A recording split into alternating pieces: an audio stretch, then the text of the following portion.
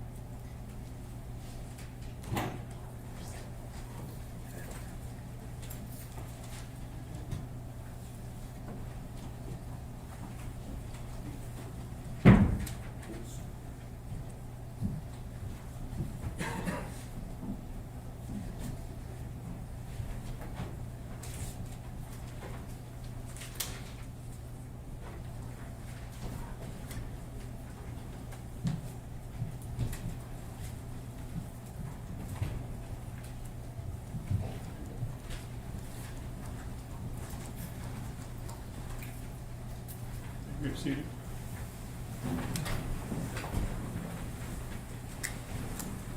All right, welcome back, ladies and gentlemen. May call the next witness. Thank you, Your Honor. People call Trooper Jack Taff.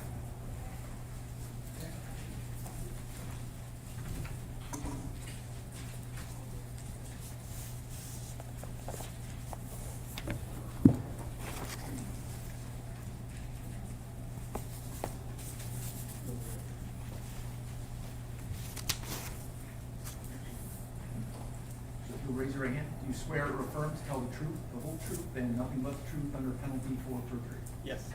Thank you. You can go ahead and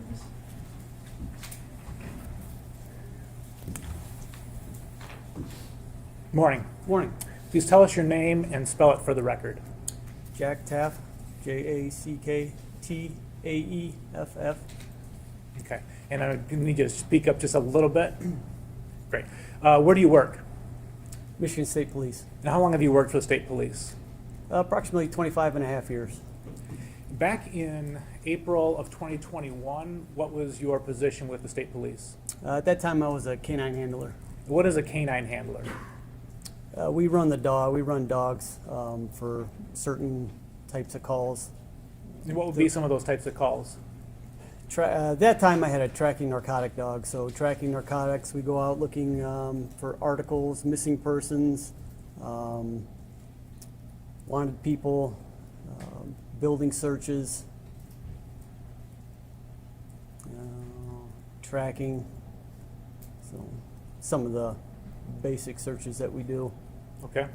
And have you had a different kind of dog when you've been a canine handler with the Michigan State Police, other than a narcotic tracking dog? Yeah, at one point toward the later part of my canine career, I did also have a cadaver dog. And what is a cadaver dog? Cadaver dog, basically, their main purpose, it's a single-purpose dog, basically looking for blood, bone, or tissue. Okay. And how long did you have a cadaver dog? Cadaver dog was just a little under a year. On April 27th, Tuesday, April 27th, 2021, were you asked to come to the Munger farm? Yes. Do you know what time you arrived? The 27th is approximately 12:45. Okay. And do you remember who asked you to come to the Munger farm? Detective Greca. When you got there, did you brought your dog? Correct. Okay. And what was the purpose that you understood you were there for? It was a missing person, so we're going to be looking for a body. Okay. So you're going to use your dog to look for a body? Correct. All right. And once you got there at 12:45, did you begin looking around with your dog? Not when I initially got there, no. Okay. Were you waiting for something in particular? Yes. When I got there, I spoke with Detective Greca, got a little bit on the case, and at that time I requested a cadaver dog. Okay. All right. So then you had to wait for the cadaver dog to arrive? Correct. And why did you request a cadaver dog? Just because cadaver dogs a little bit more extensively, they can search on that blood, bone, and tissue, so they give positive indication for human remains. So, and they can search a little bit further if a body has been buried or if it's traces amount of blood or bone that have been left behind at a crime scene. Even after if somebody had cleaned it up, the dogs can smell that. Okay. At some point after you arrived, were you present when there was a conversation between Detective Greca and Dale Warner? Yes. Okay. And did that conversation involve the cadaver dog? Yes. All right. Can you tell us what was said in front of the defendant regarding that cadaver dog? At that point, Detective Greca asked me how long the cadaver dog was going to be, or how far out he was from arriving on the scene.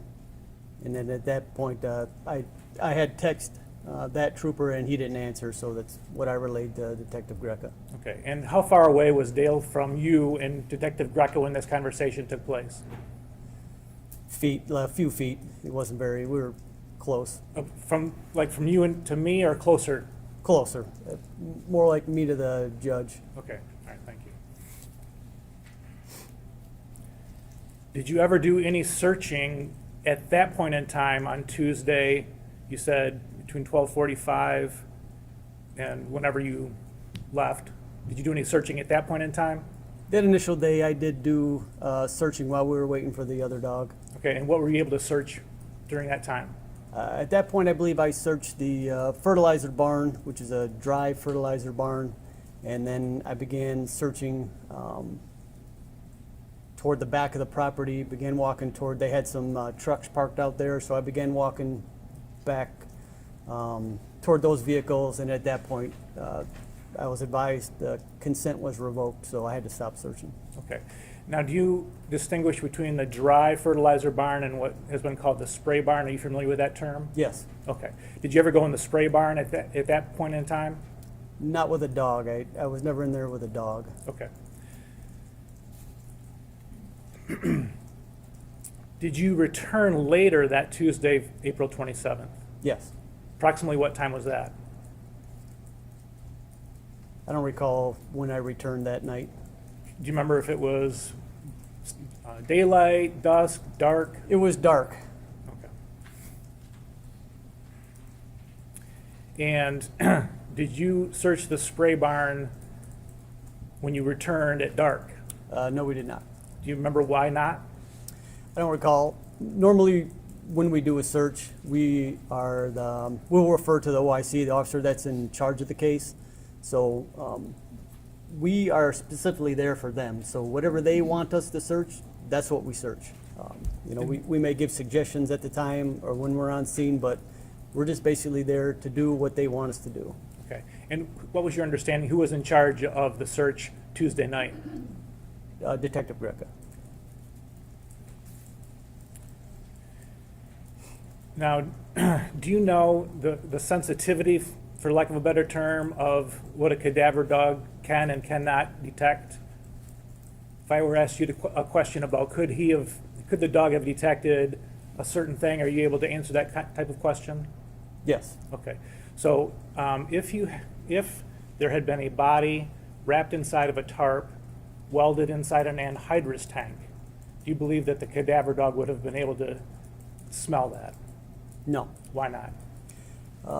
So, like I said, the cadaver dog, blood, bone, and tissue. So they have to be able to smell that. If it's sealed inside a container, unless there was some type of blood spatter on the outside of that container, or then the dog wouldn't have been able to smell that. Okay. All right. Now, on Thursday, April 29th, were you back at the Munger farm? Yes, And was that again at Detective Greca's request? correct. Do you remember having an exchange with the defendant on the back porch of the Munger house? Yes.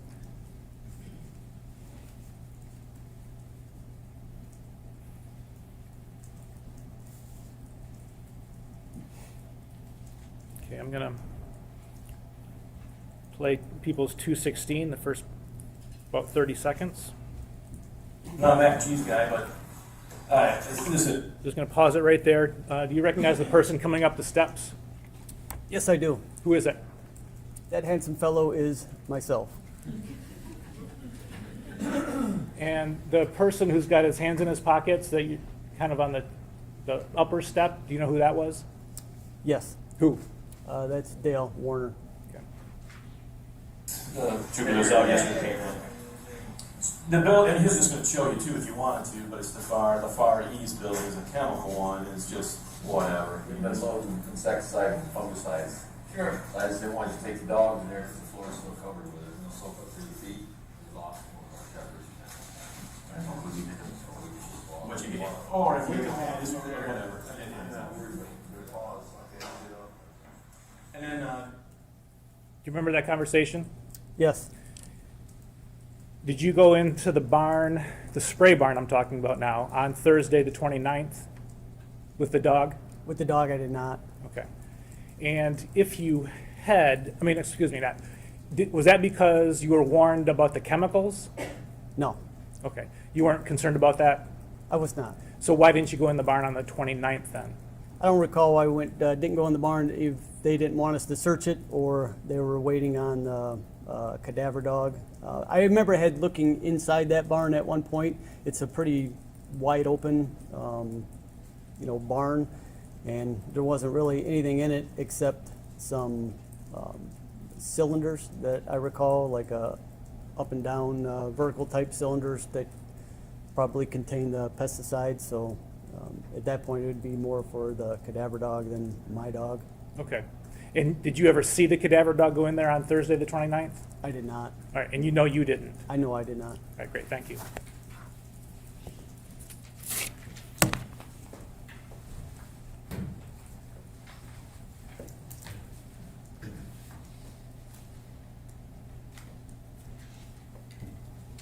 Good morning. Is it Trooper Taff?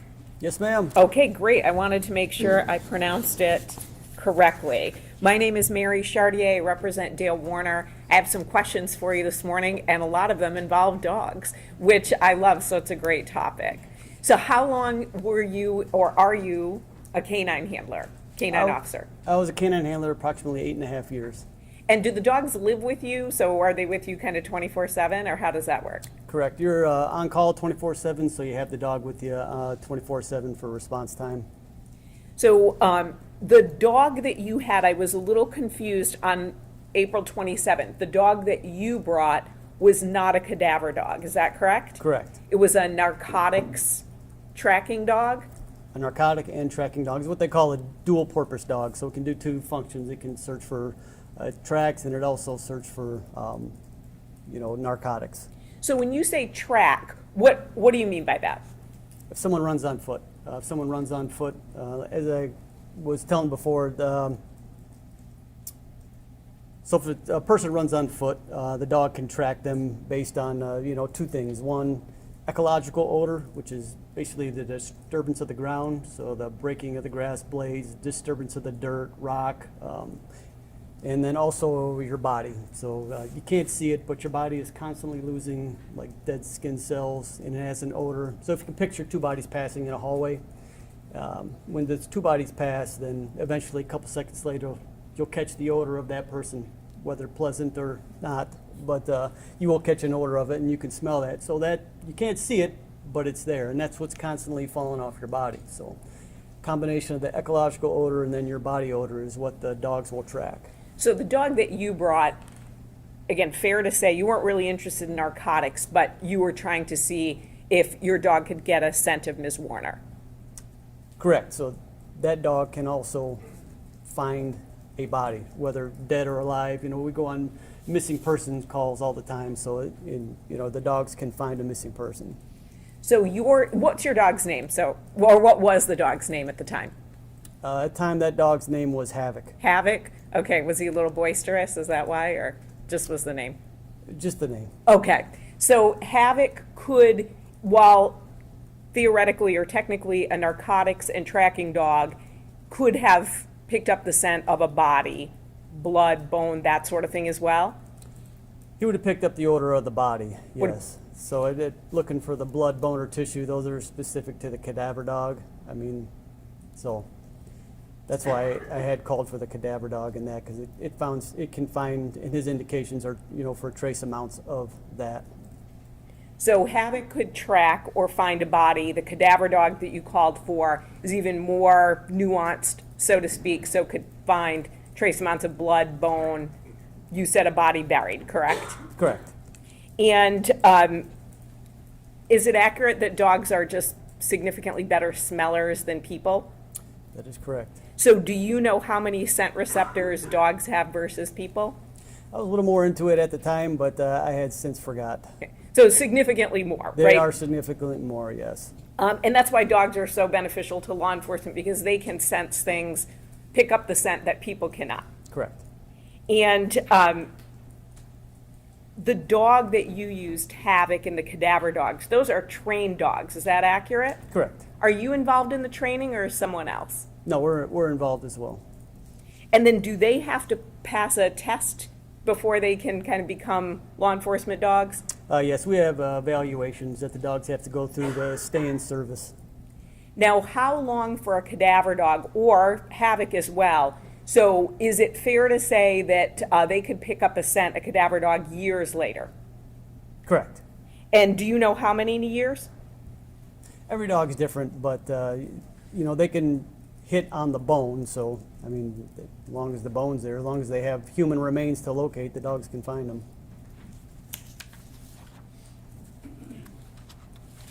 Now, so you went there with Havoc.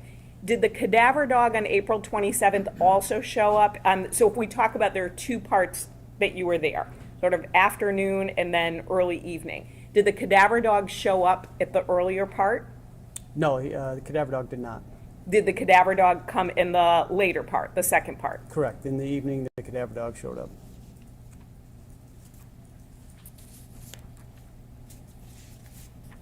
Now, can a cadaver dog differentiate between human remains and animal remains? Yes. So you don't have to worry about anything like that? No. In terms of it digging up a squirrel and then always hitting on that? Correct. So I had a dead deer hit by my house, and I ran him on that, no indication. Let it decay, different parts of decay, ran him on it, no indication. So it's kind of a fool way, and then set up bone, different area. I'll go hit on the bone, but he won't hit on the dead animal. So they're that sensitive? Correct. Now, they can smell scents, it sounds like underground, you indicated buried, right? Correct. Now, you said that it could not pick up the scent if it were sealed in a container. Is that accurate when Mr. McCready asked you that question? Correct. So I want to break that down a little bit. So if a body is moved from location 1 to location 2, and so that body in location 1, would a dog be able to hit on the scent in location 1? If there were human remains for the dog to indicate on, then he could locate it, but if there's no human remains, then no. So there has to be, it's not just the scent, there has to be blood or tissue, something like that? Blood, bone, or tissue, the cadaver dog is what they can hit on. So there has to be some type of human remains there, the blood, bone, or tissue for the dog to give an indication. So if the body is wrapped in a tarp, would that prevent the dog from hitting on it? The tarp itself, like, is that so thick that a dog couldn't find that scent? You're gonna have to give me a little bit more. Is this in the container or is this outside the container? Outside the container. So I just want to break this down. So dog could hit on the body. We agree on that, correct? So if Correct. there was a body in a location. A dog could hit on blood, bone, or tissue if there was anything left, correct? Correct. If the body was wrapped in a tarp, could the dog hit on that? Yes. Outside of that container. Yes. Yeah, either cadaver or my narcotic tracking dog can locate that body. Okay, so the tracking dog or the cadaver dog could hit on that. Now, you said if it was sealed in a container. Suppose there were slight gaps or holes in that container. So you've got blood, body, tissue, bone in a container with slight gaps or slight holes. Would the dog be able to hit on that? So what I'll tell you with that is that if there was you're in anhydrous ammonia container, which so if we were searching somewhere around that, and I wouldn't let my dog probably go near that unless he was taking me over there. So I would kind of avoid that just because the odor could kill the dog. I wouldn't let him sniff any hole on it. I wouldn't let him sniff any valve or anything like that for the fact that it would kill my dog. So unless, like I said, my dog was pulling me over toward that container, and I would, with tension on the line, cautiously let him approach that, but I would not let him sniff any seam or anything like that in that type of container. But imagine there's not anhydrous ammonia in the tank. So let's imagine that. And it's in a tank, and there are little gaps or holes in it. Would your dog, so again, we're taking out the ammonia, would your dog be able to hit on that? If it was a fresh container, is that what you're talking about, with nothing ever in it? Correct. Something like that, and there was gaps, seals, holes, something like that, there was potential, yes, for that dog to hit on that if I directed him to search those seams. How far away does the dog have to be? So you said if your dog is pulling you. So I imagine if you are walking in a field and the dog hits on a scent, it may sort of pull you the same way when we have untrained dogs. They do that, right? So it doesn't walk nicely. It kind of pulls you in that direction. Correct. I'm sorry, go ahead. And that's depending on the dog as well. Okay. So are some dogs more obedient in that regard? Not obedient, but they are just a little bit different when it comes to when they get an odor. Some dogs directly to it, some dogs bracket a little bit more, and a lot of other factors to play on the weather, the wind, how strong that is. When you said bracket a little bit more, what do you mean by that?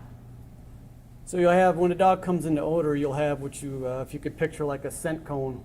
So if the wind is going this way and that dog is coming, he comes into that odor, he catches it, or if the wind would be coming more like this.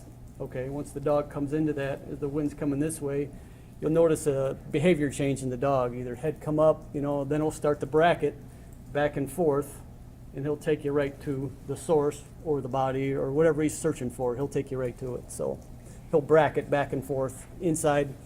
Once he comes into the odor, he'll start searching. If he goes out, he'll bracket back, and he'll bracket back. So until he takes you to it.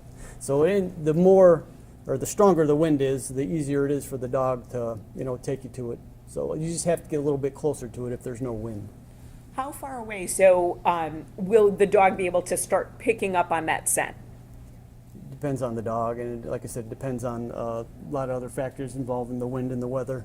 Can you give us a range? So is it 2 yards to 200 yards, or what are we talking about? Like I said, every dog is different. It all depends on the and even the person. If they're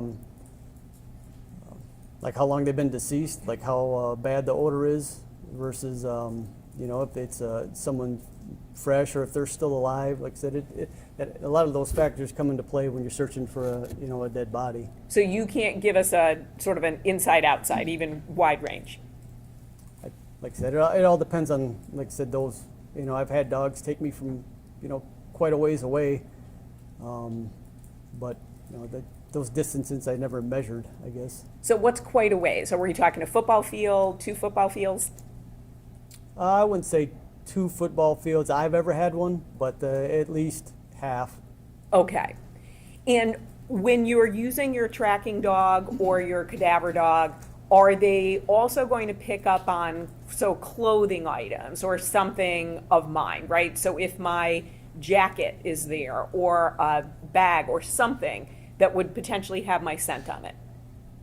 So, narcotic and tracking dog, they're also trained in article searches. So anything that's been touched by a human.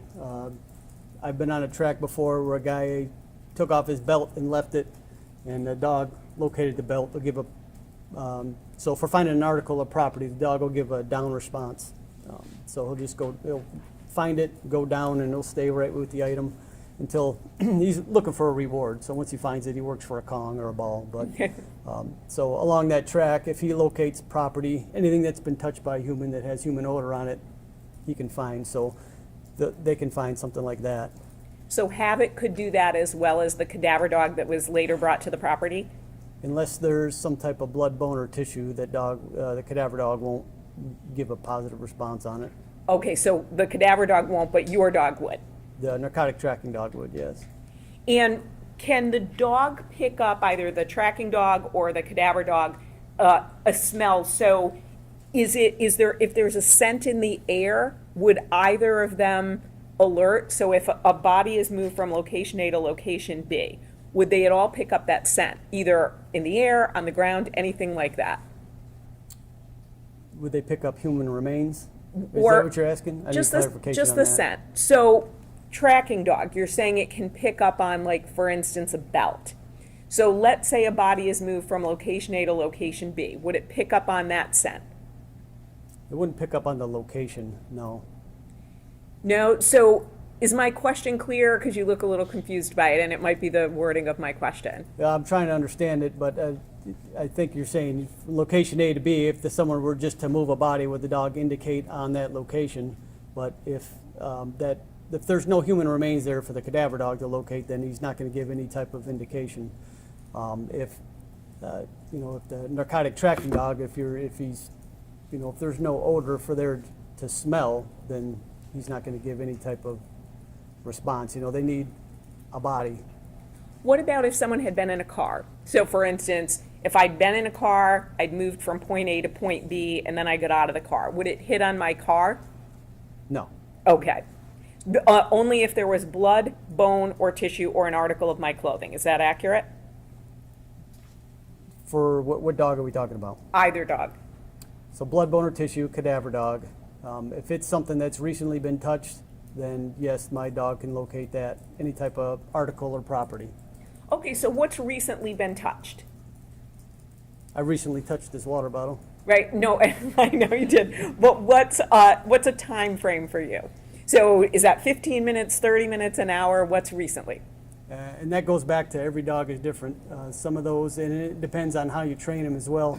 So, the first you do fresh items, and then you kind of can further that as well in the training with the dog. So, so if you take something like a cell phone is constantly, you're touching it, swiping it, it's against your face all the time. That has a ton of odor on it. That can be a little while, maybe a day or two, and that dog can still find that. So the longer something is out in the elements, water, snow, rain, stuff like that, washes away odor. So if it's something like that, then it's been weathered, it's going to be less and less time. But if it's something that's preserved, like I said, it's something like a cell phone that is, has a ton of odor, is constantly touched, then, dogs can, it can be a couple days, but they can still find something like that.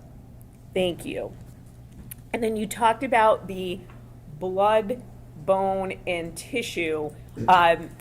Is it accurate to say a dog could pick up on blood that we might not even see, just like a little eyedropper amount? Correct. Now, if items have been washed, clothing, could they still pick up a scent on that? Either cadaver or tracking?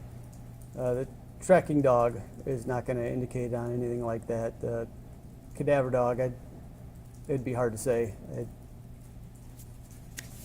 So I want to move to the searches that you did. So on April 27th, 2021, you and Havoc arrive on the Munger Road property. You had indicated, so we're talking about kind of early afternoon, roughly. Is that accurate? The first time I got there, correct, yes. Was Havoc the only dog there? I know you said a cadaver dog was coming, but was Havoc the only dog? Yes, that was the only dog there at the time. And you said you searched inside a fertilizer barn and the back of the property, correct? No, I searched inside the fertilizer barn. I started to move toward the back of the property, and then the consent was revoked. Now, you said you did not go in the spray barn with a dog. Did you go in yourself at that time? I don't recall if I went in at that time.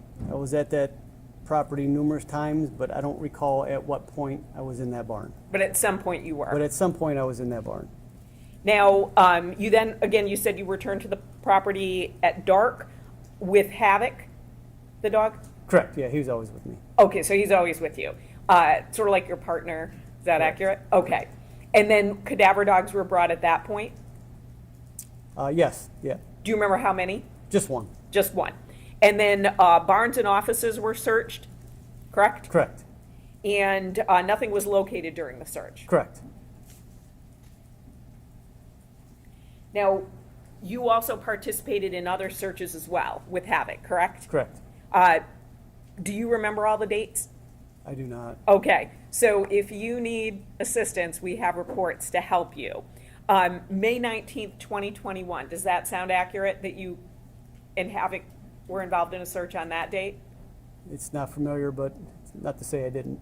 Okay, so why don't we show you, would looking at a report refresh your memory? Yes, it would. Thank you. Thank you, Ms. Saylor.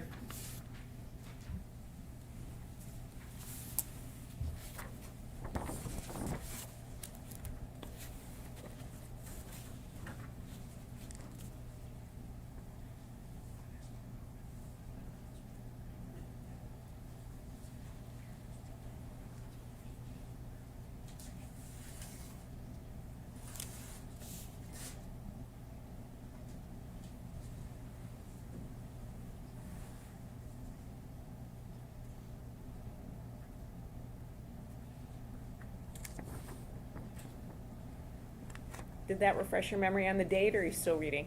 I'm still reading. Okay. I was If, looking if for you the. look at the first big paragraph under description of Okay, request, when that will generated have the to date. Okay. And then your name shows up in the second paragraph.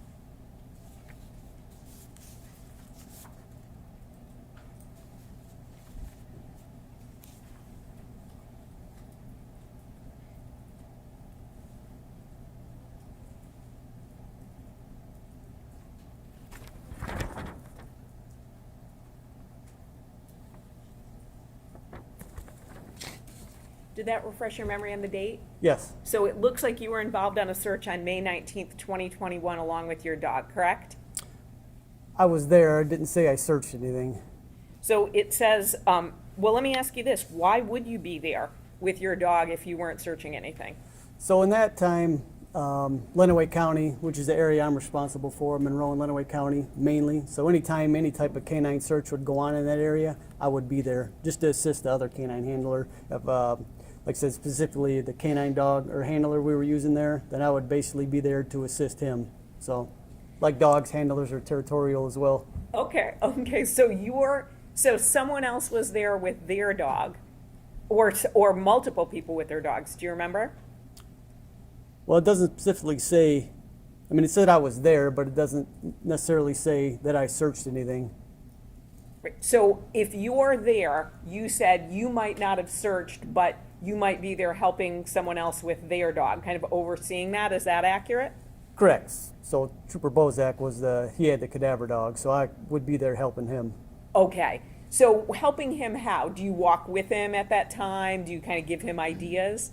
So what you do if they give you an area to search, you just go out and look for, well, first you'd ask the officer in charge, maybe if there's a specific location that he wants us to search, or an area that had, perked his interest that he might want us to go check out.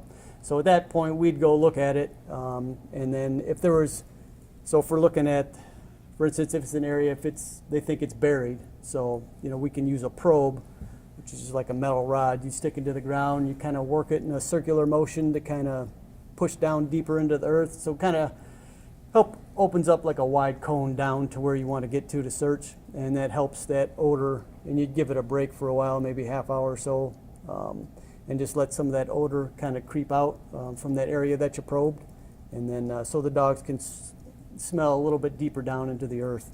So that's one way you can assist. So on May 19th, 2021, you don't recall searching with your dog, but it sounds like you were on the scene. You would agree with me with that? Correct. And it sounds like there was another trooper with his dog.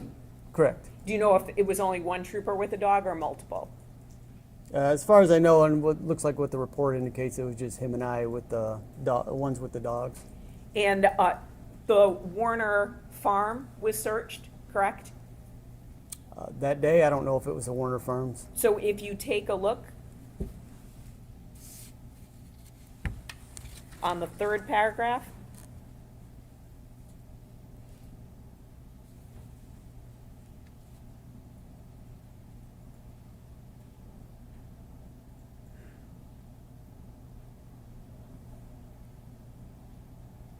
so to be clear, a farm was searched, correct?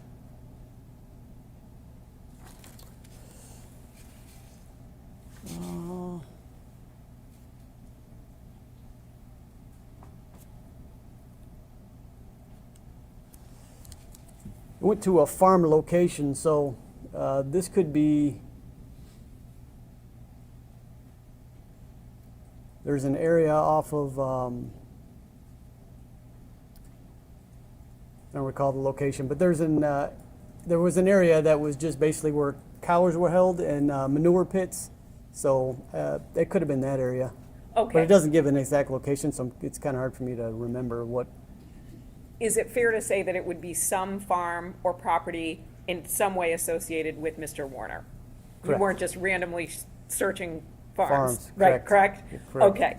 And you also searched Warner family members' home? I've You been wanted, to, I have been to some houses, but I don't remember exactly which ones. if you want to take a look, last paragraph, first sentence. No, I'm sorry, on the front page.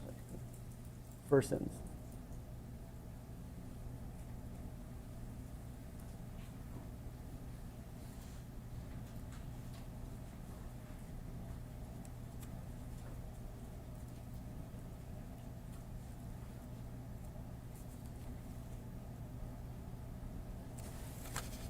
So a family member of Mr. Warner's home was searched?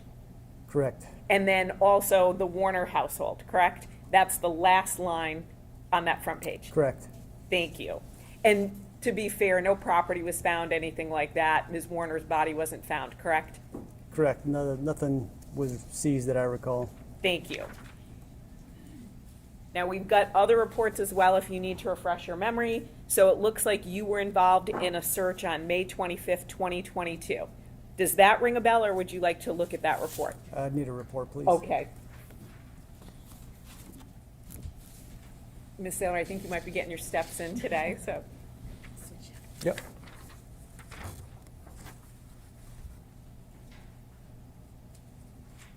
The date is the very first line of the very first paragraph. Okay.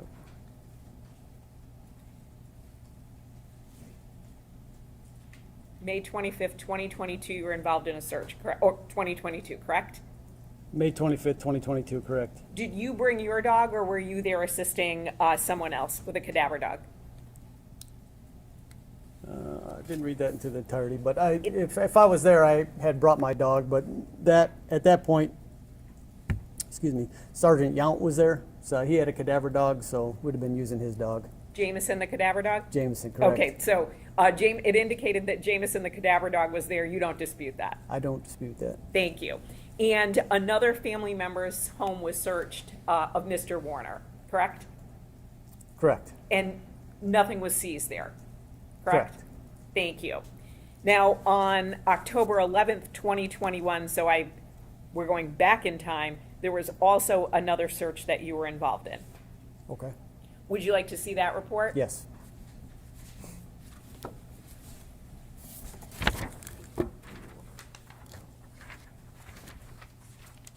The date is in the first paragraph.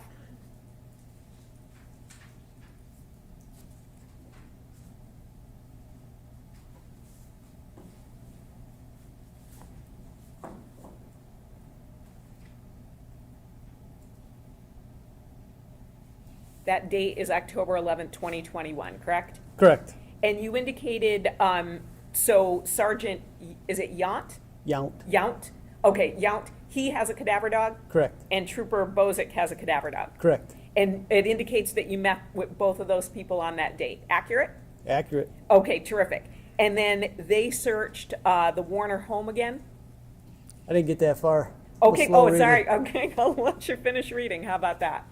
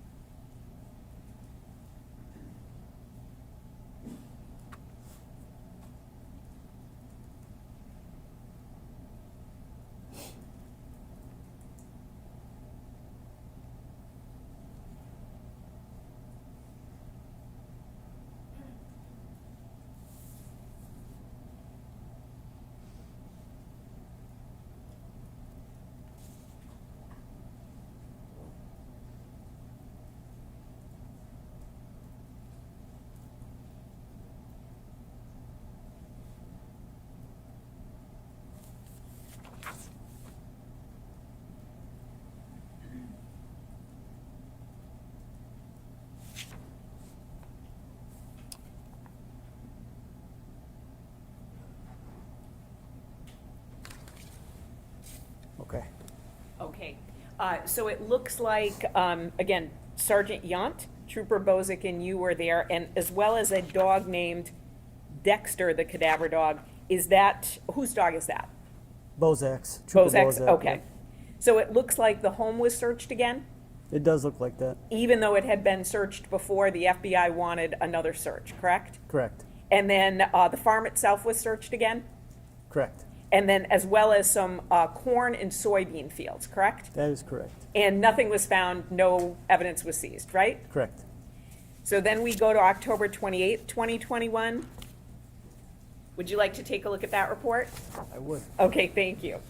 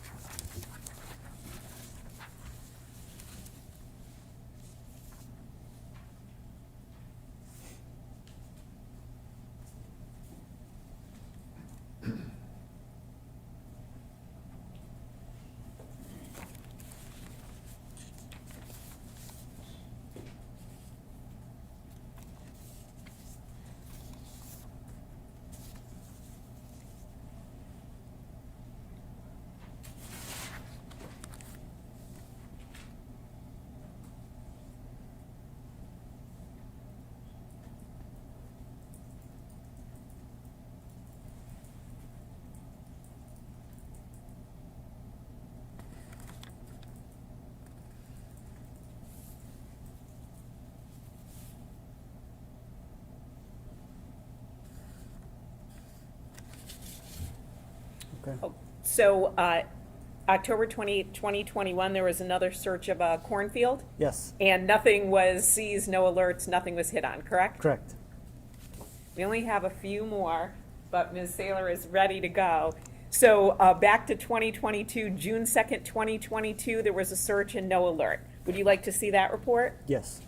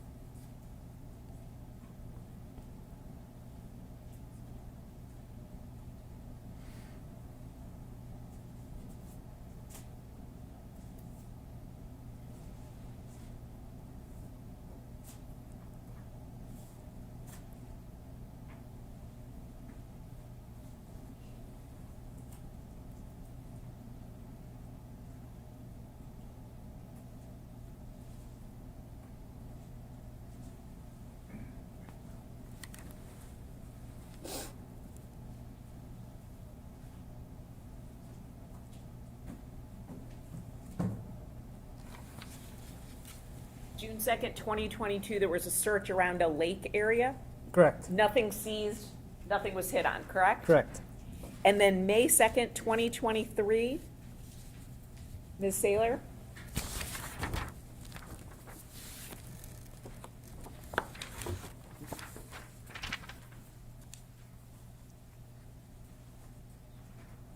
The date is at the top.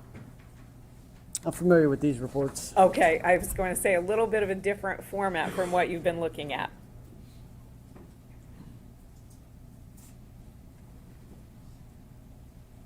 Here, there were 3 canine teams searching on that date, correct? Correct, In multiple locations? correct, Nothing hit or seized on, correct? correct. And then, are there other searches that you think that you were involved in that I didn't reference? There could have been, There could have been. But fair to say, nothing was hit on or seized, correct? correct. And then finally, you talked about on April 29th, 2021, you didn't have a dog go into the load barn, which, the one that had the big vertical cylinders, correct? Because you said there were chemicals? You're referring to the chemical spray barn? Sure. It's called different things by different people, spray barn, load barn, so however you refer to it. That, what we're calling Building 7 in this courtroom, which I know you don't know. I don't know. So, but that's the one with the big vertical cylinders. Okay, correct. You'd yeah, agree? Yeah, Could you put on boots on your dog if you had wanted them to go search in there? I would've just took them in there if I wanted them to search in there. Okay, if you had wanted to. So if you had wanted them to search in there, you could have, and you said the barn doors were wide open so you could see inside. The day I went there, I don't know what day that was. Well, in responding to Mr. McCready about April 29th, 2021, you said you didn't have a dog go in the barn because of chemicals. Was I That's not wrong what- about that date? That's not what I said, no. Okay, so tell me what you said then. Give me the question again, please. Sure, so on April 29th, 2021, did you search inside the load barn? I did not search inside. Why not? Like I said, we search whatever they want us to search. Who's they? The OIC, the officer in charge, as I And- referred to before, they'll tell us what they want us to search. Sure, and just to be clear, who was the officer in charge? Greca, Okay, Detective Greca. so sorry, go ahead. Yeah, so we go off what they want us to search. Sometimes they come with us, sometimes they don't. So for whatever reason, we didn't go in that spray barn that day. So when you say for whatever reason, are you meaning you don't know Detective Greca's reason? Correct. I don't remember, I don't recall if he specifically told us or excluded that barn or that spray barn from our search, or because we'll meet with Detective Greca or the OIC and we'll have them go over what they want us to search. So I don't know if that one was left out from the search or we just didn't go in there.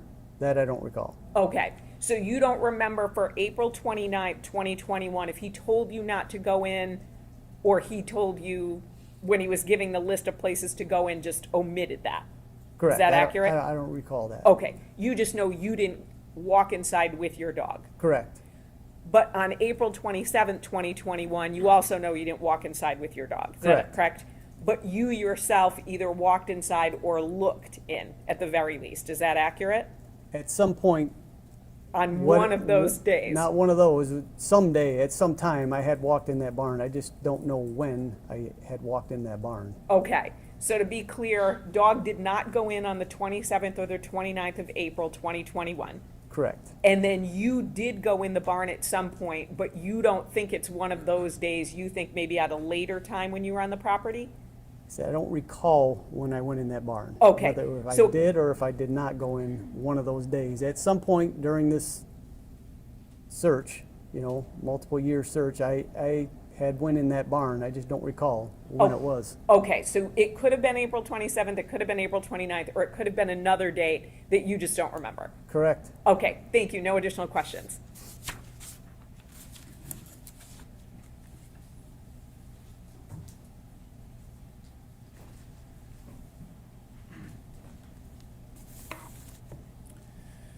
So you think there could have been searches that you participated in that neither I nor Ms. Chartier has mentioned, is that correct? I don't know. There could have been. We had been about there, numerous times at different locations. But nothing, we never found anything. Okay. And is it your testimony that never in any of those searches did you yourself take Havoc or see another canine handler take their dog up to an anhydrous tank? Is that your testimony? That is correct. Okay. And you were asked if the tank had holes in it, and a body was inside, could the cadaver dog have smelled it? And I want to be specific. If the tank had 1 or 2 or maybe 3 pinhole size holes in it that had been painted over, would the cadaver dog have been able to hit on that if there had been a body inside? Probably not. I would say no, that the dog would not have been able to locate that. Okay. And I believe you testified that at some point you went inside the Munger house. Did I hear you correctly? With the dog, with Havoc? I don't recall if I was ever in there with Havoc. Okay. I have been in the house, but I don't recall if I ever had my dog in there. Okay. If you're having Havoc search for like articles, like you said, a cell phone, other articles of clothing, what if they were underground? Would Havoc been able to find them? No, If they were underwater, would he have been able to find them? no. And again, does the same apply with rain? You said that rain washes that away. If it had rained on those items and they weren't either underground or underwater, what would his success have been?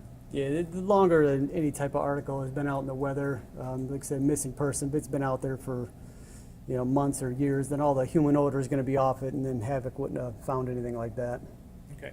And you said that the dogs, both the tracking dog and the cadaver dog, can smell things that are underground. Is that correct?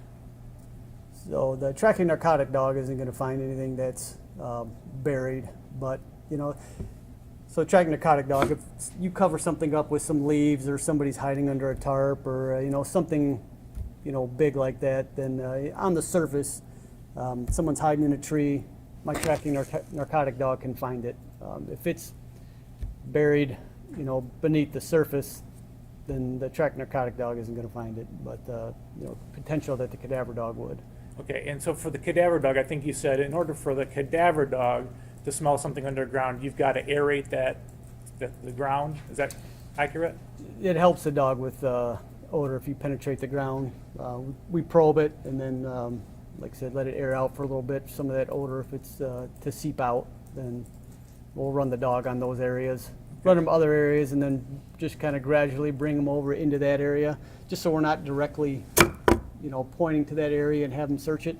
But in our search, we'll cover that area and then see if there's any type of indication from the dog.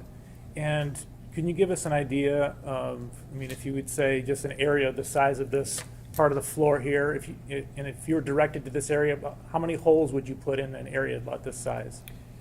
It depends. We'd look first for, if there's been any type of ground disturbance. So that's what's initially going to cue us to if we want to search that area. So if it's something the grave size, maybe the size of that, the table there and the desk, then, you would probe that whole area. Maybe you'd put, 10 holes in there or less, and then just kind of aerate that area. And then have the dog search that. You mentioned that you went to a farm where there were cows and and manure. Is that correct? So cows, and then they'd have these manure pits. Pits, okay. Yeah. And do you remember? Were you aerating the ground when you searched that field? The manure pits? No, Okay. we were not. All right, so you were specifically searching the manure pits, not the general area. If that's the area that I'm thinking of, we did search some woods that were nearby, but we didn't. Nothing on those where the cows were located or the manure pits. We didn't probe any of that stuff. Okay. All right. And if did you search any fields just generally, like walk the fields? Yes. All right. Did you aerate that ground as you were going? Nothing unless we came over an area of interest with the cadaver dog. But I remember being on a search with Sergeant Yount, and we did. I was carrying a probe, and we did come across some stuff. It was, so if it was like a big, sometimes farmers will pile up rocks or they'll pile up sticks or something like that. If we came across an area like that, we would probe that, run the dogs on it, but, so. But just a general open field that doesn't look like it's been disturbed or anything like that, then, we didn't probe anything like that. Okay. And in any of your searches, and with or without the probes, didn't find anything of interest? Correct. All right, thank you.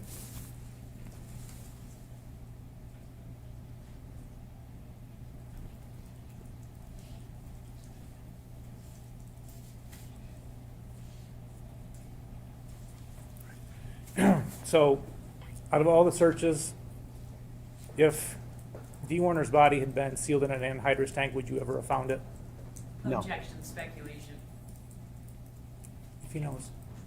I don't think it's speculative. I think he's provided a basis on which he could answer that question. Thank you. No. All right, thank you. Nothing further. You indicated no. Is that part, so when Mr. McCready asked you about being in a tank that had some holes that were then painted over, you indicated that the dog probably would not hit on it, and then you said no. Is that part of the testing for dogs? I'm not sure I understand the question. Sure. So you said, for instance, you had a dead deer, you put that dead deer on your property to see if your dog would hit on it, and it didn't. It hit on a bone, a human bone, but not an animal bone, correct? Correct. So when you're training dogs and testing them and seeing how they would do, how many of them have you run by a tank that had holes in it that may have been painted over? None. So when you're saying that based on what you think, but you don't know that for certain, correct? There has to be some type of odor to come out for the dog to be able to smell. But you don't know what odor would come out in that situation, right? Odor of, Odor of a decaying body inside a tank that did have some holes in it. well, if you had an odor of a decaying body inside a tank and you had holes in it, then the odor of a decaying body would come out. Thank you. I have no additional questions.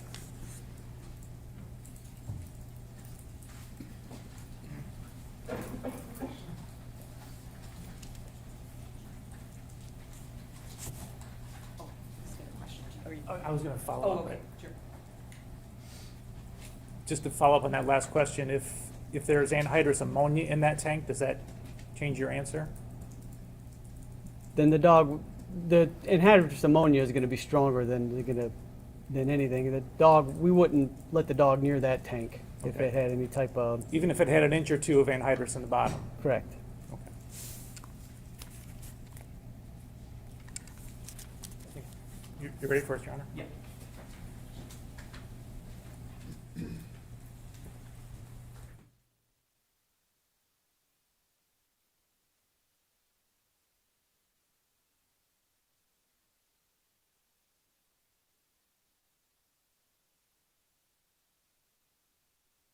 My understanding that neither side has any objection to, I guess it's two questions. On one slip of paper, but there's no objection to asking these questions. Is that accurate? That's correct. That's correct. All right. Was it scheduled to come back to the farm later Tuesday night? It's Tuesday, the 27th. Yes. Yes. Okay. Yes, that is the 27th. So Tuesday, the 27th, once they received the search warrant and the search warrant was authorized, then we went back to the farm. If so, was Dale aware of the exact time you all were arriving? I don't know. That I don't know. Anything else based on that, Mr. McCready? No, Your Honor. Ms. Sharkey? Yes. How many search warrants have you been a part of in your career? I don't know that I can answer that. There's been so many. So, over 1,000? Oh, yes. Okay, so we're well over 1,000. Is it fair to say when there's a search warrant, the police don't call and say, hey, we're coming with a search warrant? They just show up? Depends. I mean, sometimes they do, sometimes they don't. Normally, they don't. Right. And there's a reason for that, correct? Correct. You want to catch people by surprise. Correct. You don't want, if I am a drug dealer at my house, you don't want to say, hi, we're coming at 8 PM. And then I'm like, cool, that's great. And now I'm going to move my drugs out, correct? Correct. So there is a real tactical reason why a search is not announced, right? Correct. To your knowledge, was a search announced to Mr. Warner in this case? So you're talking, was he called or notified on the search? Yes. I don't know. You didn't do that, correct? I did not do that. And you have no knowledge that anyone else did that, right? Correct. Thank you.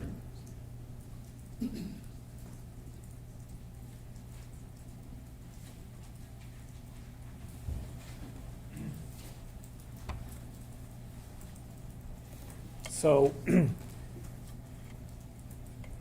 terms of notification to somebody whose property you're gonna search, you wouldn't call them and tell them, hey, we got a cadaver dog on the way 20 minutes out? I wouldn't call that the suspect and let him Correct. know? I wouldn't make any notifications at all. Okay. It's not my job. Great, thank you. Nothing additional, thank you. Can we excuse the witness from the subpoena? Yes, Your Honor, we could approach real quickly. Ms. Chartier? Oh, yes, yes. Thanks for your feedback.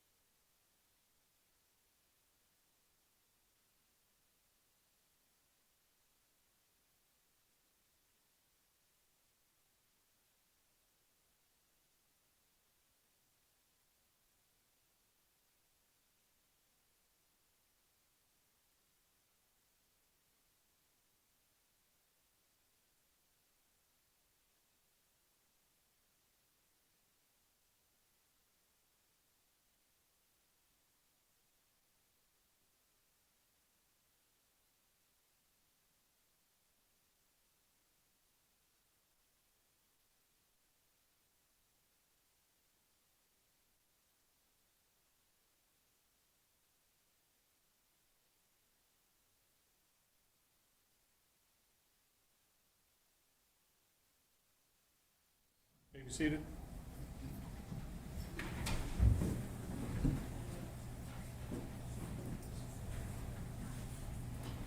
All right, are we ready to have the jury brought back in? Yes, Your Honor. Yes, Your Honor. 25,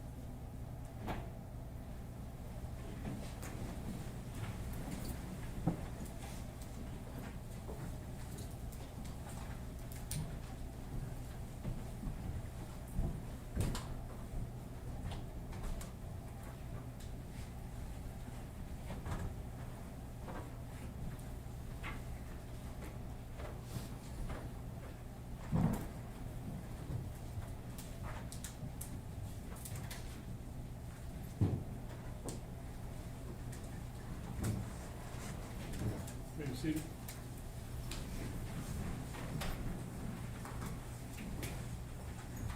People may call their next witness. Thank you, Your Honor. We'll call Sergeant Jeffrey Hooper.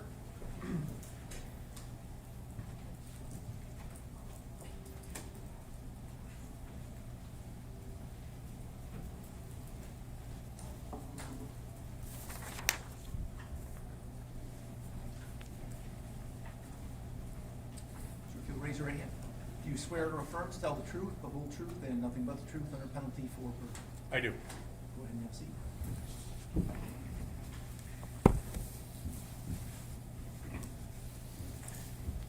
Good morning. Please tell us your name. Sergeant Jeff Hooper, And spell your name for us. Jeffhooper. And where do you work? The Monroe County Sheriff's Office. And did you work there back in April of 2021? I did. And what is your position there? At that time, I was a detective. Okay. On April 29th, 2021, did someone bring you an iPhone 12 Pro Max? Yes. Why did they bring that to you? I was asked to get the data off the phone. I had specialized training in doing that, and Lenawee County would ask me to do that sometimes. Okay. And so it was Lenawee County that asked you to do that? Yes. And the Sheriff's Department specifically? Yes. Okay. And can you tell us how that works? You said to extract the data off the phone. How do you do that? So the tool that I was using at that time was called Celebrate. It's a universal forensic extraction device. Basically, you hook the phone up to the machine, it extracts the data off of there, and then what you do with that data is you put it into a different program by Celebrate called Physical Analyzer, and it, for lack of a better word, parses it and analyzes it and organizes it. Okay, and so both of these, the download and the organization are both under a program called Celebrate? Yes. And when you said it organizes it, can you give us an example or some specifics there? Yeah, so when I say organizes it, it will take your call logs, your text messages, your chats, your photographs, and it'll just organize them into a report to where you can click on like a hyperlink and go to that specific thing. Okay. I'm going to show you what's been marked as People's Proposed Exhibit 222. And zooming in here. Those are your credentials? Yes. Okay. And this is an extraction report from Celebrate, is that correct? Yes. Do you recognize it? Yes. What is it? So this would be the face page for the report. Okay, and when you look at this, are you looking at a piece of paper, or are you looking at the computer screen, or what? It's a computer screen. Okay, so I'm going to scroll down here. Does it contain the date that you did the extraction? Yes, so right there you see source extraction, the extraction date and time. The start date was 4/29/2021 at 5:41 p.m. and the download ended on 4/29/2021 at 6:45 p.m. Okay.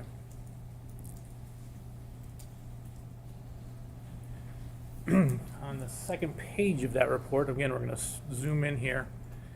Does it indicate the type of phone that you did the extraction for? Correct. Detected model iPhone 13.4, the other identifiers that go along with said device. Okay. And then did the device have a name? Was it named as something? Yes, under owner name, it's right under SIM status there. It says Dale's iPhone. Okay. And then what about an Apple ID? Yes, I believe right there on the left-hand side, Apple ID, warag@me.com. Okay, going on to the next page of this exhibit. Do you see the line that says, well, looks like there's three that say MSISDN? Yes. Okay, and the first one's blank. What is an MSISDN? That's the phone number associated with the phone.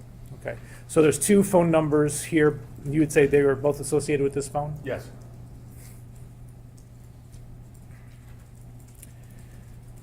Okay, going on to the next page. Looking at the contents, can you tell us what that means? So the contents, that is the information that got extracted and parsed and put into that certain area, whether it be the call logs, the chats, your contacts, cookies, a whole slew of different things. Okay. All right, I'm scrolling down here. You see a line called installed applications? Yes. What does that mean? Those are the applications that are installed on the device. Okay, like an app or a program? An app, yes. Okay. And so what is next to that, 562? 562, yes. Does that mean that number of applications? Yes, but obviously some of them are Apple apps that come with the phone, and then others are downloaded, say from whether it be the Apple Store or wherever. Okay. And if you were looking at this on the computer, would you be able to click on any of these? Yes, so where it says installed applications, if you click on that, that will take you to basically the installed applications page, which just has all the installed applications. Okay. All right. And taking you to one of the pages, and again, there are multiple pages here, but I'm on the page that has numbers 7 and 8. And I'd just like you to look at number 8. Can you tell us what that application is? com.milestone.sys.x project. I was advised that it was a video surveillance app. Okay. All right, and now I'm looking at number 32. My Cadillac, again, com.gm.mycadillac. Okay, thank you. So those two apps are installed on this phone, Yes, among others. correct. Okay. All right, now, going back to our,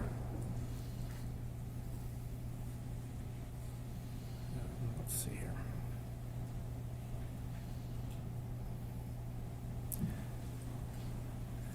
Do you see an entry by the name timeline? Yes. And what is that? So the timeline takes everything that was taken out of the phone that has a date or timestamp and puts it into chronological order. So how many of those were there on this phone? 156,557. Okay. And taking you to, obviously we're not going to go through all of these. Right. Taking you to the record that's 154073. Do you see that entry? 1540, yes. All right, and what does that indicate? Cookies, April 25th, 2021, 07:08 in the morning. com or gm.com my Cadillac. Okay, and what does that tell us? So that meant that basically a cookie was placed onto the device by the Cadillac or GM app at that time. So the phone used the app at 7:08? Yes. Okay,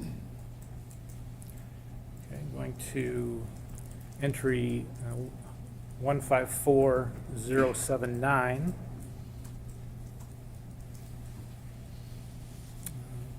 All right, I'm gonna, do you see that entry? Yes, I do. Okay, and then do you see what time the entry was made? Yes, April 25th, 2021, 7:45 a.m. Okay, and I'm just moving the page over so you can see the content. All right, so what is this indicating happened at 7:45:09 a.m.? So that would be a message. The from would be the phone number there and saying owner, that would be from that phone, to the phone number below it, Dee Warner. And again, it was a message saying, going to be spraying, call you later, with a smiling emoji. Okay. Okay, going to 154088.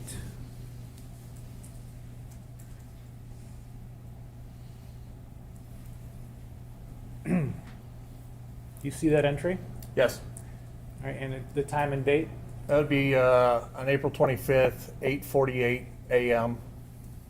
Okay, and what happened at 8:48 a.m.? So that's a log entry for data usage, and the data usage was for Find My iPhone.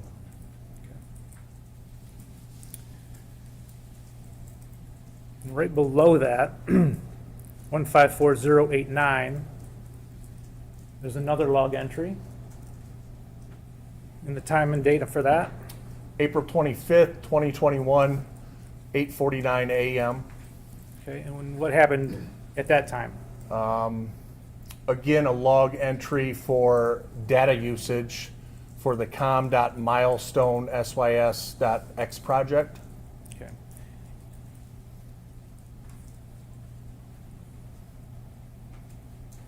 Just have a couple more. 154097.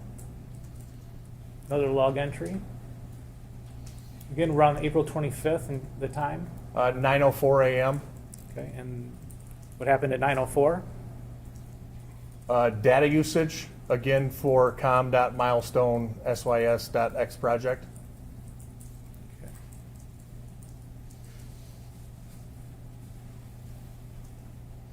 One 154106.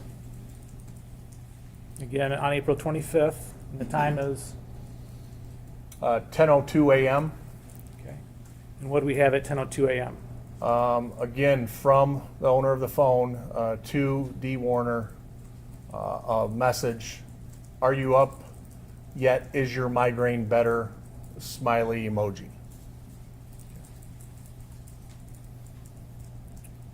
All right, and the last one for the timeline, 1:54:110 time on April 25th. 10:28 a.m. Okay, and what happened at 10:28? Data usage, again for Find My iPhone. Okay. Now, if we go back to our face page,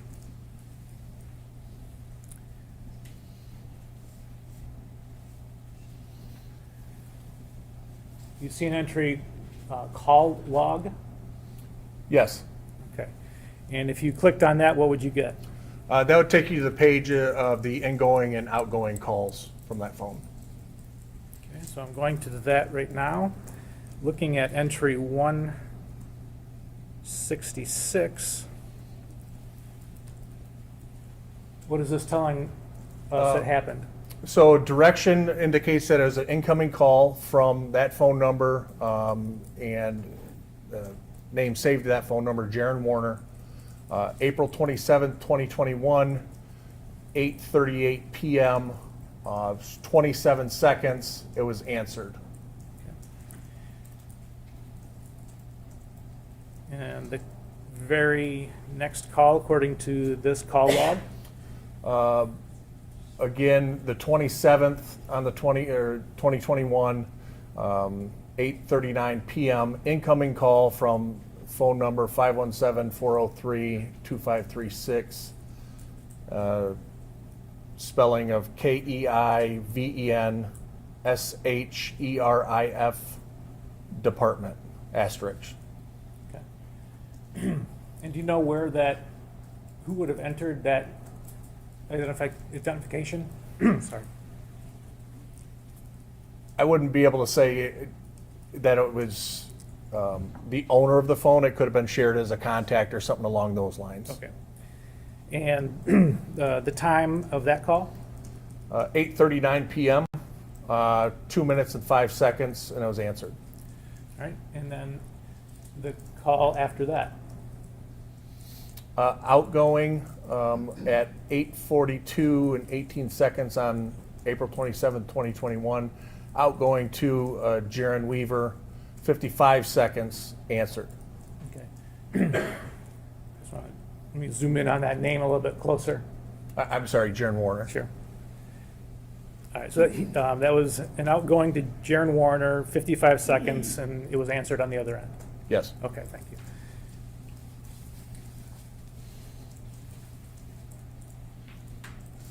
Okay.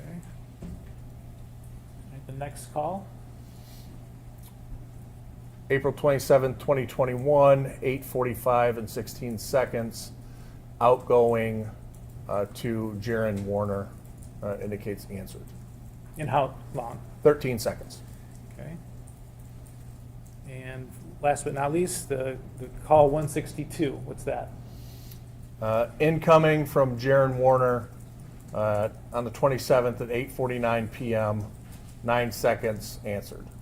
Okay.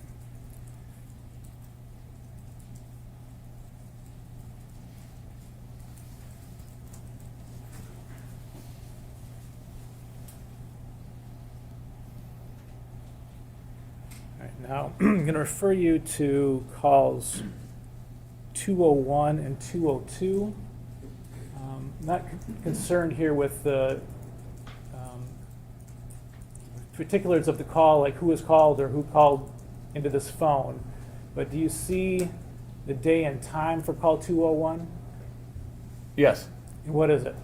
April 27th, 2021, 3:24 p.m. Okay, and then the call before that was when? April 1st, 2021, 4:22 p.m. Okay, so you see a 26-day gap in between phone calls, is that correct? Yes.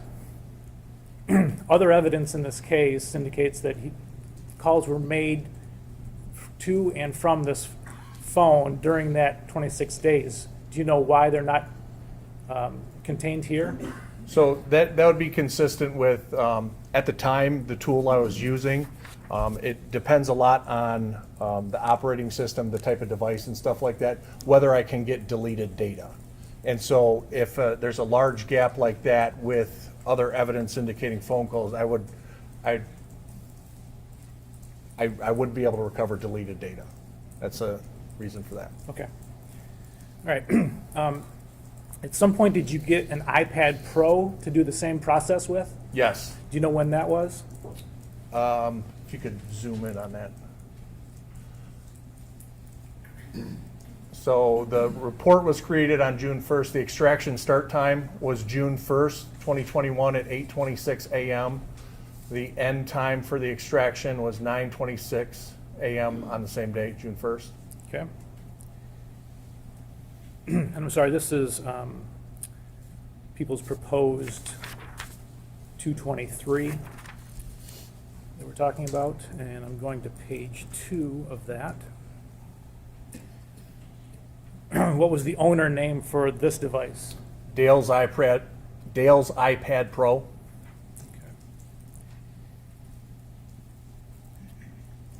And then, do you see a detected phone model identifier? Yes. And what is it? iPad 6, comma 8. And the Apple ID for this device, or IDs? 2 Apple IDs identified, again, warag@me.com and djwarner1@icloud.com.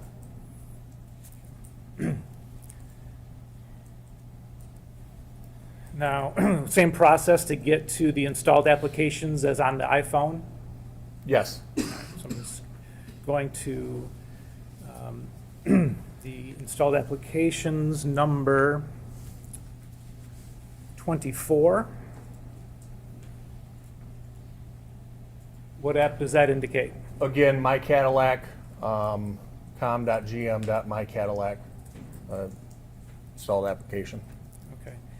And does the Celebrate also record the web history of these devices? It does. All right, going to the web history section of the exhibit. I'm going to direct you to item number 63. What is that? So you've got 63 and then that short little thing there. It says what to do with 1,000-gallon propane tanks.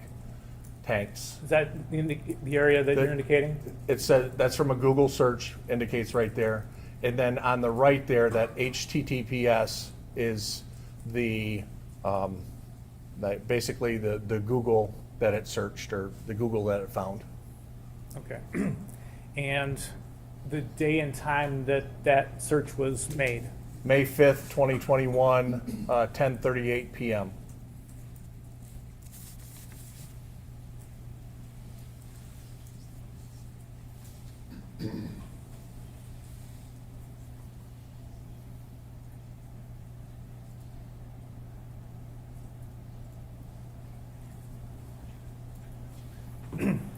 Thank you. Nothing further at this time.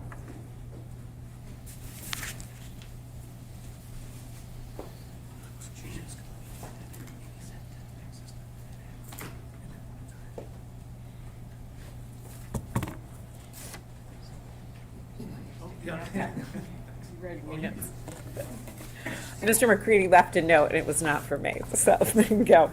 Good morning, Detective Hooper. My name is Mary Chartier. It is still detective, is that accurate? It's Sergeant right now. Sergeant, okay. So I will call you Sergeant then. I have a few questions for you this morning. I represent Mr. Warner. The iPhone download that you did on April 29th, 2021, that was a consent download, correct? That's what I was told. And that means that a person has voluntarily given up their phone? Yes, And that means they've given you the passcode, so you don't have to try to figure out what it is? correct. When you do a consent download, that gives you access, it sounds like, to everything on the phone. Do you want me to be a little clearer with my question? You go ahead. Okay, so let me ask you this. Is there anything you don't have access to? If I gave you my iPhone right now and said download it, is there something you couldn't access? Most likely, yes. Okay, Okay, at that time in 2021, the tools that were out there were not as good as they are today. Okay, so with an iPhone nowadays, you can get a full file system, okay, which gets you most everything, but it's not everything. In order to get a complete mirror image of a device, you would have to step it back a few years. Just the encryption has come along so far that you're not getting a full exact image of a phone anymore. so let me ask you the things that you could get in 2021. Could you get voicemails? If I had voicemails, if there were voicemails on Mr. Warner's phone, could you access those? Possibly, yeah. Do you know if you did in this case? I would have to see the face page of the report. Okay, but you possibly could. What about text messages? Yes? What about call logs? You could see, we saw that, right? So Yes. you can do that. What about emails? Sometimes, yes. What about if there are notes? So you know how there's a note app on an iPhone and you're Yep. keeping notes? Yeah, generally there'd be notes on there. What about location data, things like that? Yeah, limited. So you can get a lot from an iPhone. Yes. Is it pretty similar with the iPad too? You get search history, text messages, things like that? Yes. Now, you'd indicated that the phone accessed the Milestone app. That's a video system that you were told about, correct? Yes. Can your download tell you if, for example, the app just interacted with the phone or if someone actually viewed what was on it? Do you know what I mean by that question? If you could rephrase or expand? Sure. So I recently tried to get onto my bank app and I could get on the home page, but I couldn't access it for whatever reason. So is it precise enough to show that, for example, someone interacted with the Milestone app? It sounds like it was, right? So, I mean, as far as the interaction with it, it's not like a call log to where it says like this app was used for this long or anything like that. I don't have that data. That's what I was getting at. So perfect. So you can tell someone the phone may have tried to interact with the app or did interact with the app, but you don't know for how long. Correct. Thank you. And then did you also do a download of Mr. Warner's Apple Watch? I did not. Do you know who did? I don't. Were you asked to do it and did not? I don't believe I was asked for an Apple Watch, no. Now, you talked about missing data in your report, correct? Yes. Missing data, it sounds like, in a report or from your download can be for a variety of reasons, correct? Correct. What are some of those? Well, in that situation, with that amount of missing calls, that spread of missing calls, and there being other evidence indicating that there was phone calls during there, that, I mean, to my conclusion, it would be deleted. Didn't ask you your conclusion. Okay. I said, right, so I'm gonna ask that the court strike that because Okay. that's non-responsive to my question. No objection. All right, so Thank I you. will strike that and direct the jury not to consider that last answer. So one of the reasons there could be missing data is someone tried to delete that, correct? Correct. Can it also be from resetting a device to a backup?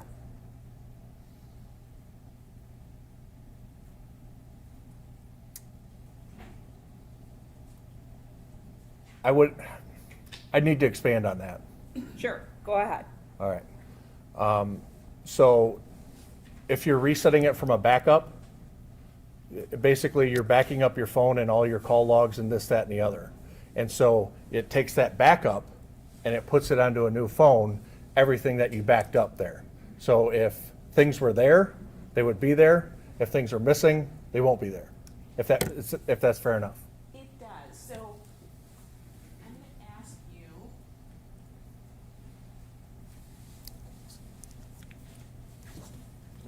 About something that was in a search warrant, and you did not prepare the search warrant, but I want to know if it's accurate. So, so if someone reviewed a phone download, it sounds like the one that you did, correct? So you did the phone download of Mr. Warner's device. Yep. And it contains summaries of information. Oh, excuse me, I'm on the wrong page.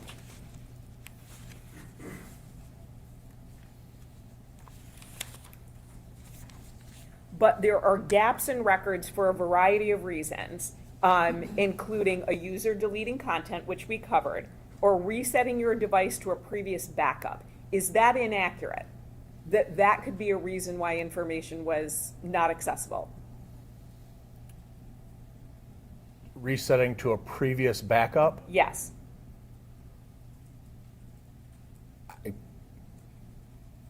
I'm trying to wrap my head around it. So like you have two backups stored. Do you want to see what was written to see if you agree that that's accurate or not? Judge, I'm going to object at this point. I mean, it's been established that he didn't author the search warrant. I'm not sure how he can be questioned about what's in it. So he didn't author the search warrant, but he's the one who is opining at least that there was missing data on the download. So this is a search warrant that was prepared by law enforcement that indicates another reason for that. I want to know if he thinks that's accurate or not. If he doesn't, he can say that. I don't understand where you're trying to go here.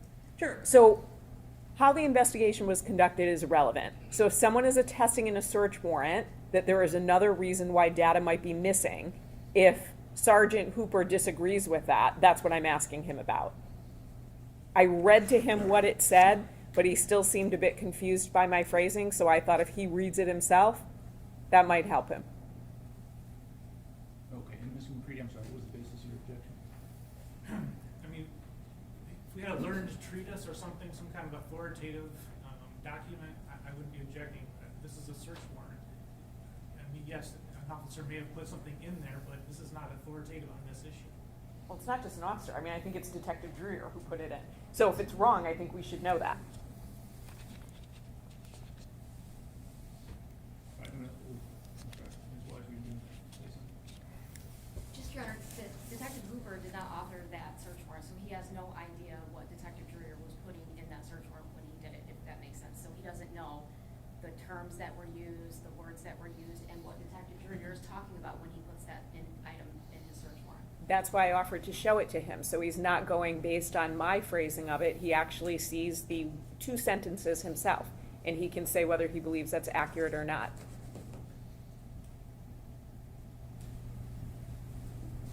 So I still don't understand, you're asking, like, can I see the search warrant? Sure. May Ms. Saylor approach? Sure. It's page 6, number 7.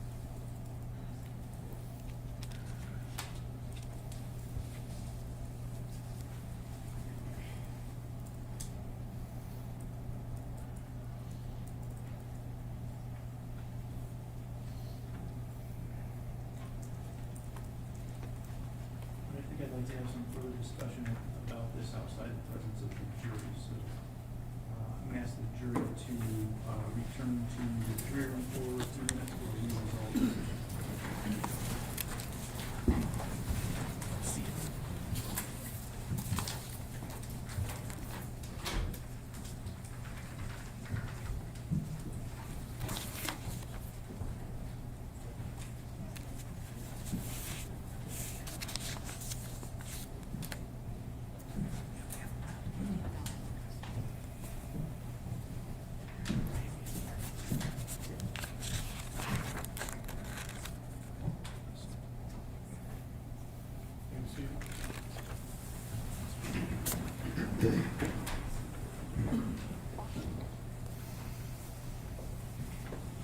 Okay, so the statement in the affidavit for search warrant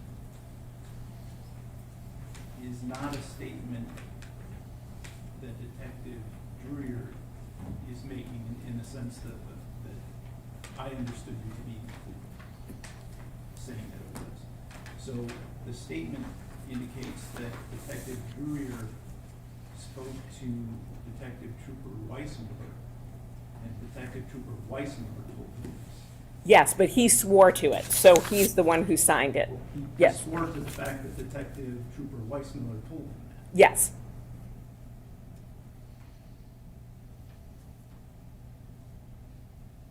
Okay, so what are you using this information, again, to try to establish? So I want to know from Sergeant Hooper if he believes that's an accurate statement, that the missing data could be as a result of resetting your device to a previous backup.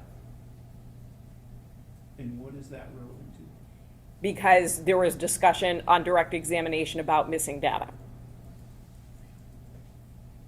And it's not just a user deleting data. Why does this statement in a search warrant have anything to do with it? Why can't you just ask him the question? I'm fine doing that as well. the court would like that, and then I can always, if need be, follow up with Detective Lieutenant Dreyer when he takes the stand. Okay. I think it's legitimate to ask him the question to resolve the underlying premise, but I don't think that the statement in the search warrant is relevant to the answer to that question or anything that So- Sergeant Hooper's being questioned about. So the reason I did that was when I said those words to Sergeant Hooper, resetting your device to a previous backup, he was asking me for clarification, and so that's why I thought, well, if he sees it, if he sees what was said, then that might help him understand my question. That was the only reason I was showing it to him, because my phrasing, he was asking me details about it, and I'm going off of phrasing in a search warrant affidavit.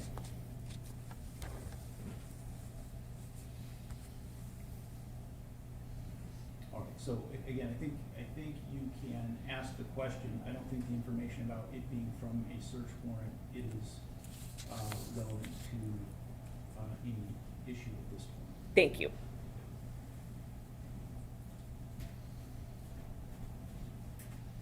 All right, we can run through that.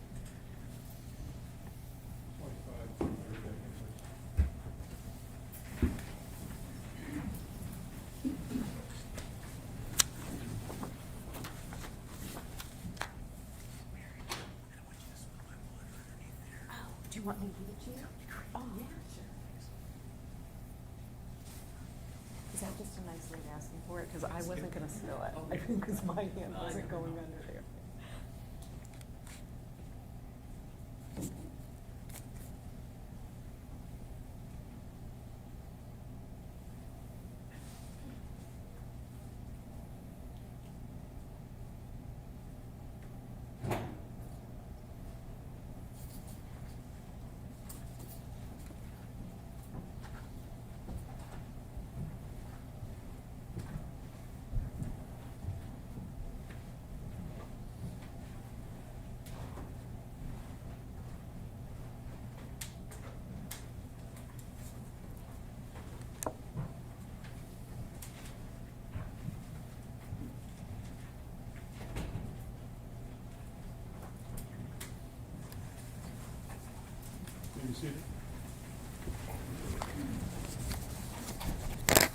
Sergeant Hooper, so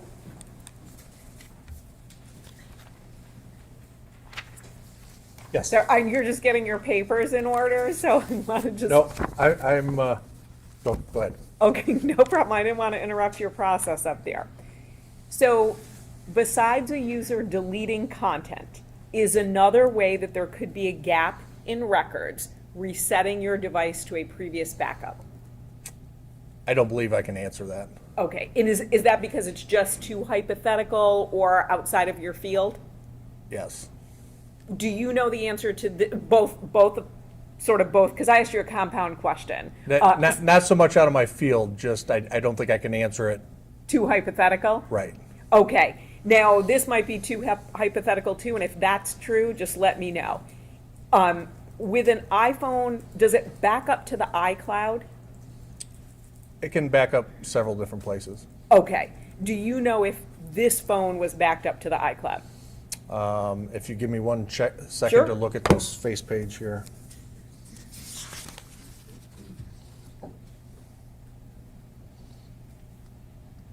And is this for the phone or the iPad? You can answer for both.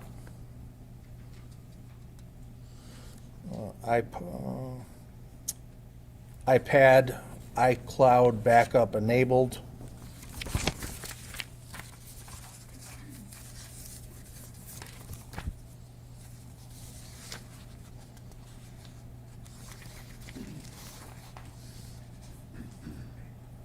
Cloud backup enabled.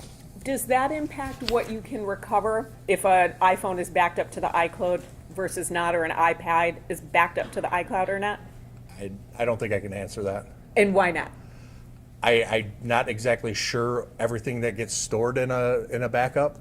And so, without actually doing a search warrant and getting it and seeing it, getting an iCloud backup from the cloud, I wouldn't be able to tell you.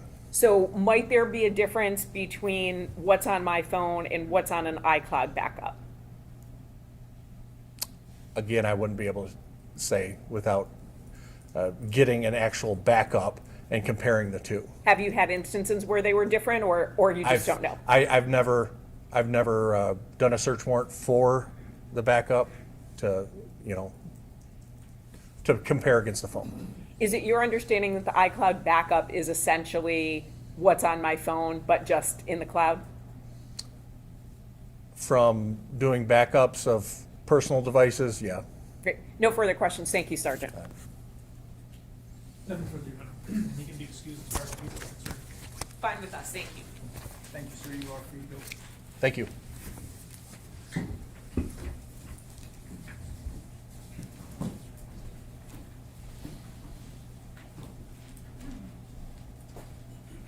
All right, it is about 12 minutes to noon at this point. Mr. McCready, I don't suspect you want to begin another witness. That is correct, time. So we will break for lunch at this point, and after when to return, we will start at 1:30 p.m. Thank you. Thank you.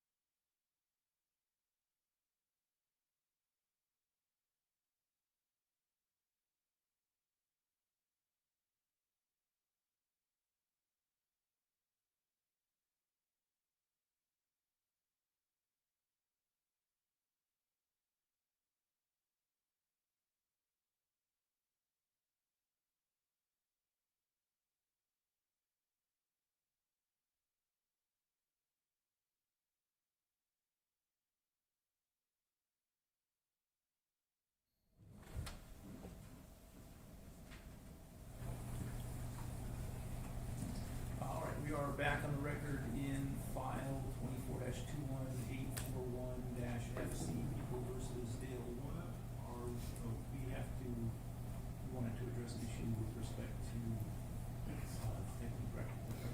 Yes, Your Honor. At this time, MRE 611 allows leading questions when a party calls a hostile witness an adverse party or a witness identified with an adverse party.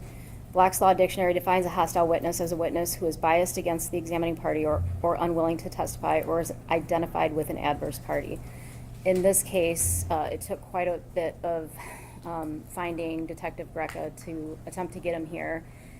And as the court is well aware, we eventually had to come to the court and ask for a witness detainer against the former Detective Greca. Although he did eventually appear and acknowledge the subpoena, instead he would come be cooperative, which he has been thus far. He also indicated that he was not attempting to evade service. He was simply out to dinner for 8 months, which I find hard to believe, Your Honor. So we would be asking to ask leading questions to Detective Greca, have him declared a hostile witness. Thank you, Your Honor. We would object to Detective Greca being declared a hostile witness for the government. So a witness may be deemed hostile when they display actual unwillingness, evasiveness, hostile attitude, or give testimony that appears equivocal or reluctantly given during the examination. This is from Thompson versus Essex Wire Company.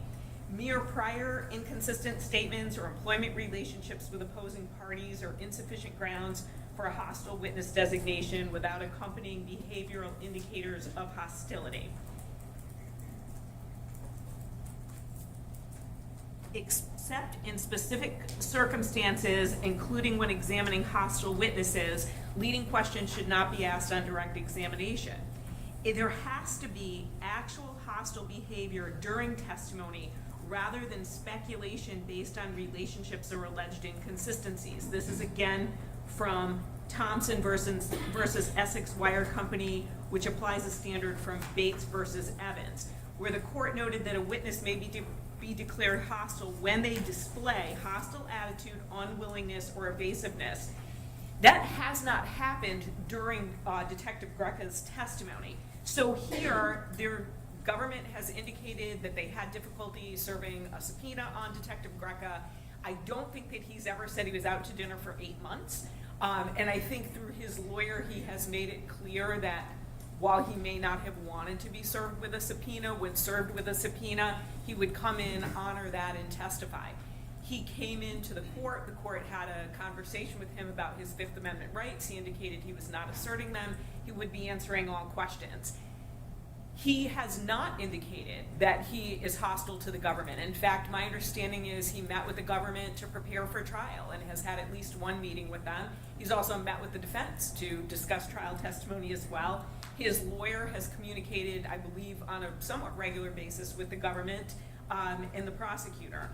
Also, I would like to point out that in a case, Thompson versus Essex, which I mentioned, the defendant argued that a witness should be deemed hostile because he was working with the plaintiff. So he was working with someone on the other side, and he had done so for a number of years. So there was that close affiliation. But the court rejected the argument, noting that there was no manner in which the witness indicated that he would be a hostile witness while testifying. That there has to be actual hostile behavior during the examination. People versus Hall is a case where a court properly indicating that a witness was hostile. It was the defendant's twin brother, and he grew hostile during the examination, causing the prosecutor to abandon further questioning as useless. Again, we don't have this here. The court has to examine his demeanor and his behavior in real time.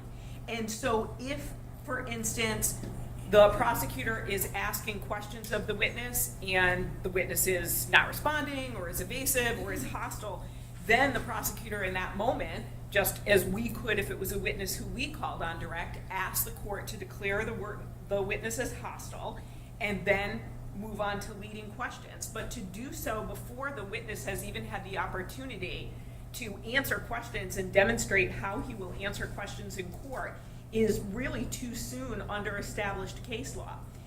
And then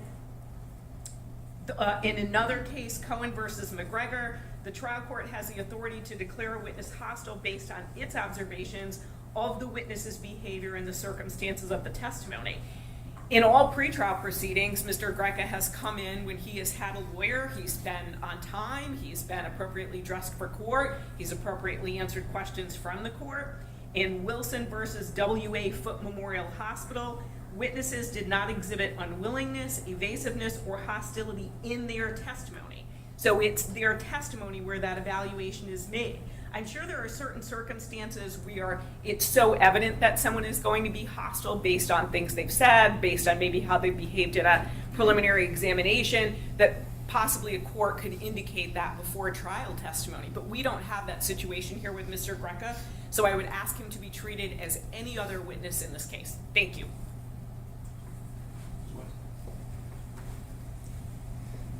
Just Your Honor, MRE 611 D2, it is not necessary to declare the intent to ask leading questions before the questioning begins or before the questioning moves beyond preliminary inquiries. I did come to this court to ask that for obvious reasons. I would leave that in your discretion. I do think at this point it would be premature to declare retired Detective Greca as a hostile witness. I agree that it requires the court to observe the witness during his testimony and how he behaves, how he answers questions over the course of his testimony. So I will not do that at this point, but we will obviously see how the testimony goes, and if that's the direction it goes, we can address that at the appropriate time. But I don't think that this is an appropriate time to make that declaration. Thank you, Your Honor. Thank you, Your Honor. We just need to make sure that is the Thank you.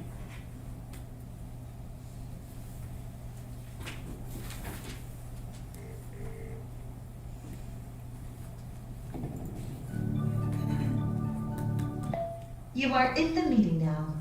Okay, Mr. McCready, before you plug in, I have someone in the Zoom waiting room from the Kalamazoo jail, and I have no idea why they would be here.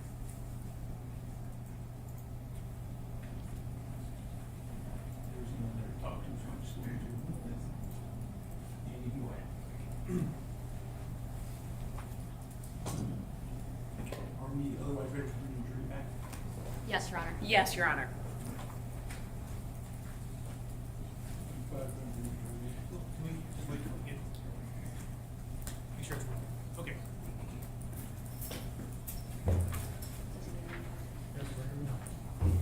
I just want to keep the data until it's.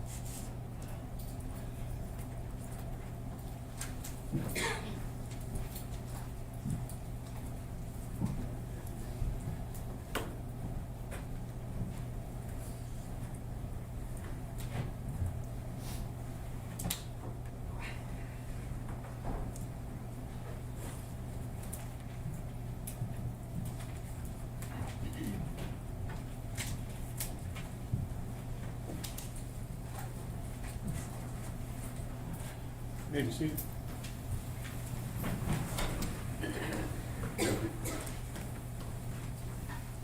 Right, the people may call their next witness. I am probably going to butcher the name, but we would call Henrik Impola.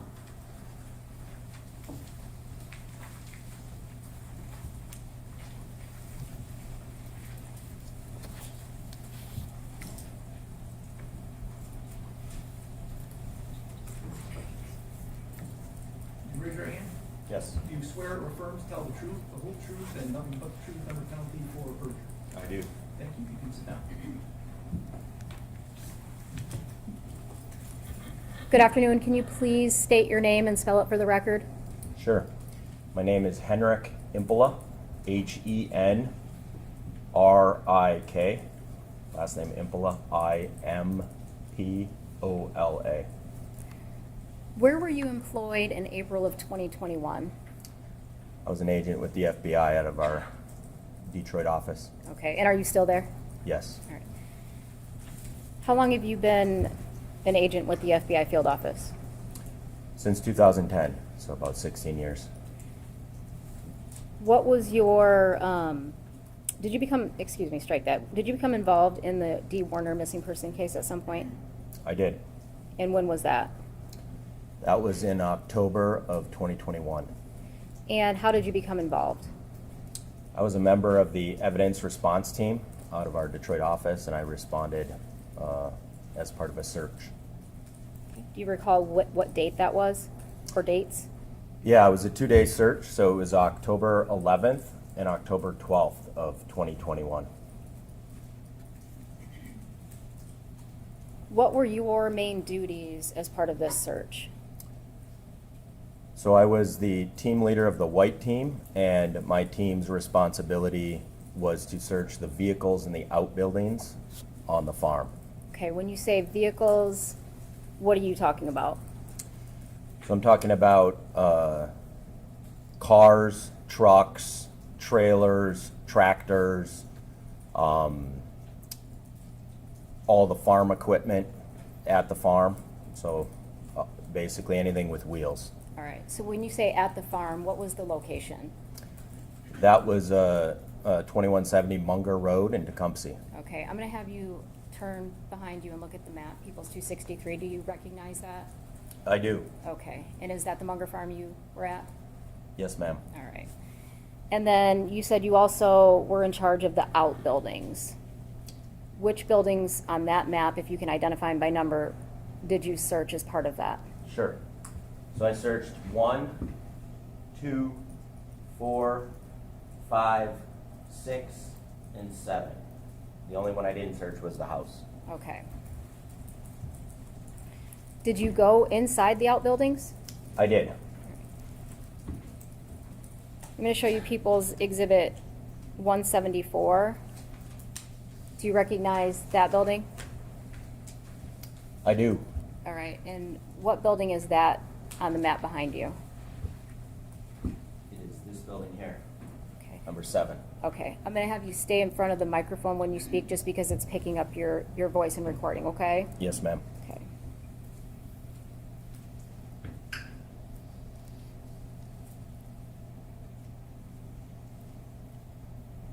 I'm going to show you People's Exhibit 89. Did you observe that safe? Yes, I did. Okay. In that same location we just talked about, Building 7? Yes.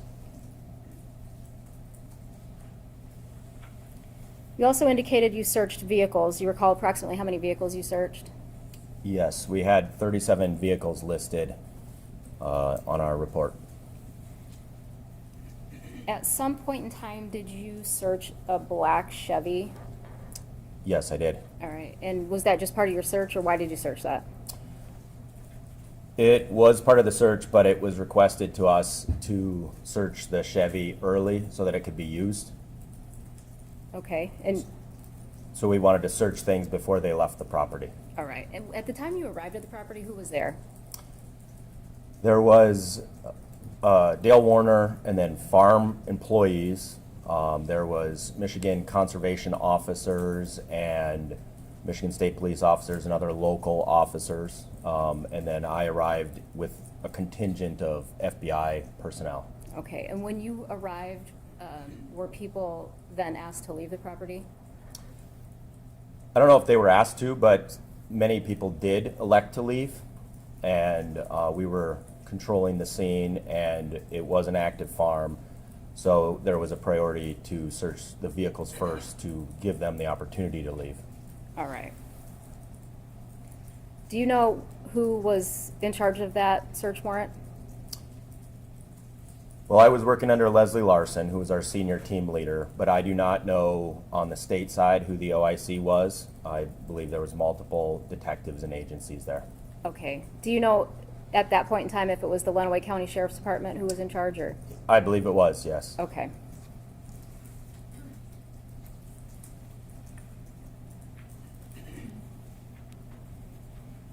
And as part of the outbuilding searches, did you search anything else on the property?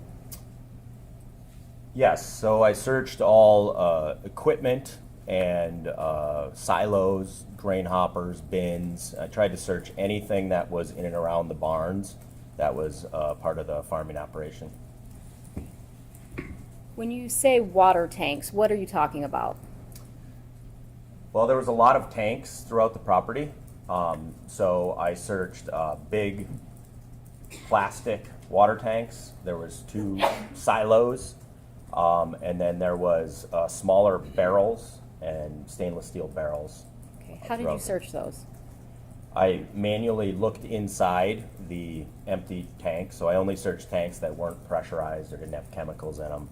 Manually looked inside as many as I could, and then I assigned members of our technical hazard response team to look inside higher tanks and silos and more complicated tanks that it looked like you needed a wrench or something to get into. Okay. You indicated you didn't look inside any pressurized tanks or ones with chemicals. Why not? It didn't seem, well, first off, I didn't have the equipment to look inside or the expertise to look inside. Okay. I didn't have any way to access those, and I didn't have any reason to believe there would be anything inside them. Okay. Did you make observations of any of the tanks that would have contained chemicals on the farm that day? Yes, so we noted in our logs which tanks we looked at, which tools we used, and then we noted tanks that were on wheels. Those were considered vehicles for the purpose of our log. So we noted which ones we went to and where they were. As you were looking at these tanks, what are you looking for? Well, initially, I'm doing a preliminary survey and I'm looking for any trace evidence, blood, body tissue. I'm looking for a body. But then, generally speaking, looking for anything out of the ordinary, any weapons, anything that could be used in a homicide. Okay. Around the tanks? Yes. All right. Were you looking specifically at welds? No.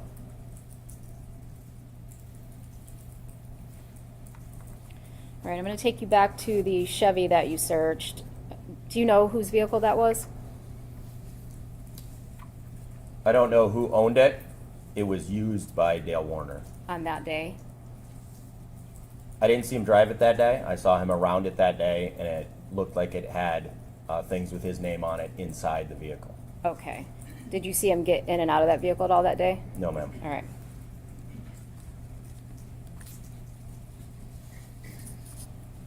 Did you find anything in that black Chevy? Yes. What did you find? I found calendars and journals and loose leaf paper with handwritten notes.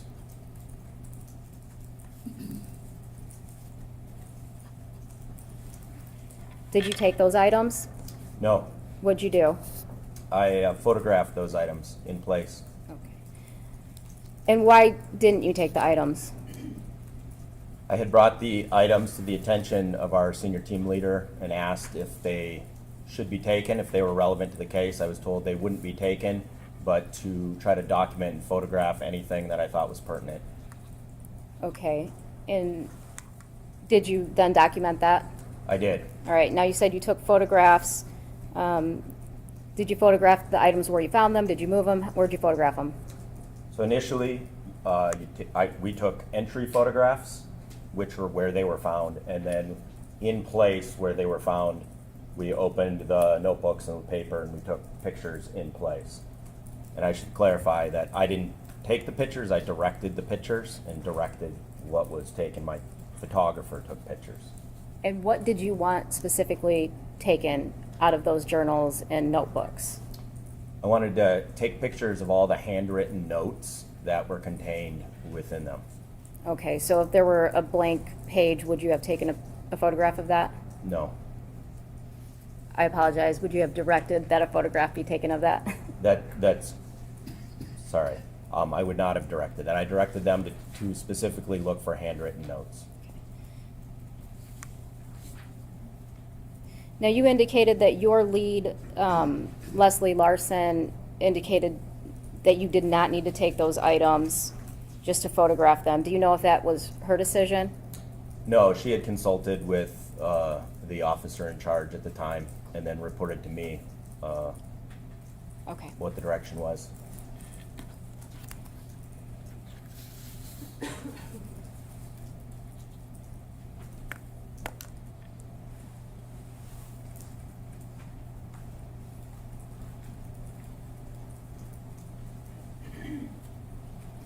I've handed the witness exhibits 187 through 190. Can you look at those pages and just tell me briefly what those are out of the group of items that you said you collected? Sure. So these are 4 loose leaf printed pages titled Vehicle Locate, which were found in the rear of the truck. Okay, and all 4 of those would be vehicle locate items? Yes, that's the title. They're screen captures. They're printouts of a screen capture, and the top of the screen capture says Vehicle Locate. Okay.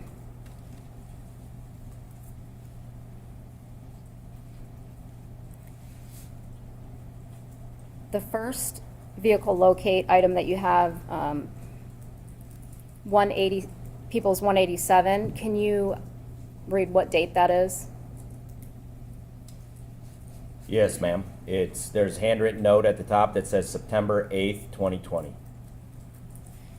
Is there any additional handwritten notes on there? Yes. And what does that say? Directly under that date, it says, told me she was at home office and was going to meet the girls for lunch after.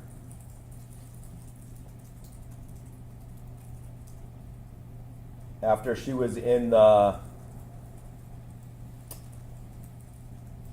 I can't read that word, never stops lying about everything. There's more words. Okay, read the rest of it. All right. There's a line that notates to a location, and it says, was here for approximately 45 minutes. There's another line that locates to another location on the map, and it says approximately 30 minutes. And then down at the bottom of the printout, there's a statement that says, I think drugstore met someone, then to dinner for lunch. She met with counselor at 10 a.m. When I talked to her, she was happy and cheerful.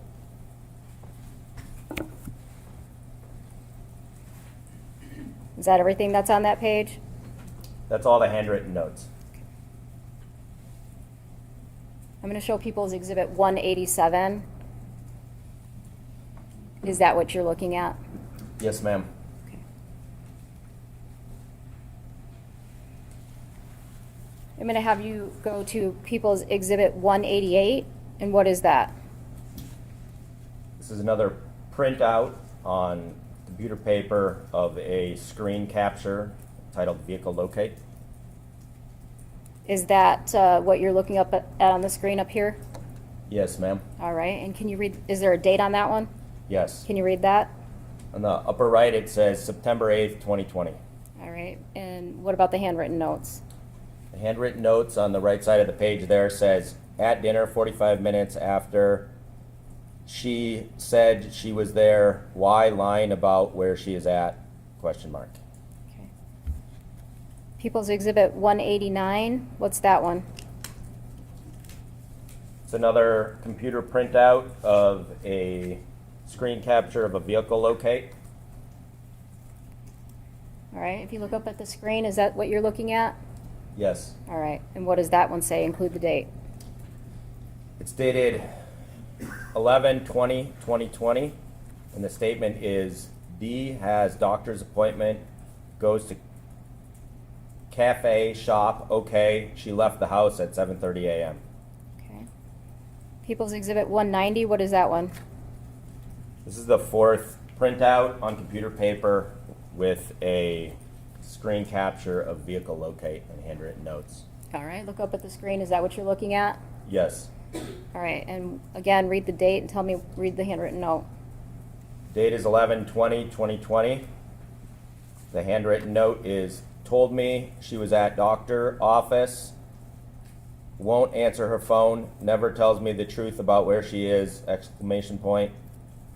The second paragraph is, just called me at 10:20, said she just got out of doctor's.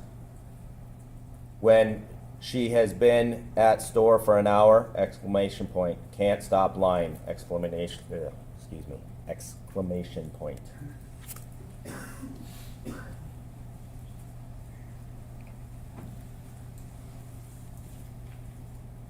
And I believe you indicated there were 2 smaller black books. Is that accurate? Yes. All right. I'm going to hand you People's 191.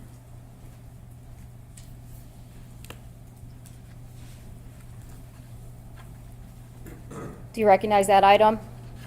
I do. All right. And what does that item contain?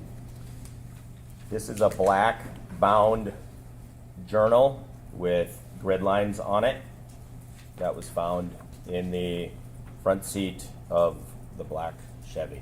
Okay. And I'm going to have you look up at the screen. Is that the item that you're looking at? Yes, ma'am. Okay. I'm going to have you open it up to the first page.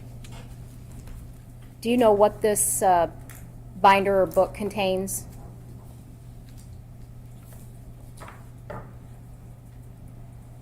It contains handwritten notes with dates and then dialogue. All right. So is this the first page that you're looking at? Yes. All right. And so can you read the top 2 lines of the first page?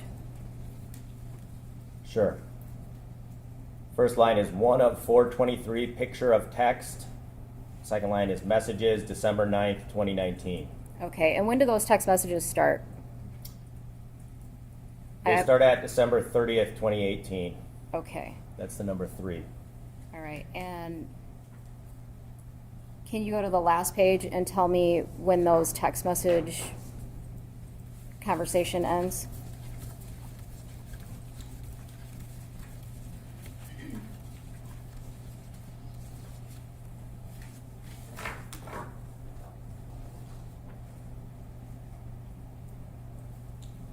So the last message I see here is line 294, and it says June 15th.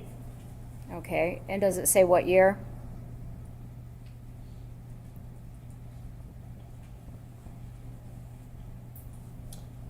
No, but the top of the previous page says May 31st, 2019. Okay. So All right. And correct me if I'm wrong, is this book, you indicated it was text messages. Does it look like a conversation between 2 people? yes. Are there additional notes within the notebook? If you can recall. I believe there's some commentary and some notes dispersed between the texts. Okay.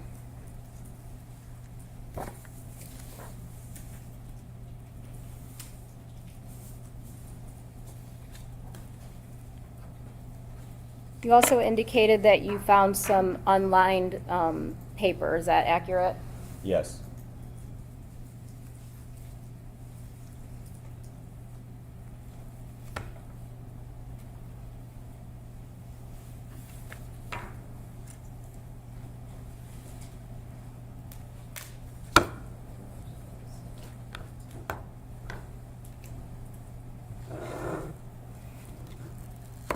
I'm going to have you look at exhibits 179, 180, 181, 182, and 183, and then tell me what those are.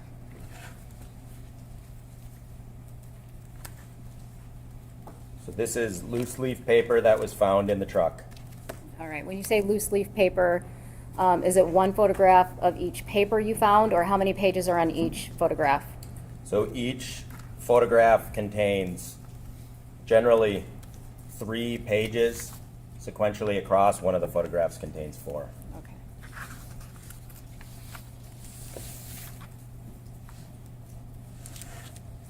And did you notice anything between those unlined pages and the two, any of the other books that you recovered?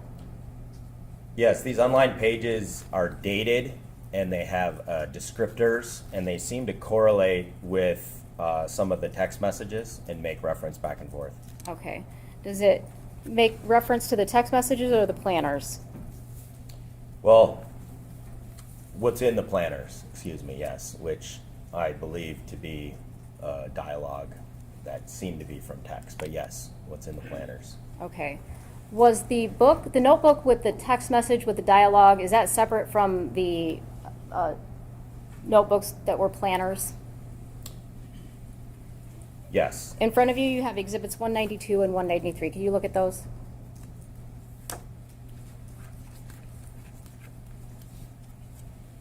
yes, I have them here. Okay. And what is exhibit 192? Exhibit 192 is a black bound calendar with grid lines and handwritten notes. All right, when you say calendar, is it dated? It is What year? 2020. Is the front of that, where is it dated 2020? Oh, excuse me. The page I looked at here is dated, has handwritten notes which say 2020 on it, but the first page has a handwritten note that says 2019. Okay, so is that essentially a calendar where you could pick a date and year that you want? That's correct. All right. And then what is 193? 193 is a light colored calendar which is titled or has the label 2021 on the top. All right, and what is that item?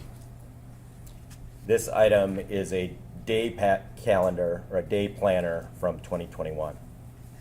Okay, so that's specific to 2021 calendar.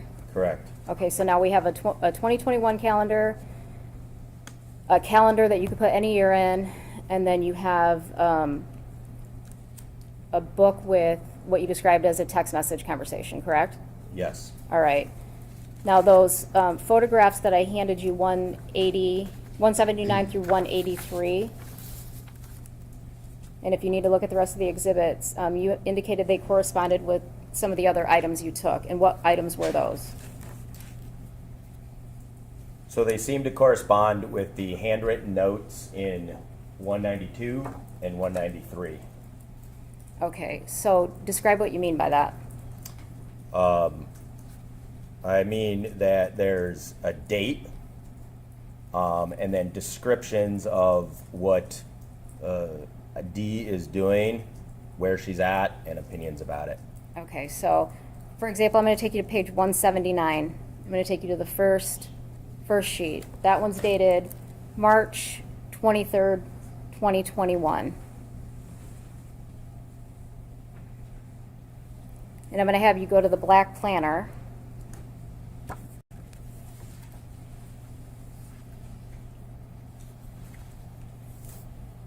And see if you find March 23rd, 2021 in there.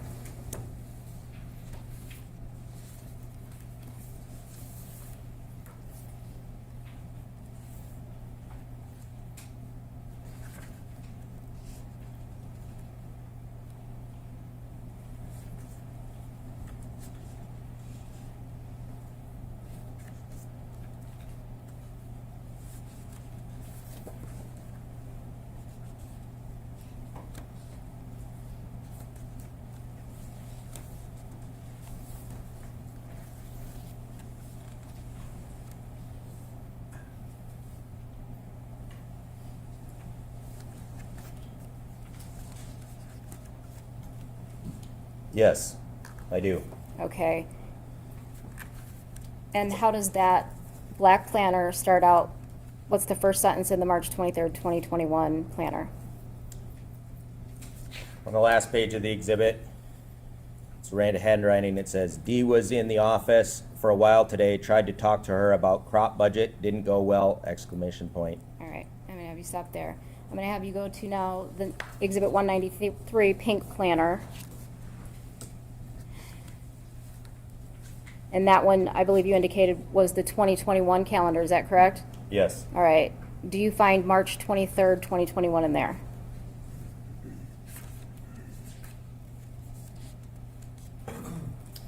Yes.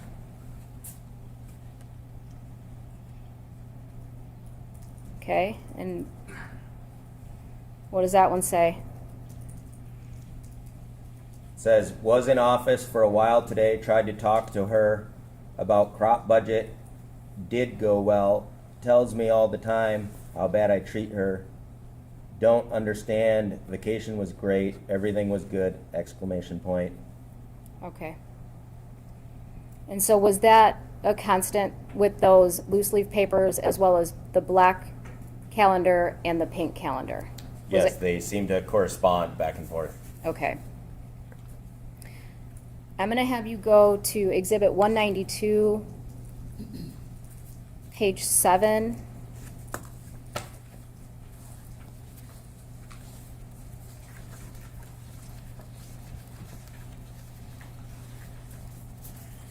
Okay, I have it here. Is this what you're looking at? Yes. Okay, I want you to flip that sideways, just like this is, and tell me what that says. It says, it's this way every time I check my something app. She is never where she says she is, exclamation point and underlined.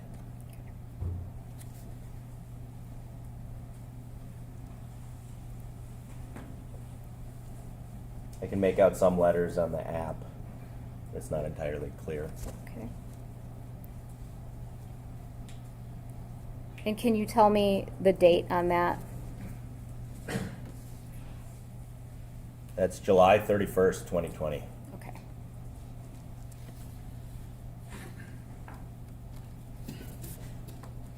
So that's page 7. Now let's go to page 9. So if we go to from 7 to page 9, does that mean that any page in between, so page 8 would have writing and page 9 would have writing, but anything in between did not have writing? Would that be accurate based on what you said earlier? Yes. All right, so I'm going to have you go to page 9. Yeah, I have it here. Is this what you're looking at? Yes. All right, and what date do you have? March 4th, 2021. All right, and what does that say? It says, just got a text from D. Fuck you, I'm not going, exclamation point. What is up now? Exclamation point. She's getting so unstable, hope the vacation help get her away from things, exclamation point.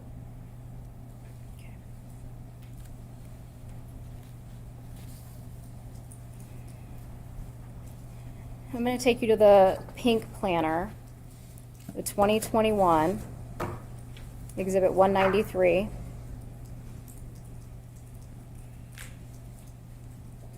Again, is that this item right here? Yes.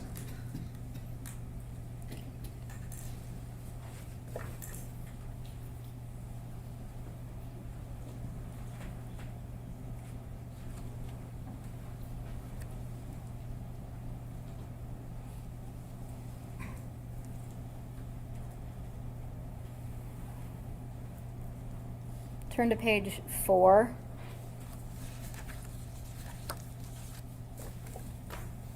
I have it here. Okay.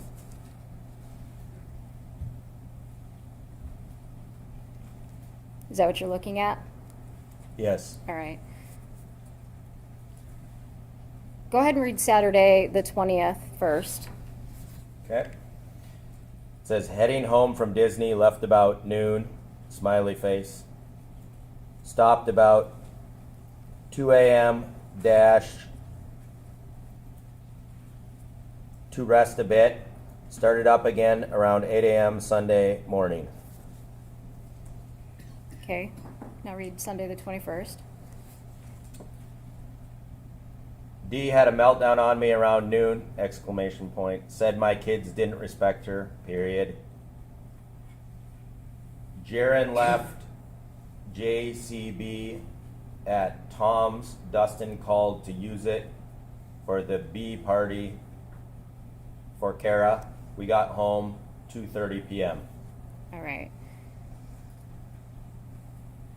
And does that go on to the next page, page 5? Yes. Okay, what does it say on the top? At the top it says, I think she just started a fight so she could sleep on couch. She snuck out. Don't know where she went. And then there's kind of a note on the side of that that says, to around 2 a.m., was back around 4 a.m., drug dealer or boyfriend, question mark. Okay.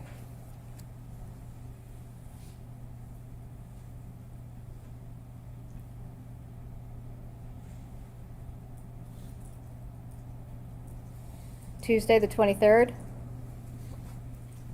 Okay. It says, was in office for a while today. Tried to talk to her about crop budget, did go well. Tells me all the time how bad I treat her. Don't understand. Vacation was great, everything was good, exclamation point.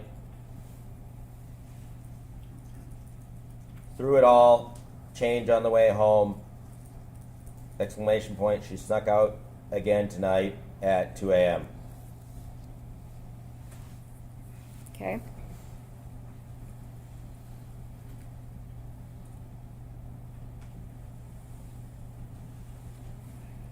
I'm going to have you go to page 8.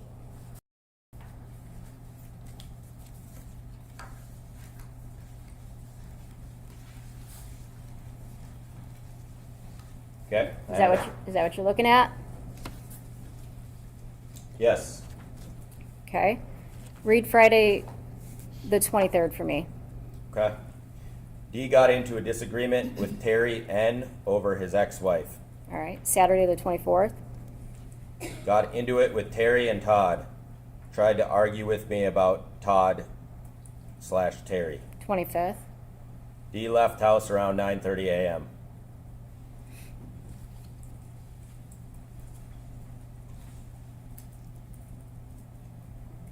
The next page. I have it. Okay. Go ahead and read the next date that you have on there. This is April 26th, 2021.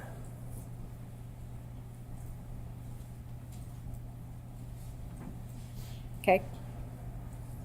At the top, still don't know where Dee went. I think she is at Zach's house. That's where she always goes. Next date. That's the 27th of April. Sheriff came out, searched the property for Dee, started to wonder if Zach is still hiding his mom or not, exclamation point. Next one.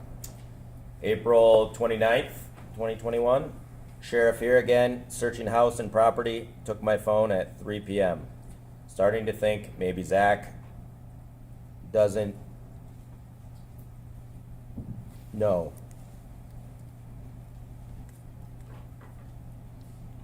Doesn't know. Oh, excuse me, where she is. Sorry, I didn't see that last little notation. Okay.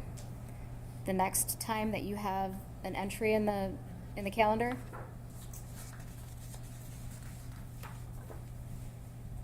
That's May 9th, 2021.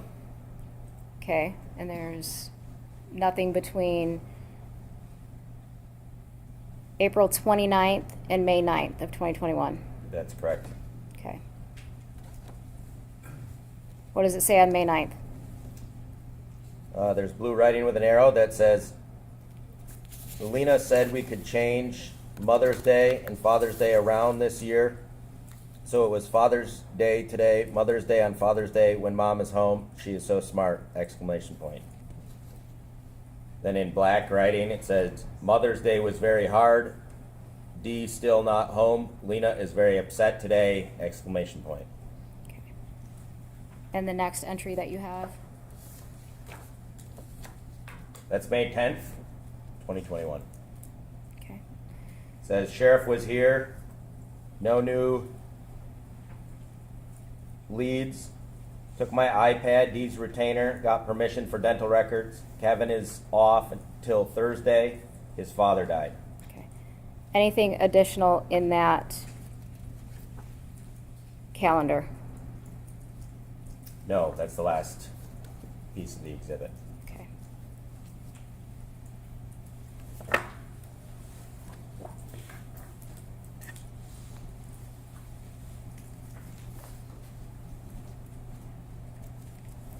I've handed you exhibits 184, 185, and 186. What are those items?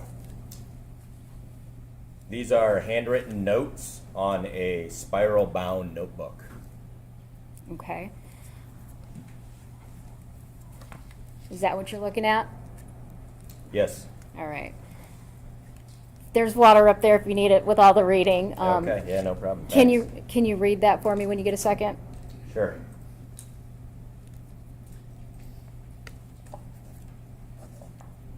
All right, I'm on 184. Top of it, it says Sunday, April 24th, and that's crossed out.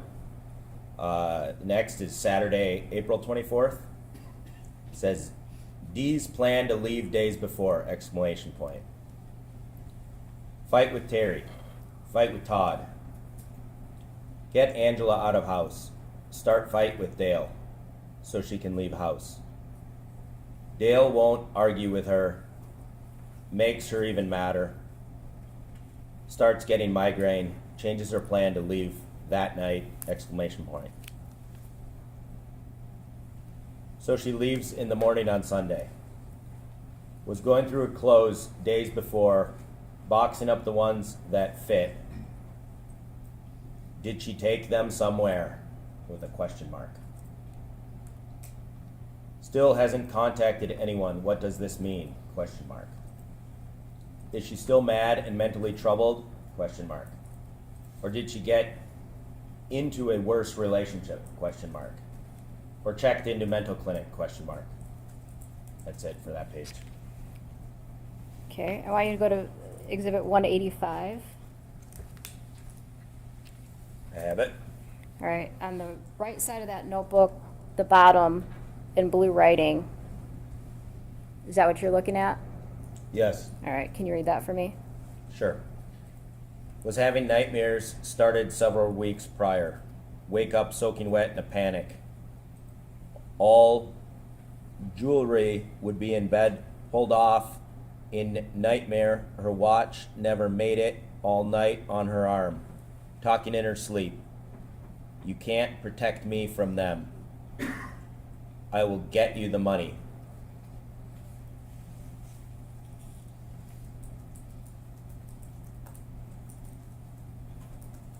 Exhibit 186. I have it. The top portion in blue, is that what you're looking at? Yes. All right, and can you read that for me?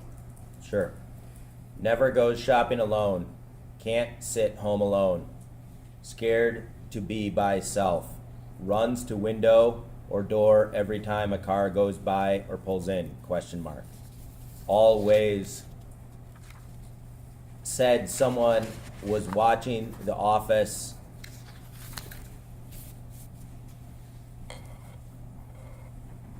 On the hill on Carson, dash.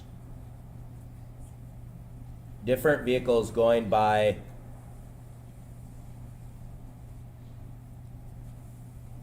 something all the time, dash. Slow, excuse me, I see that now. Different vehicles going by slow all the time. Okay, thank you. Did you ever interview the defendant in this case, Dale Warner? No, Was your role limited to doing the things that you just testified to today? that's correct. I was just on the search team. Thank you. I have nothing further.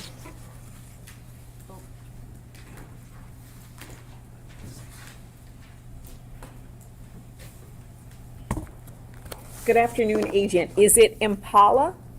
It's Impola. Impola. Okay, I got the emphasis wrong. My name is Mary Chartier. I represent Dale Warner, and I just have a few questions for you this afternoon. Want to focus in on this October 21 search, or 2021 search. Is that the only search that you were involved in this case? It's the only search. It was 2 days, so, but yeah, that was the only search I was involved in. So we're confined to that period of time. Did you go, then go home, then come back? How did that work? Yes, ma'am. I went out to the property on October 11th. Then I went home after the scene was secured for an overnight crew, and then I came back on the 12th for the second day of the search. Was this search pursuant to a search warrant? Yes. So was there an announcement, here we come, or did you just show up on October 11th? I don't know. I know that we briefed ahead of time, and there was a contingent of local officers who went to meet and went to the scene initially, and then they called us when the scene was ready. So I don't know the details of what happened with that initial contingent or what Dale or the officers did. Or So you don't know, for example, if they showed up unannounced? That's correct. Do you know who would know that? No, Would it be the officer in charge? I would presume. Now, you indicated you were there for 2 days. Your job was to search vehicles, and your team, I should say, the white team, searched 37 vehicles, including a lot of outbuildings. Is that accurate? Yes, ma'am. And then you get to what you believe to be a vehicle associated with Mr. Warner. You see these items, and you read a portion of them. You'd agree with me, there are other things on those pages you didn't read. That's correct. So, for instance, in just the last 2 sheets that you were looking at, Mr. Warner is, on those sheets, kind of surmising where his wife might be, where she could possibly be, correct? And what aliases she may use. You're talking about 186? Yeah, so if we look at 185 and 186, Ms. Saylor, would you pull up 186, which is our page 233? So would you zoom into the bottom top part there?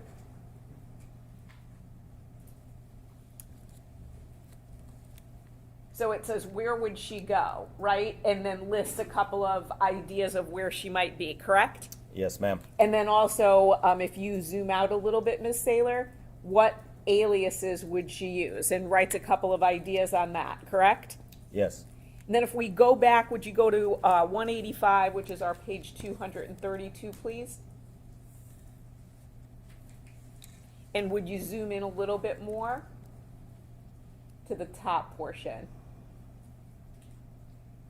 So you can see he's got some ideas of asking people questions and try to surmise as to where his wife might be, correct? That seems fair. Right, and those were things you didn't read. And to be fair, there are other things in these documents that you did not read. We'd probably be here for quite the afternoon. You'd need more than that 1 bottle of water, right, to read everything in the notebooks and the paper and everything like that, right? Absolutely. And when you were talking about sort of, we've got these handwritten notes, and then they seem to be in a journal. Is that correct? Or like a calendar by date, and they seem to correspond? Yes. Remember that testimony? Yes, ma'am. Is it fair to say you've got sort of loose sheets of white paper that are unlined where someone is jotting down their thoughts, right? And that's what it looks like, correct? Sure, yes. And then those thoughts are transferred to like a binder, something that's bound together by date, correct? So it's all in one place, is that fair? I couldn't say how they got from one to another if one is transferred to another. I'm just looking at 2 independent things. So presumably they're related, and I don't know which one came first and how that happened. Sure, and that's a fair point. But so when you say they correspond to one another, you have loose leaf documents. Again, these are bigger than those sheets of paper, but you have loose documents, right? Yes, ma'am. That correspond to similar or the same language in a bound series of pages, correct? Yes. And this was found in a vehicle, right? Yes. You just stumbled upon it, or a member of your team, correct?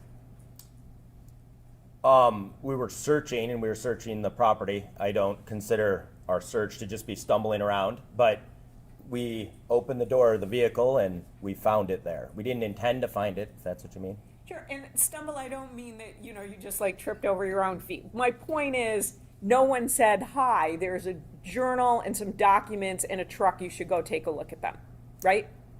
I did receive that information, yes. So, from who? From the search team I had assigned to look at those vehicles.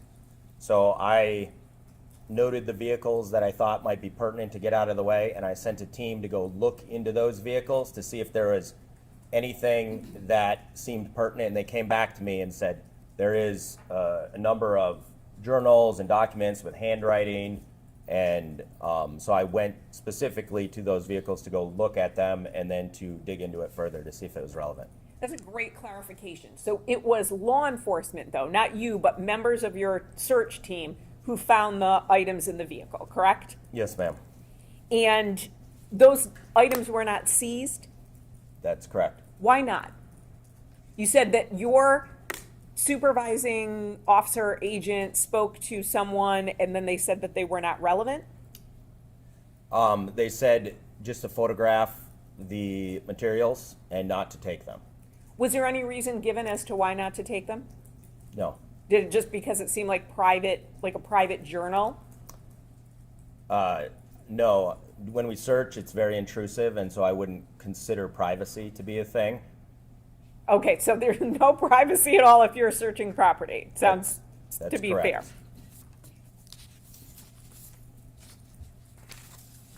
Now, you said that the loose leaf paper seemed to correspond with the bound notebook or book, for want of a better word. When did you realize or think there was something that corresponded? Was it on the scene or was it later when you reviewed it? It was on the scene. So are you in real time reading all the items that are being you're directing someone to photograph? Yes, ma'am. And then saying, photograph this, photograph this. If it's a blank page, leave it alone, keep photographing? Not quite to that effect. So I gathered the materials, looked through them, corresponded them, and kind of made my assessment. Then I turned to my photographer and said, this is what I want you to photograph, and this is how I want you to do it. And then I allowed them to do it. So I wasn't turning the page myself. I just gave them the direction based on what I had reviewed. How long did it take you to go through everything?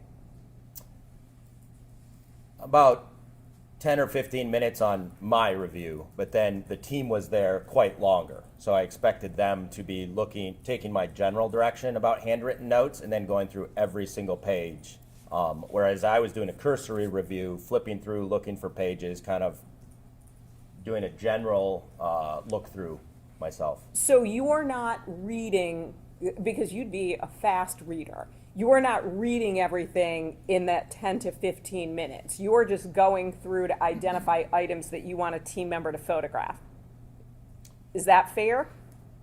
Well, I'll step through that. So I am a fast reader. Okay. And when I opened something, I would read it, but I didn't read every page of the journal. And I didn't go through every loose leaf piece. I would select things from the pile, make a preliminary assessment, read it, put it aside, go to the next one, and then make my assessment of the entire pile based on what I had read. But I didn't read everything. Okay, so if we're looking at X number of pages, you did not read every word of X number of pages in that moment. That's correct. Did you ultimately go and do that later on, or was that for another team member to do? That was for other team members, but then in preparation for this testimony, I reviewed all the pages in which photographs were taken. Thank you. Finally, you identified a safe in the load barn, building number 7, correct? That was in the photograph. You were asked about that? Yes, ma'am. Did you take that photograph or did someone else? Somebody else took the photograph. Was that something you independently remembered, or looking at that photograph refreshed your memory while you were preparing for trial?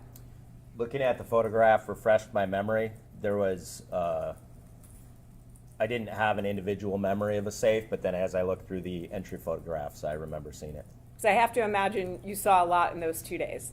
Yes, ma'am. And I have to imagine that's not the only search you've done as an agent. That's correct. No additional questions. Thank you, sir.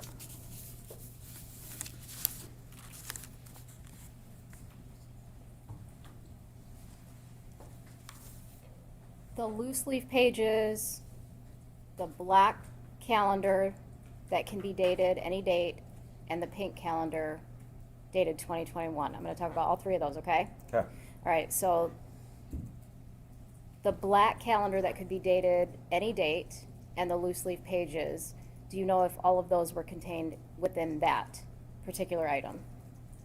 Does that question make sense? No, which particular item? So the loose leaf pages and the black calendar that can be dated. Yes. So those loose leaf pages have a couple of different dates on them, right? Yes. Read me all the dates. March 23rd, 2020, December 28th, 2019, July 2nd, 2020, May 22nd, 2021, March 20th, 2021, March 5th, 2021, March 4th, 2021, March 1st, 2021, July 4th, 2020, July 7th, 2020, July 11th, July 31st, 2020, May 21st, 2021, May 22nd, 2021, and March 20th, 2021. Okay. And the items that were dated in 2021, did you observe those items? And so from the pink calendar, the items that are dated, strike that. On the loose leaf pages, the items that are dated 2021, did you observe those in both the pink 2021 calendar and the black calendar? Let me check to make sure.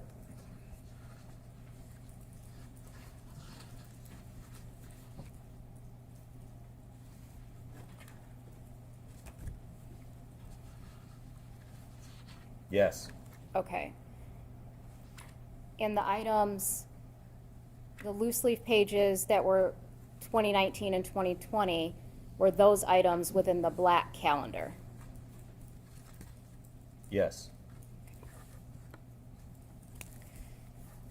You indicated that you notified your supervisor or your team lead, Leslie Larson, about these items, correct? Yes. All right. Is that common? Did you tell her about every single thing, or?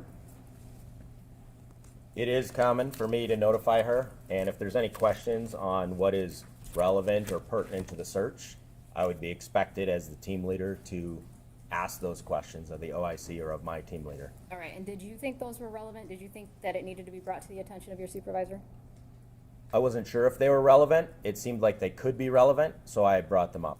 Okay, and why did you think they could be relevant? Because they made references to the state of mind or description of what somebody might be thinking about the victim. Thank you. Nothing further. Did you think it was relevant because it also showed a state of mind after Ms. Warner was missing? I guess I didn't really parse the details of the state of mind. I was just trying to determine if it was potentially relevant or not. Thank you. Nothing further. Okay. And may Agent Impola be released from custody? Yes, Your Honor. Yes, thank you. Thank you, sir. You are free. Thank you.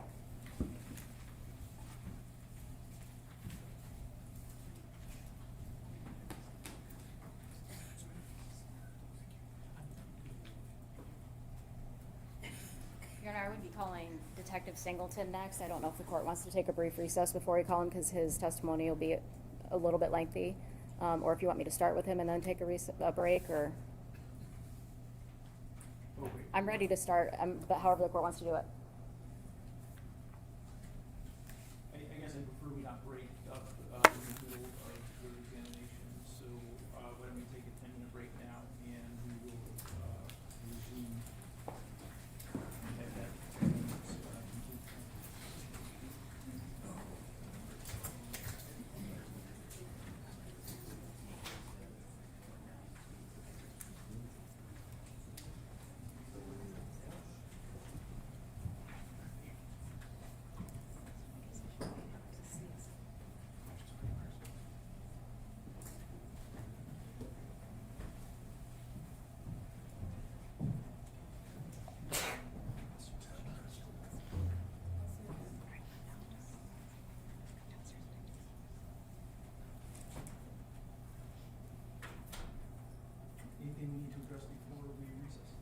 No, thank you. We'll be back in about 10 minutes.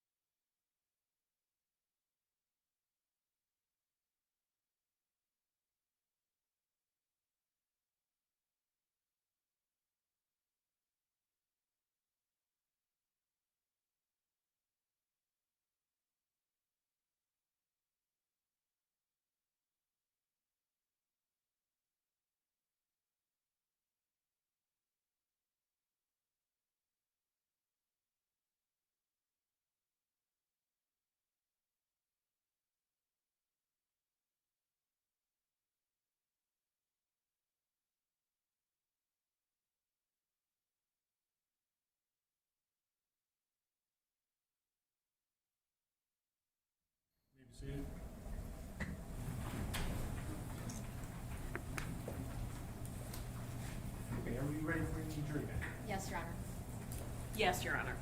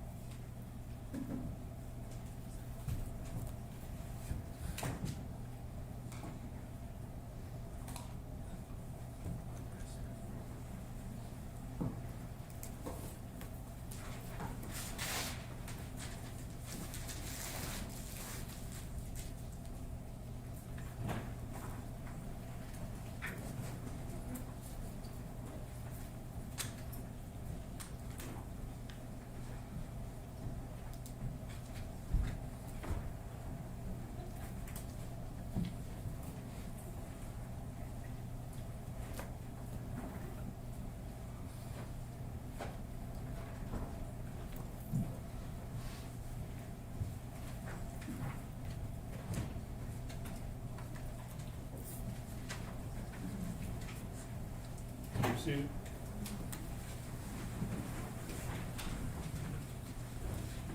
People may call their next witness.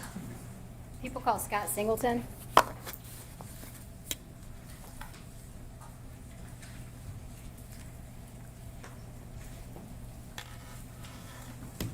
Raise your hand. You swear or affirm to tell the truth, the whole truth, and nothing but the truth under penalty for perjury? I do.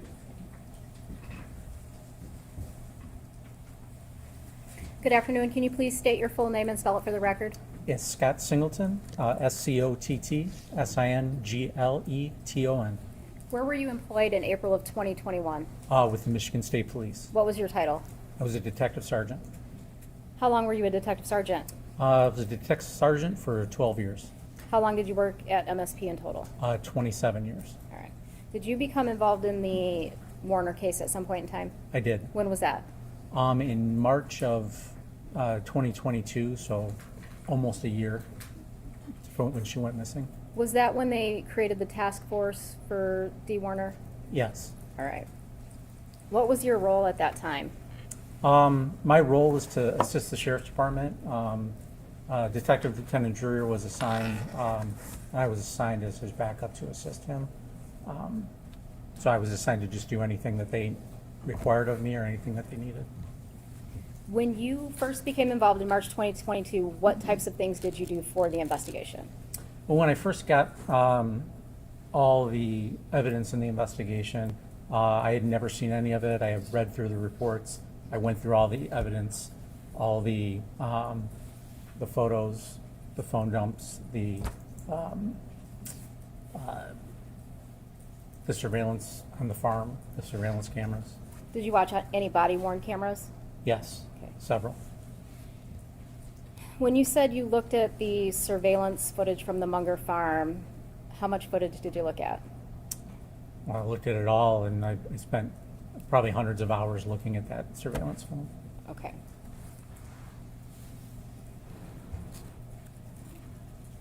Did you look into the financials at some point of the Warners? Yes, a few months into assisting, but probably around July, it was determined that we would start looking into the financials. Why did you do that?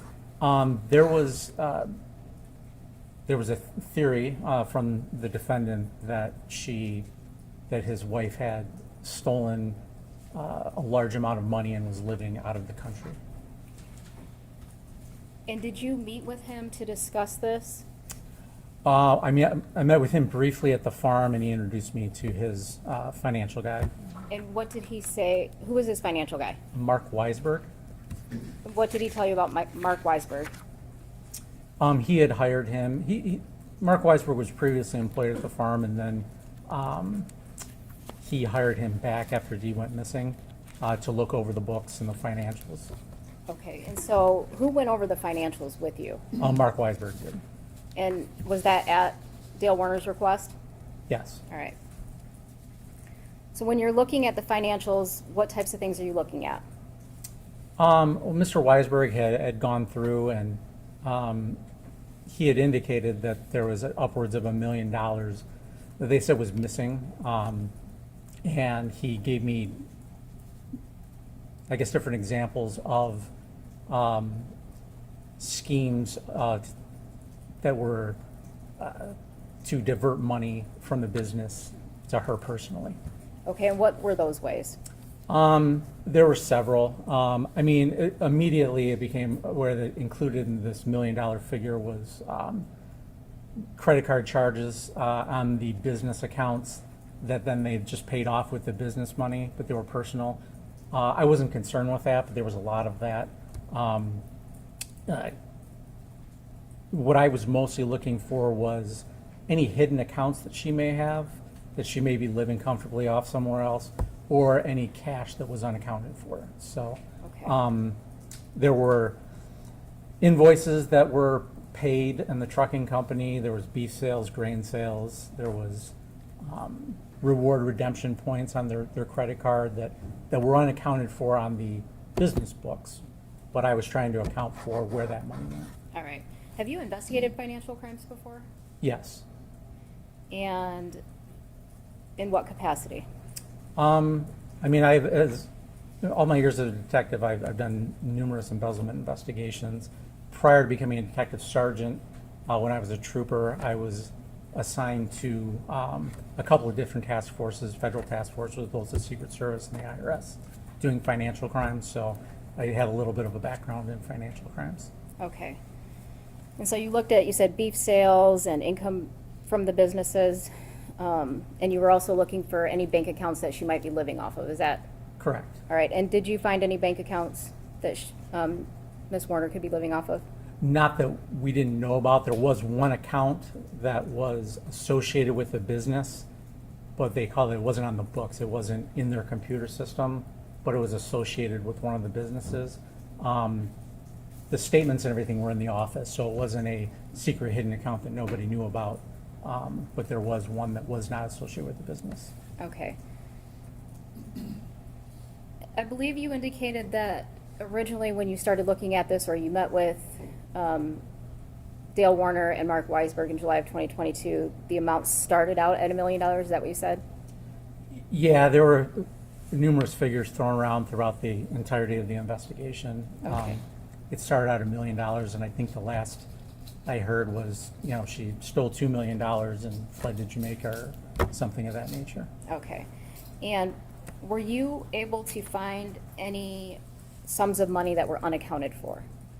Yeah, I traced as much as I could, and when things go to cash, it's a little harder to trace. But I did not find any secret accounts that she was living off of in Jamaica or accessing or anything like that. But I did come up with some figures of money that was unaccounted for. And what was that figure? It was about $34,000 over a 2.5-year period before she went missing. Okay.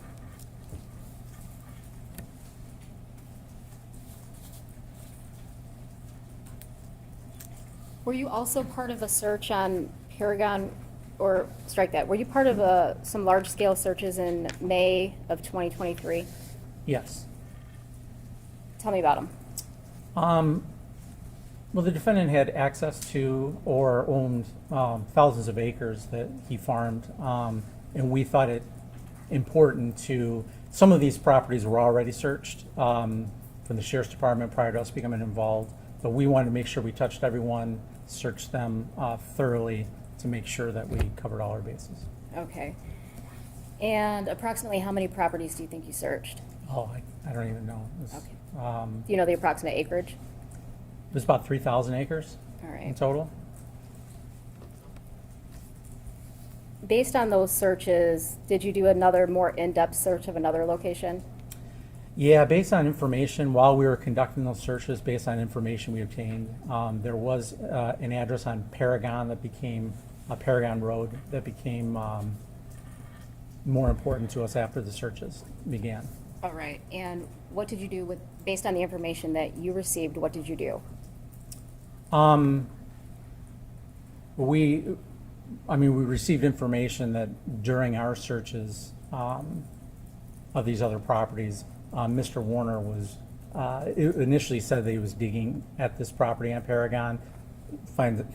We sent someone by to make contact, a detective. He wasn't digging, but he was moving a collapsed structure, and he was using heavy equipment on that property. Okay, and so, did you decide to to do a more thorough search of that location? Yeah, it was on our radar.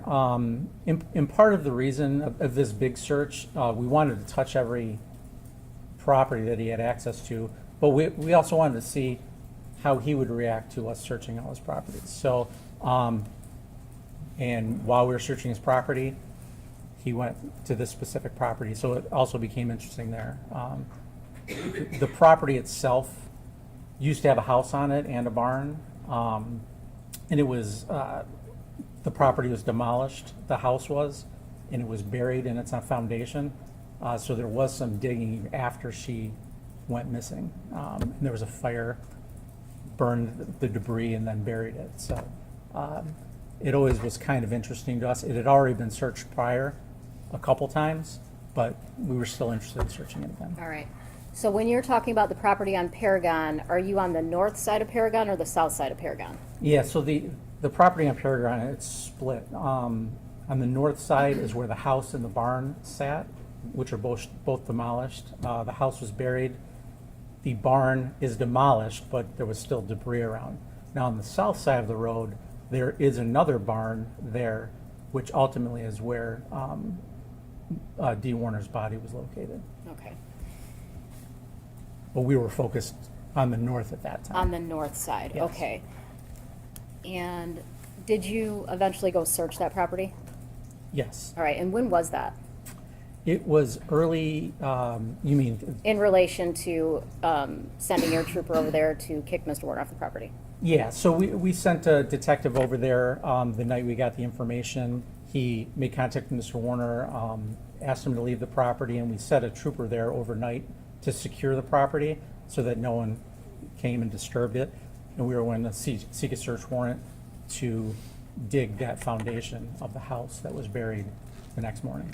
And did you come back the next morning? We did. Do you know approximately what time? It was really early in the morning. We started around between 7 and 8 probably. Who did you arrive at the property with? I was there with Detective Lieutenant Dreyer, another Detective Sergeant Fergursky. There was a trooper still there that was securing the property. I can't recall everybody who was there. But Was there other law enforcement officers Yeah, there was there? a handful of us there. All right. So, Go ahead. canines, cadaver canines. Yeah, a human remains expert. Okay. And what was the plan with that property? We were going to excavate where the house was basically collapsed and burned and then buried. We were going to excavate that foundation with heavy machinery. When you arrived at the Paragon property to do that search and excavation, did anybody other than law enforcement show up that morning? Yes, the defendant did show up. Okay. How long had you been there before he arrived? It wasn't too long before we arrived that he showed up. Did you have a conversation with him? Yes. And what did you talk about? He just wanted to know what we were doing, and we explained that we were going to be digging the foundation, and he offered to stick around, but we asked him to not be on the property at that time. Okay. And did you indicate when you were going to be digging up the property that you were looking for his wife? I don't recall specifically, but Okay. I guess that was implied. But.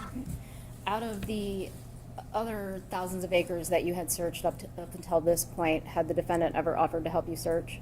No.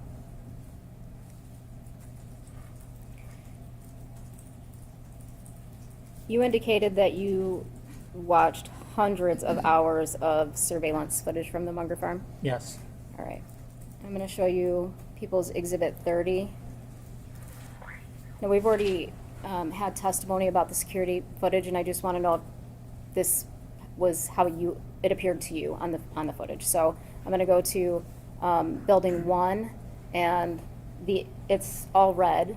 Yes. And so that indicated that there were interior cameras in that building. Was that accurate? Correct. All right. And at the top of that building, you'll see the V coming out. Is that correct? That's correct. And would that be the correct angle of that camera? Yes, All right. Building 5, the north end of that building where it's lit up red, yes, is that also where the interior cameras in that building were? yes, All right, and see the black circle and it kind of, the red lines that go out? yes, All right, and would that also be accurate for where those cameras were? yes. That's the field of view of the camera, Okay. yes. All right. And building 6, do you see the red area on that? Yes, And did you observe that on the camera footage? yes, that's the office, yes. All right, and then, again, to the east of building 6, we see the arrows going out. Is that what you saw in the footage? Yes. All right. Whoops. Was there any cameras located inside building 7? No, there was not.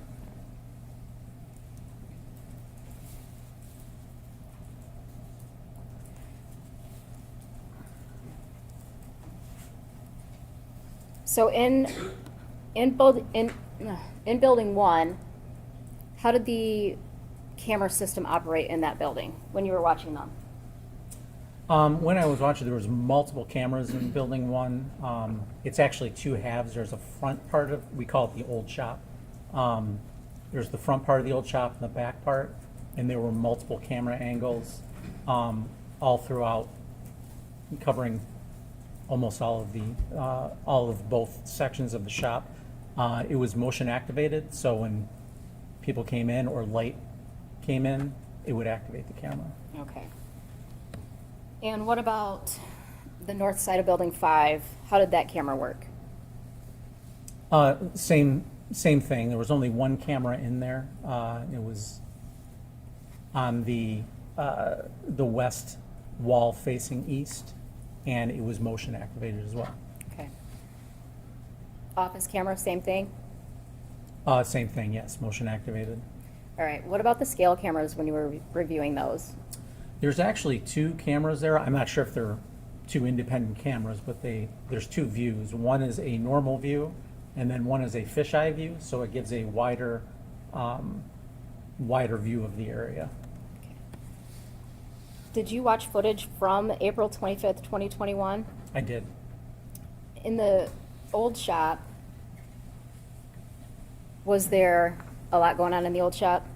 Yeah, on the 25th, there was a lot going on. One of the employees, I mean, I think it was a Sunday, it was an off day, but Ivan Boyd, he was in the old shop with his brother working on his vehicle. All right. What about the new shop on April 25th, 2021? Was there a lot of activity in there? There wasn't a lot of activity. There was some throughout the day, but not a lot at all. The office?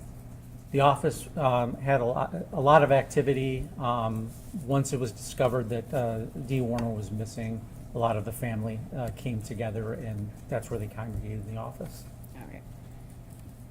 Do you know what time that camera stopped activating on April 25th, 2021? In the office? Correct. The family left around 4 o'clock, and there was, I believe there was one activation later in the night, but that was from the lights of a vehicle that shone through the windows, and light tends to activate those, but there was no activity within the office. But 4 o'clock is when activity in the office ceased. All right. And do you know what time the activation started in the office that morning? It was 10:07. Okay. And the scale cameras from the 25th, was there a lot of activity on that? There's a lot of activity, but specifically with the scale cameras, there's a pine tree right in front of them. So the wind blows just a little bit, moves those branches. It's motion activated, but it basically throughout the day stayed on most of the time. What were you able to do with those cameras? When you are viewing them in the viewer, you can speed them up, slow them down, zoom in, pan throughout the photo in zoomed in mode. Did you do that for what you were looking for on April 25th, 2021? Yes. the timestamp on the camera, did that appear to be accurate to you? It was close, but it was not accurate. It was about a minute and 35 seconds off. How did you come to that conclusion with it being a minute 35 off? Whenever we have video surveillance, whether in a gas station for a robbery or whatever, times are always off. So you have to make sure that you know what the correct time is and see what the difference is. Unfortunately, by the time we got involved, it was seized and we couldn't view it live. So what I did was, one of the detectives in this case had a body cam when he responded. And so specifically in the office, when he came in the office, you could see him and I could compare the two times, and it was a minute and 35 seconds off. All right, so how do you know the body camera timestamp is accurate? Why would you compare it to that? With the body cameras, they are, whenever you dock them, they communicate with the system, and it automatically resets the clock and makes sure that it's accurate. So it's, as long as it is docked, which you have to, or otherwise it'll die on you, the battery doesn't last that long, that camera will stay very accurate. At some point, while you're looking through the footage from 4/25/2021, do you see something that you feel is important to your investigation? Yeah, I was looking at just everything that happened that day, because that's the day she went missing. But one thing that stood out, after that 4 o'clock when the family left, and there appeared to be nobody else on the farm except for the defendant, he was in the old shop, and he was looking around some welding equipment. And it appeared, from my view, that he heard something because he looked out the big bay door, and then he kind of crouched down and was looking in a suspicious manner. So it looked like he was startled that somebody may be on the property. All right. I'm going to show you the footage. This is the old shop, timestamped 4:52. Is this the footage that you're referring to? Yes.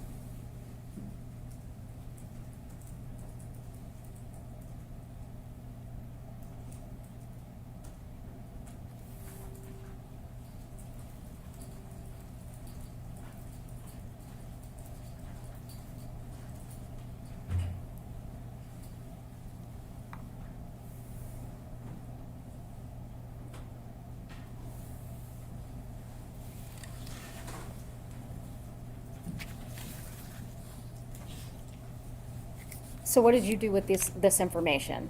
When you see him by the welder, what do you do with that information? I let my partner know.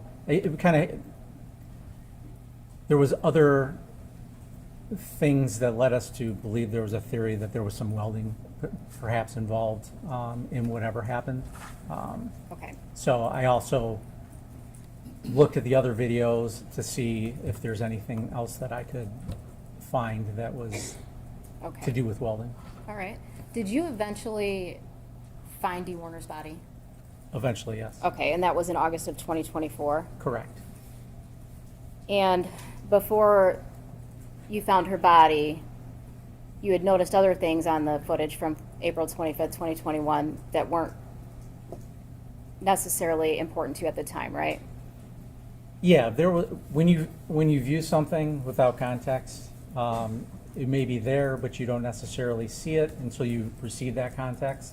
And once we discovered where she was, how she was, her body was disposed of, I took a look back at all the camera footage with that knowledge, and I discovered some other things. Okay, what additional things did you do after finding her body before looking at that surveillance footage? I'm sorry, could you repeat the question? Yes. Was there anything else that you did in addition to watching the surveillance footage after you found Miss Warner's body to help you look at the footage and find what you needed to find? I did look at other footage that was close to the time of her disappearance on body cams, any footage that was around the farm to see if I could see where that tank was or if we could find that tank. Okay, and so based on the condition you found her in a tank, you were looking for a tank. Yes.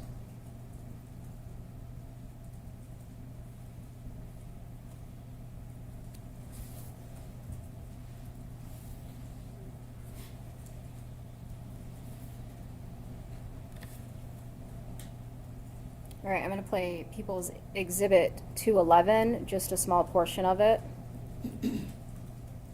Is this the body camera footage that you Yes. reviewed?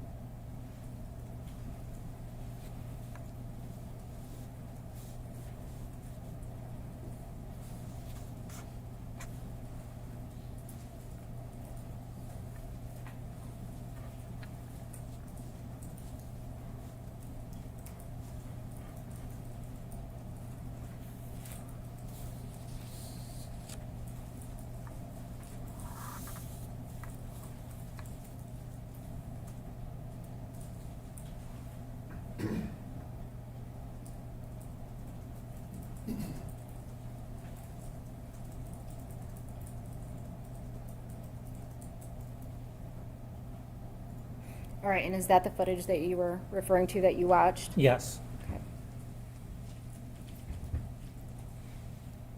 Did you ultimately take a screenshot of that footage?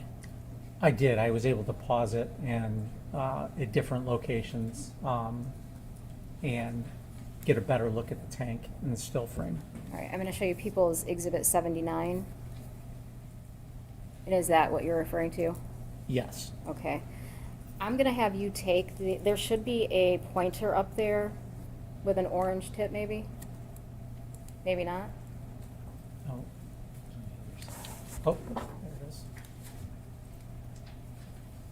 You just pull that out. Oh, okay. Can you look at the map behind you, People's 263? Do you know where this location is on that map? Yes, this is the, it's in this area back here. Okay. Is that the area where the burn pile would have been? Yes. And that's, you can see the burn pile in front of the blue truck shell when you, in the video prior to that. Okay. In addition to watching this body camera and getting that screenshot, did you talk to anybody and ask for some help with the tank? Yeah, after we found the tank, we talked to a welding expert, and based on, I mean, I have no knowledge of welding, but it appeared to me as if the discolored line on there was not a factory weld, but we consulted a expert to confirm that. Okay. Did you, when you talked to the expert, did you get some guidance on how that end cap would have been taken off and welded back together? Yeah, prior to that, I had no knowledge of how someone would do such a thing, but he explained, walked through how we would be able to do that. Okay, and so this is again where, when I asked you some things that didn't necessarily seem important, did they now seem important? Yes. All right. I'm gonna show you the old shop, April 25th, 12:51 p.m. Is this one of the, Yeah, I mean, this is one of the things, but early on, I did find this suspicious as well.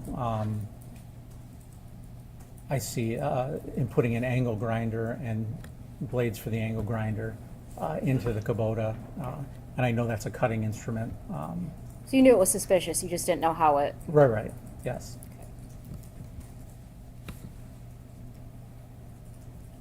and this shot of the new shop, correct, at 114? Yeah, Not the new shop, the old shop. This is other- the back of the back old shop. portion, So I did see him looking for something in that area. You can may not be able to see from theirs, but there's hooks there that he's touching, and then you'll see in a second here he'll turn back around and go and get a chain. Okay, and based on your conversation with your welding expert, were these relevant to your investigation? Yes, absolutely.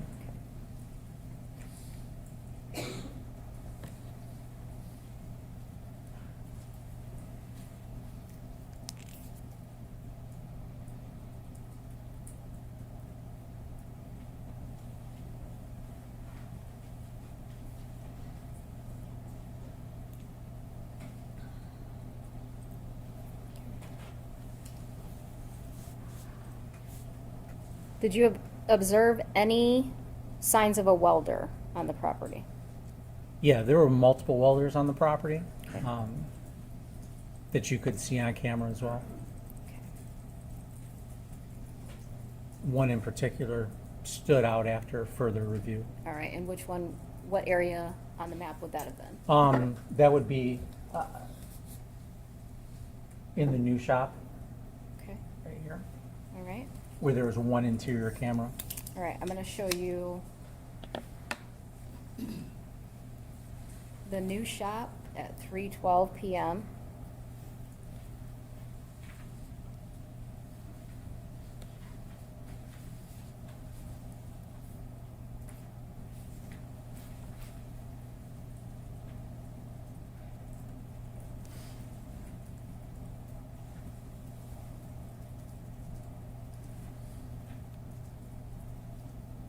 And is that the clip you're referring to?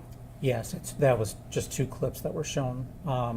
One of the welder, Matt, I don't know if you can play it again, but if you look at the green toolbox in the center, if you look just to the left of that, you'll see a blue box with a yellow cylinder. Just to the left of that green toolbox. Okay. That was the original location of it, and this was at 3:12, this is the position it was in. Okay, and then, let me ask you this, the new shop, after this 3:12 shot, does it activate again? Not until this next clip Until the that you next just clip? showed earlier. Okay.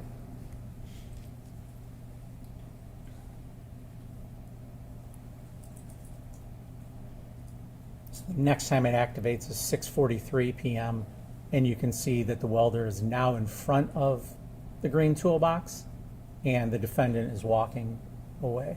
Okay, so you didn't cut out any video footage or anything like that, this is just when it activated on its own, is that? Yeah, the motion detector is on, like I said, the west wall facing east. So when you come in from the east, it appears that it's a hit or miss whether it picks up your motion.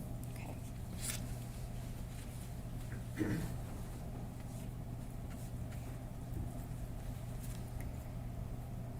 Were there periods of time, after speaking with your welding expert, were there periods of time that you narrowed down where you believe Dale was in the spray barn for periods of longer than 10 minutes?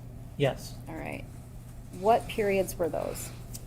There was about a 20-minute period between 1:26 and 1:46, and that's just after he retrieved the angle grinder and the blades from the.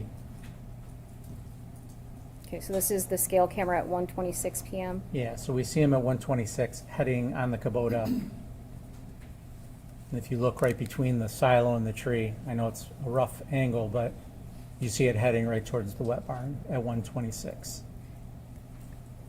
Okay. And then at 1:46, you see the sprayer pulling out of the barn. Okay.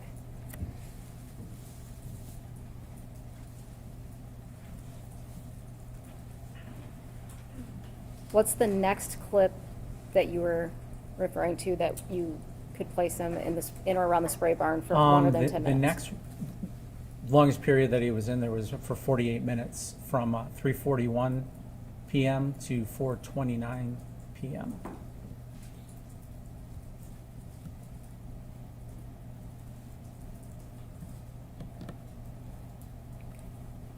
So we've got 341. And where are we at here? Yeah, so this is the, on the right is the new shop. The Kubota is driving up this way, and right at the end of the video, you see it kind of starts to make a right.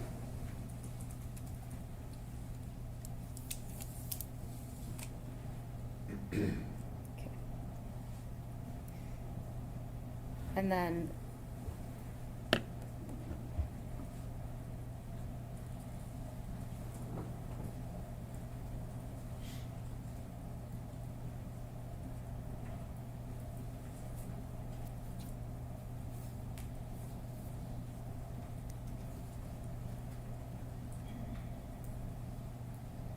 .429, which camera is this? That's the scale camera. Sorry. It's okay. I'd say it's only working half the time, but it's me, it's the operator.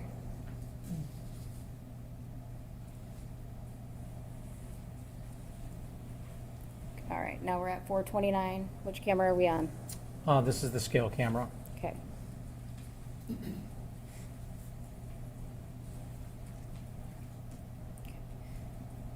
And what period of time do you say we have there? 48 minutes? Yeah, 48 minutes. Okay, what's the next period of time? The next period of time was just 59 minutes, I would believe it was between 5:07 p.m. and 6:06 p.m. Okay. And both the 20-minute, just for clarification, both the 20-minute and the 48-minute period are after he has the angle grinder, the grinding wheels, the hooks and chains, correct? Correct. Okay.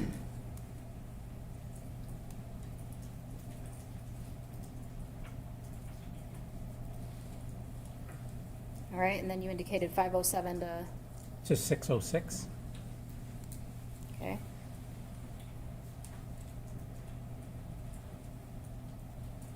That started out at 5:07. Now we're at 6:06. Do I need to start that clip over? Yeah, you might want to.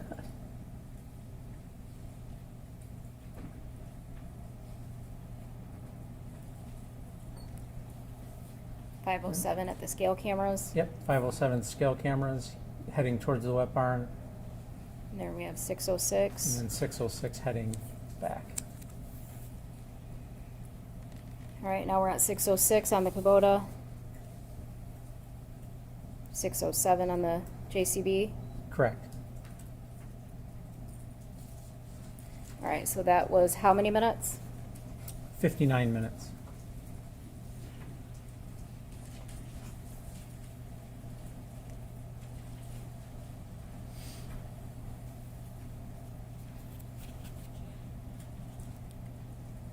After you observe that, do you observe anything else leaving the spray barn? Yes, I see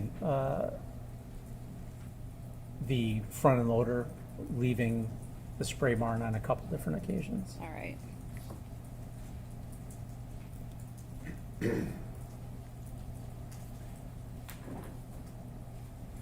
So now we're at 6:37 at the spray barn.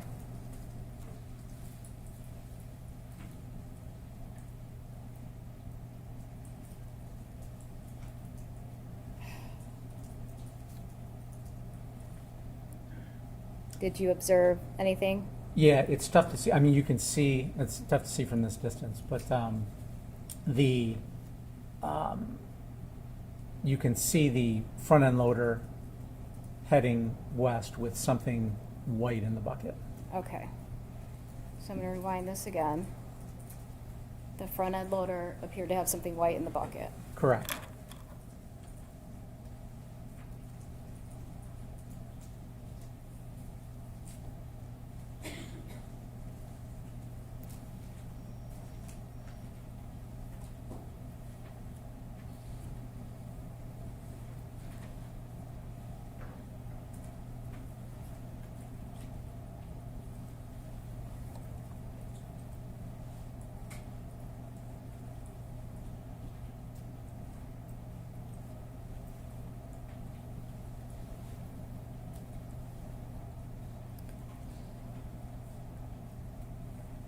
Now we're at the old fuel tanks at 6:39.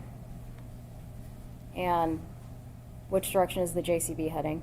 Oh, it's heading east, All right, back towards the wet barn, number 7. all right. At this point, do you notice anything different? Yes, when you see this view prior to this frame, on the very left side where you see the burn pit, there is something white in the burn pit, but there's also something white just on the edge of the screen, a circular, round-looking object. All right. I'm going to show you some screenshots of those cameras. So I've got People's Exhibit 53, okay? April 25th, 2021 at 6:07 p.m. What am I looking at? So where that pickup truck is, right in front of it is the burn pile. And between the burn pile and the edge of the screen, you'll notice that there's nothing there. And that's at 6:07 Okay. p.m. And then I'm going to show you People's Exhibit 54, which is April 55, which is People's Exhibit, or which is 4/25/2021 at 6:39 p.m. What are we looking at now? Same view, but now you'll see that there's something white that is on the burn pile. But then if you look between the burn pile and the edge of the screen, you'll see the end of an object. Now, based on the way I found this was after seeing that body cam of where that tank was, I looked back on here and I could tell that that was the location of where that tank was from the body cam. Okay. It wasn't there at 6:07, now it is there At 6:39 p.m. at 6:39.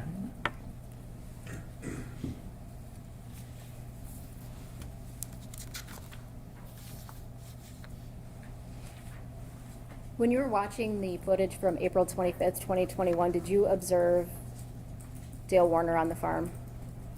Yes. All right. In and out of buildings, what was he doing? Yeah, he was in and out of buildings. Besides those portions that he was back in the wet sprayer barn for longer periods of time. He was in and out of the office, looking over their shoulders. They were trying to look at these surveillance cameras. He was just kind of all over the farm. Did he also leave for periods? He did.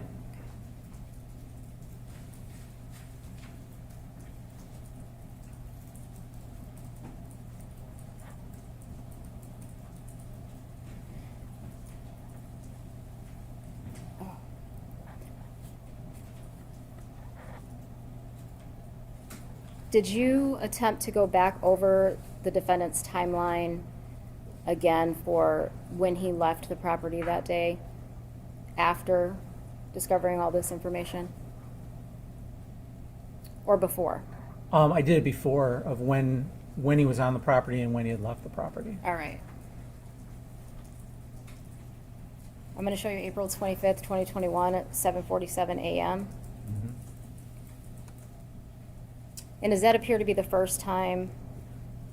Yes, that's the first time the sprayer leaves the property, and it's gone for approximately 25 minutes. Okay.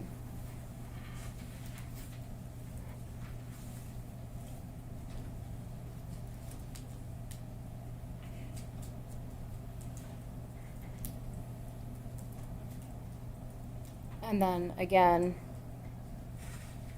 you see the sprayer heading back toward the farm at 8:12 a.m.? At 8:12 a.m., it's returning to the farm. Okay.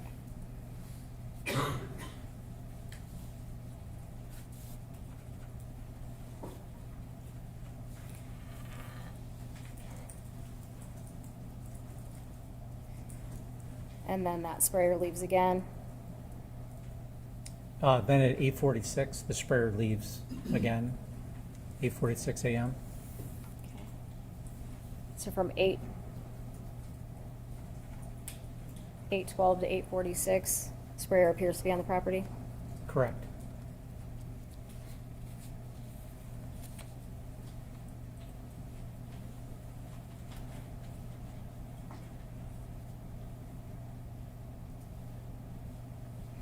All right. Out of all of the footage you watched, did you see Dee Warner on any of it? No.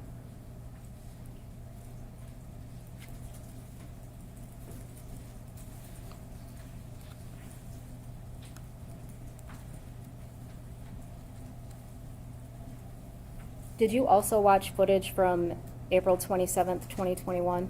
Yes. Why? On April 27, 2021, that is when that body cam footage was, when I saw the tank initially. They were searching the property, and then at some point they were asked to leave. They returned later with a search warrant for the property. So I knew the tank was there on the 27th, so to confirm what happened with it. Okay, and did you end up confirming what happened with it? Yes. All right. I'm going to show you People's Exhibit 62. This is 4/27 at 8:55 p.m. Are you familiar with that vehicle? I know what truck it is. It's a little tough to see in this, but that's a GMC pickup truck belonging to the defendant's son, Jaron Warner.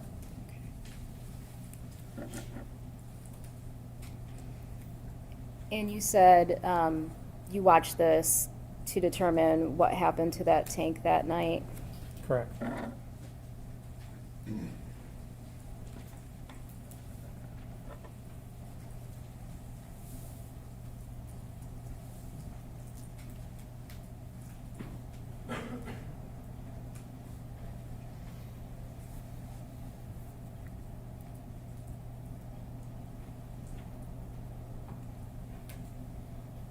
For 2021 at 8:37.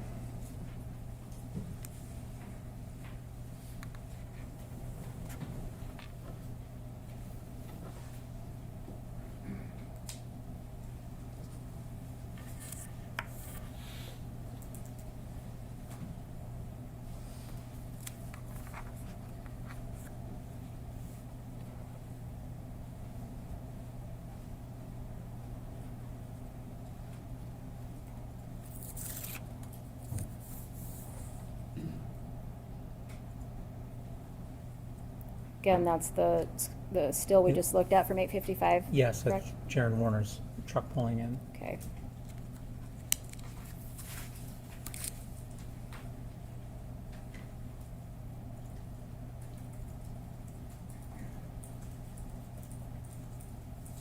$8.57 at the old tanks?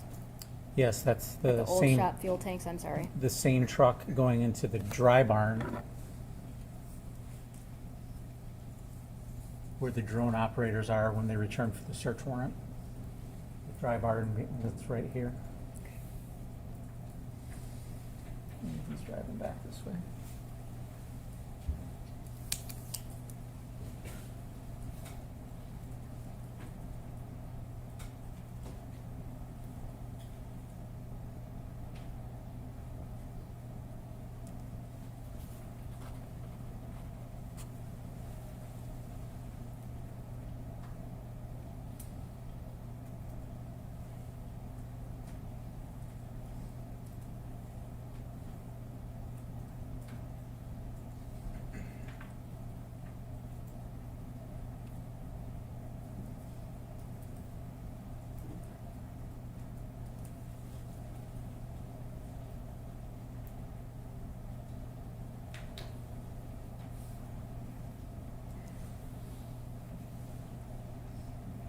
Is that the footage you were just talking about? Yes. All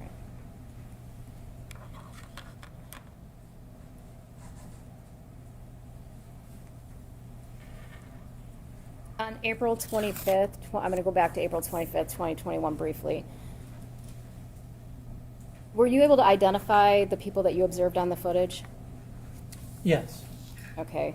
And to the best of your knowledge, who was all on the property?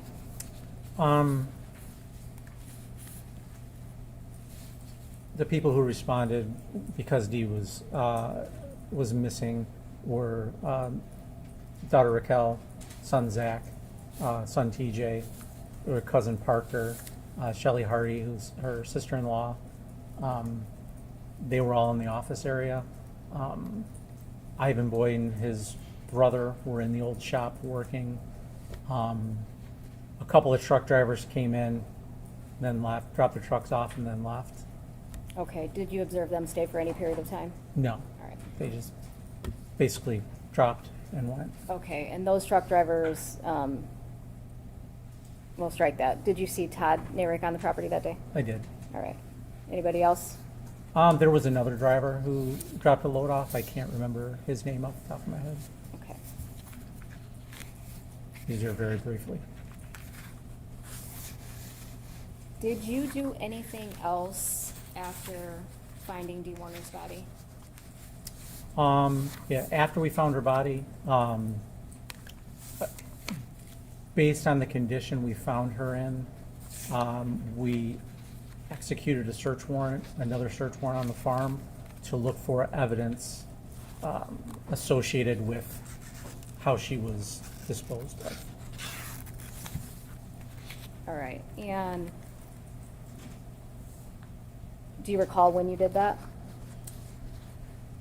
I believe she was located on August 17th, and we executed the search warrant on August 22nd, so. Okay. When you say the Munger farm, are you talking about the same farm over here? Yes, the Munger farm. All right. What types of items were you looking for? We were looking for tarps, duct tape, paint, decals for a tank, any items that were associated with the tank or the manner in which she was, her body was located in. Did you go over there with, was it just you or a whole group of people? Oh, no, we executed a search warrant, so we had a whole crew of people. Have you executed search warrants before? Oh, yeah. How many of them you think? In my career? Yeah. Oh, hundreds, yeah. Okay. When you got to the Munger property, what'd you do? Well, with any search warrant, first thing we did, we secured the property. We had uniformed troopers with us, so we staged them at the entrances of the property so no one could come or go without getting past the troopers. We made contact with all the people on the farm and made sure that they couldn't move about the property. Then we usually have someone photograph everything exactly how it was when we found it when we got there, before we even start searching. All right. When you're searching, there's multiple people doing the search, correct? Correct. Okay, so you're not necessarily the one taking in everything, correct? Correct. All right. I am going to have Detective Sergeant Jurior get out exhibits 112, 113,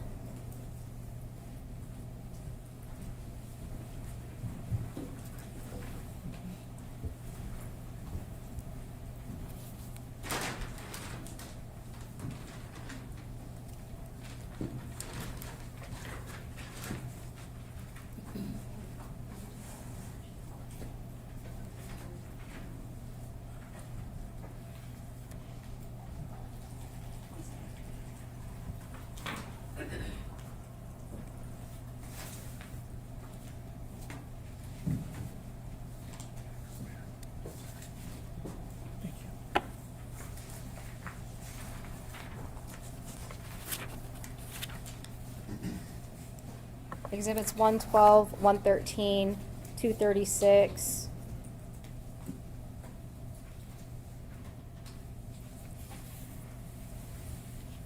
239,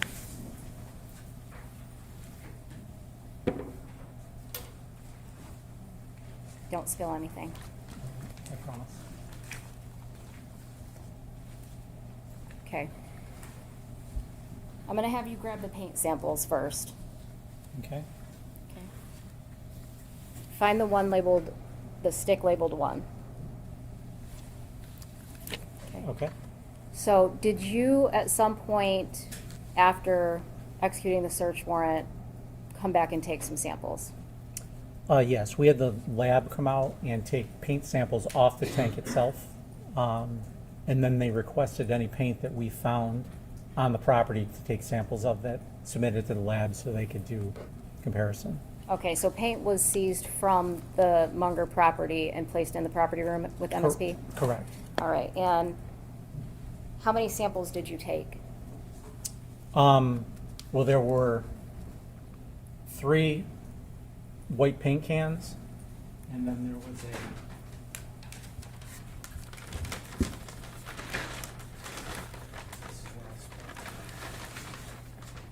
then there was a Tupperware container with white paint in it as well. Okay, That was seized from the property that day. all right.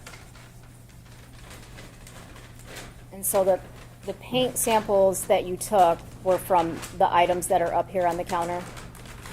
All right, can you, yeah. We Can, just had to answer that last question again, I'm not sure if we had roughly, but Yeah. we got it. I'm sorry. Can you repeat the question? I forgot the question. I believe it was these paint samples that I took came from these items. Yes. Yes. So you have 4 sticks and 3 cans of Four. paint and 1 paint in a container, Correct. essentially. Okay. Can I have you identify which sample goes with which paint can, and do it by exhibit number, please? Sure. So, exhibit 236 is a Rust-Oleum paint can, and I marked it with a 1 on the label and put my initials on it. Used a stir stick, just a common stir stick, to stir it up. This was how the lab told me to do it. Stirred it to make sure it was mixed. Got a good dip sample of it, and I also marked the stick with 1. And after it was dried, I put it into a sealed container with a description of the can. Okay. What about the next stick and the next can, please? You'll see a number 2 there with my initials, and a number 2 on the paint stick. I did the same thing, stirred it up with the paint stick, and took a sample, left it to dry, and then sealed it in a bag. Can you read me the exhibit sticker from the stir stick? I apologize. That's okay. The can is 113, Okay. is number 2, and the exhibit sticker for the sample is 296. All right. Num- Third one, go ahead. Number 3, that I wrote on there with my initials, and number 3 on the paint stick, the stir stick. Again, same process. I stirred it up, took a good sample, let it dry, sealed it in. The can is exhibit 112, and the sample is exhibit 297. And I sealed it in a bag with the description of the can.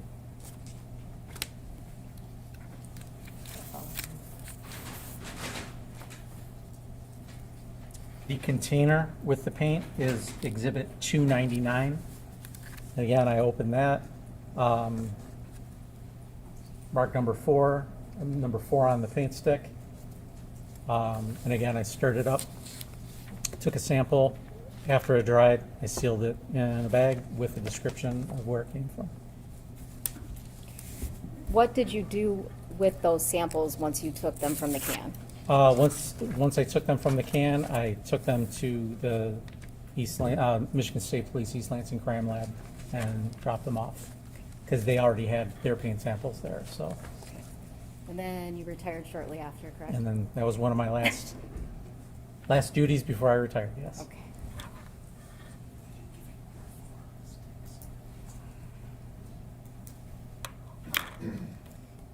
Can you go back to exhibit the stick numbered 1 and tell me the exhibit number? Exhibit 239. And the can was 236, correct?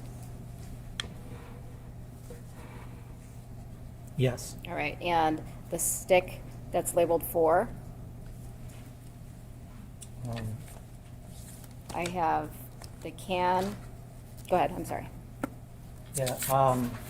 The container for 4 is 299, What's the stick? and the stick is 298. Thank you, I have nothing further.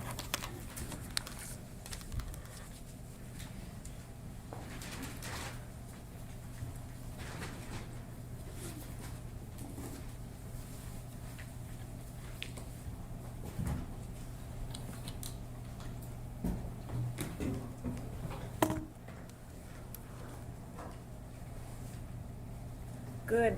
Oh, I'll wait for you to be done with all your bags. All set, thank you. Good afternoon, Detective Sergeant Singleton. Afternoon. That's still the way to refer to you even though you're retired, correct? Sure, I'll take it. Okay, terrific.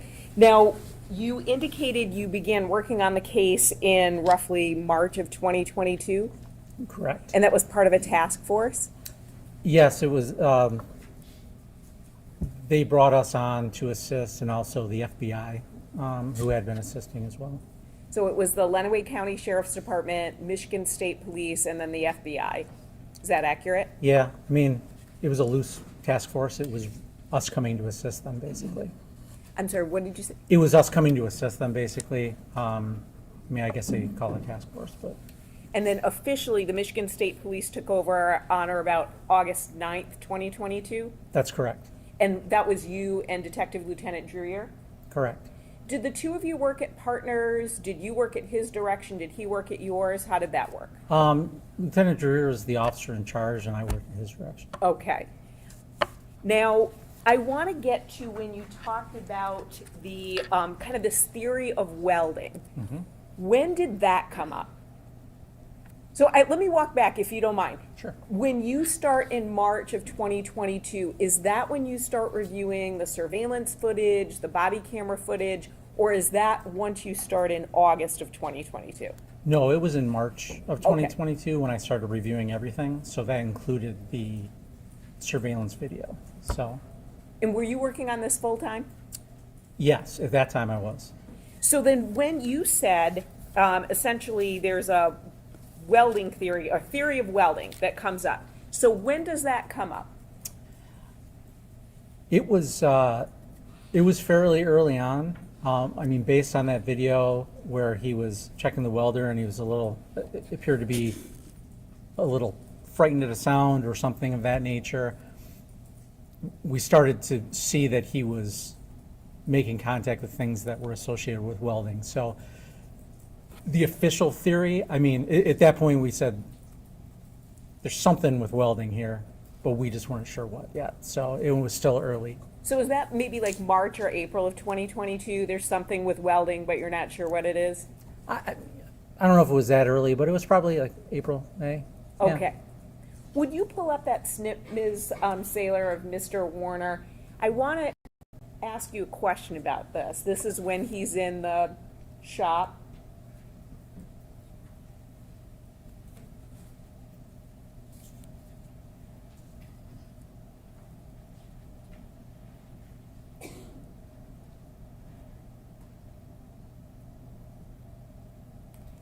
You said, thank you, said he moved in a suspicious manner and crouched down. What about that is suspicious?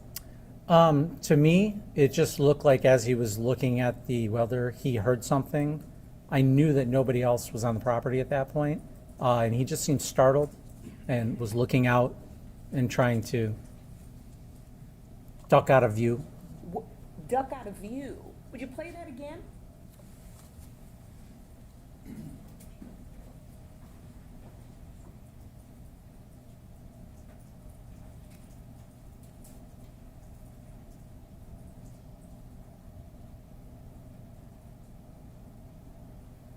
Okay, would you stop? Thanks. Thank you. So, you said you didn't think anyone else was on the property at that time? Correct. And then Mr. Warner presumably hears a noise or something, right? Correct. Goes like this to look at it? I mean, is that about the motion? Well, he stepped behind the truck and then kind of ducked down. Well, you said, okay, go back for me, if you will. Because you said crouch down or duck down. To me, this is bending at the waist. So I'm curious what you think is the crouching or ducking.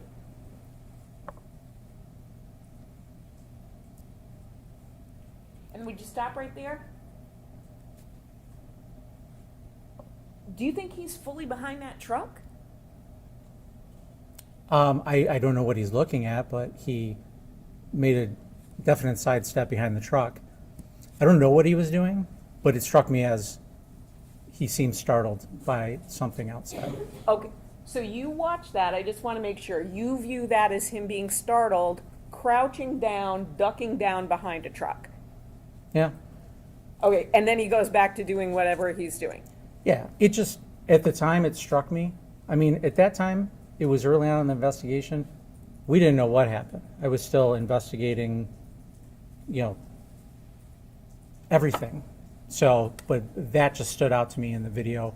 One of those things to mark and check on later. Did you ask him? Because you interviewed him for a few hours in December of 2022, right?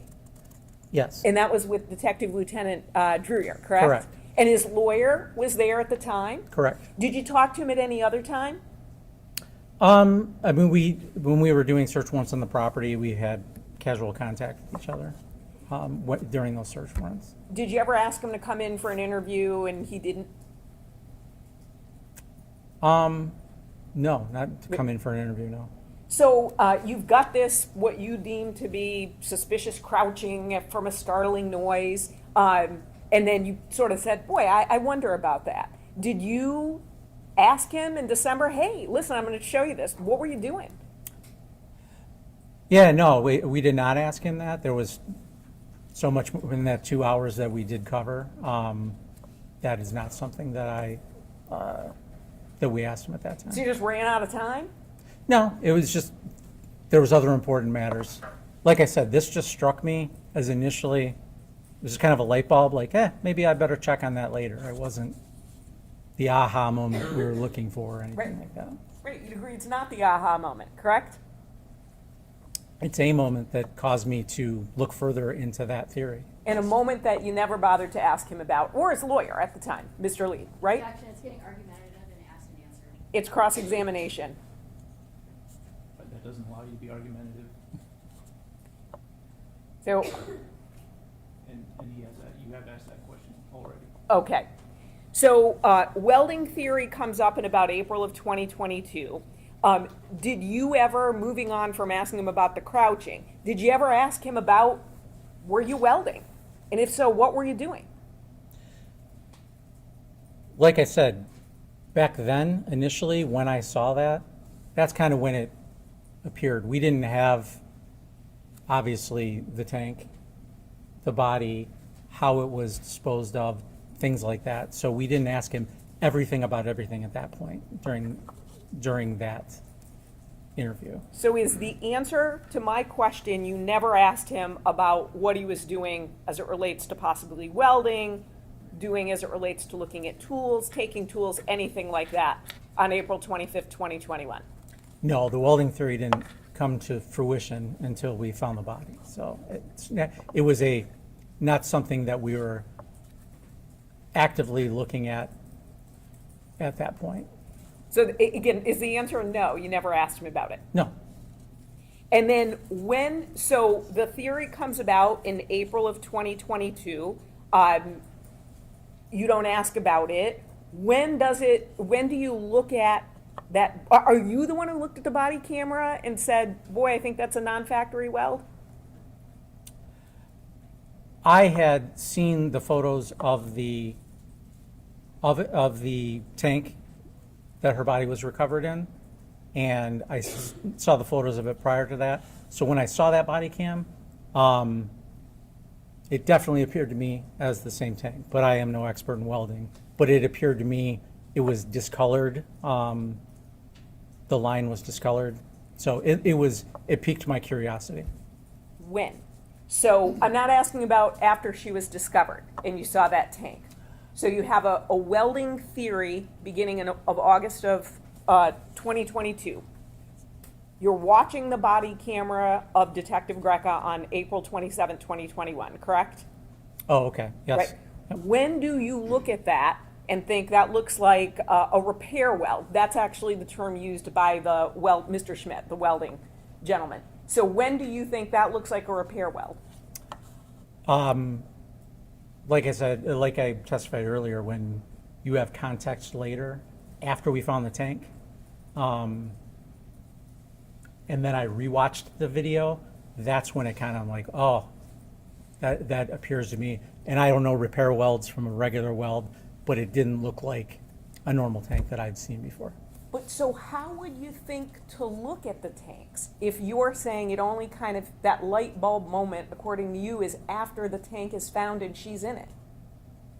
How does anyone think to look at the tanks? Oh, initially why we looked at the tank, Right. we had this welding theory. There was, there was other things throughout the investigation that kind of said, yeah, we should start, after things calmed down on certain things, we said we need to go back and make sure we cross all our T's and dot all our I's. That's when we decided, Detective Lieutenant Dreer decided, let's locate all these tanks that he has and see if we can see anything. So when was that? That was shortly before her body was found. Would that have been August of 2024? Yes. So I just want to make sure I'm clear on the timing. So April 2022, you have this theory of welding. You investigate for the next couple of years. Then in August of 2024, Detective Lieutenant Dreer says we should look at these tanks. Was it because there was a issue with a non-factory weld or a repair weld that someone observed, or was it just we want to look at all of these tanks? No, up to that point, we didn't know she was in a tank, but we had seen internet searches about how to bury and anhydrous a tank. So up to a certain point, we felt that perhaps it was, she was buried. I mean, the working theory is that she was buried somewhere. It wasn't until August of 24, there was kind of a moment of, okay, let's step back and take a look at everything. And Detective Lieutenant Dreer came up with the idea, hey, let's take a look at these tanks. If there's, so yes, that's kind of when the theory of, well, maybe it's not underground, maybe it's above ground, and that's when that started. And so then is that in a meeting that the two of you have or with other people where he has that theory and then you determine how to act on that? Yeah, I mean, we chat and collaborate all the time, but yeah. So he has the theory in August of 2024, hey, let's take a look at these tanks. And let's say there are roughly 40 of them, right? How many of them do you think there are? I'm not sure. He handled most of that. Okay, so I'll ask him next week. But, so let's say there's roughly 40. Were you looking at a particular tank, or was it just, let's look at all these tanks? Well, again, to be clear, I was not there for the search of the tanks, but it was to identify where he keeps his tanks, how many of there were, if there was paperwork that told us how many tanks there were, see if there were any unaccounted for, that kind of thing. So, and that was a search of the Paragon property, and then was it also a search of the Munger property?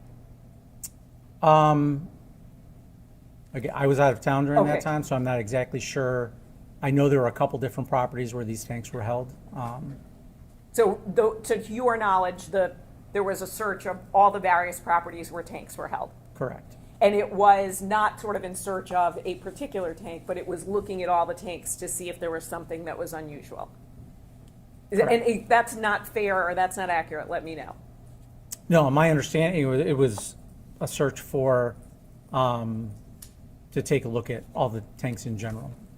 Had anyone told you a particular tank to look for? So, a family member, anything like that, or this was just you're looking at all these tanks?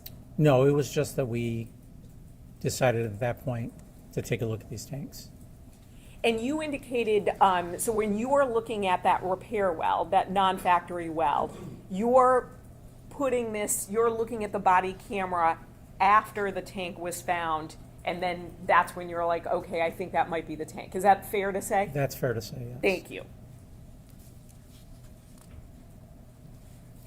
Now, going back a bit, you said that there had been a search of the Paragon property, and I know you answered this to Ms. Wise, but So if you're driving down the road, there's Paragon North to your right and then Paragon South to your left. Is that accurate? Yes. Okay. Yep. And Paragon South is where there's the structure and then there are tanks that were there. Correct. And then Paragon North, do you know, were both sides searched at one point? Not when the tank was found where Ms. Warner was, but prior to that, were both sides of Paragon searched? I'm not sure, before we got involved in the investigation, when there was searches, if both sides were searched. I know the north side was. I wasn't there when they searched the Paragon property, so I'm just not sure if that included the south or not. Sure. So then you said that there was a search of Munger, and that would have been in May 2023, and not just Munger, but this massive search. Is that accurate? Correct. And then, do you know, was Mr. Warner allowed to stay on the Munger property, or was he, while there was a search there, or was he instructed to leave? No, we didn't want him working on any of the properties that we were searching. Okay. So he's multiple searches, then he is told to leave, and so he leaves any of the property that's being searched, correct? Is that accurate? Correct. And then I want to make sure I just have this correct. Then he goes to Paragon North and is doing work there, because that's not an area that's being searched at the time? Yeah, to be clear, let me correct myself. I don't believe the Munger address itself was part of that search. Okay. It was just fields surrounding it. So, no, we would not necessarily have him leave his house at that point, because we were searching fields behind it or adjacent to it, but he could still have control over his own property. So, but he couldn't do any work on any of the fields. So if he had to plow, plant, fertilize, do anything, he couldn't do that? Correct. Okay. So he went to a property that, at least at that time, was not going to be searched, and that was the Paragon North property?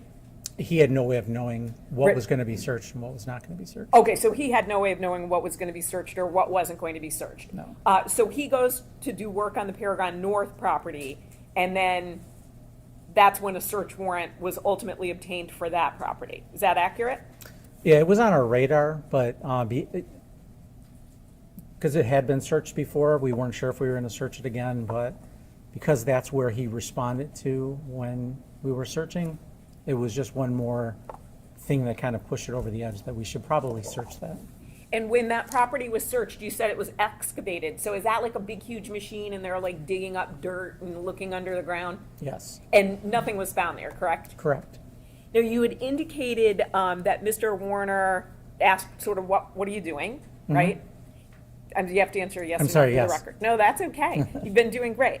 And then he offered to stay if needed. Is that something, what exactly did he say? I believe he offered to use his equipment and dig for us. Okay. And then you said, no, thank you. Yeah, correct. Right. And then he went on about his way, and nothing again was found at that property. Well, the On the Paragon- north, on the Paragon On the north, on the no. excavation. No.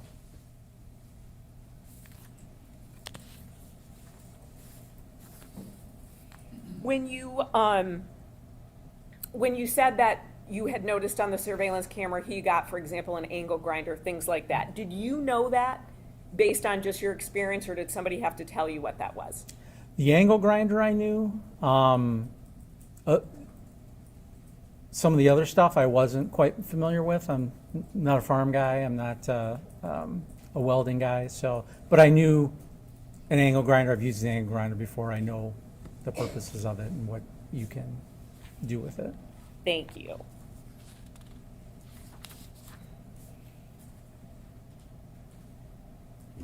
Now, throughout your investigation, you did other things as well, correct?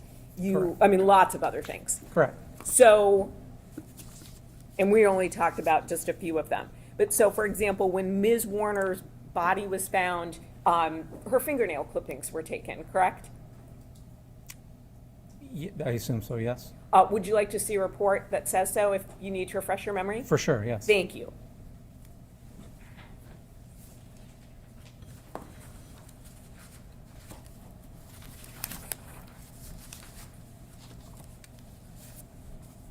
You'd go to page 2.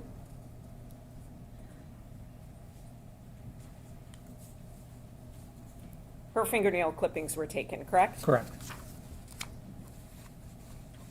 You also, moving on to the paint that you seized, you went in 2024 and took those 3 paint cans, correct? Correct. And then that container, that little Tupperware type container of paint. Correct. And you also said you were looking for things like blue tarps and duct tape, those sorts of things, correct? Correct. What, were you surprised to see paint on a farm?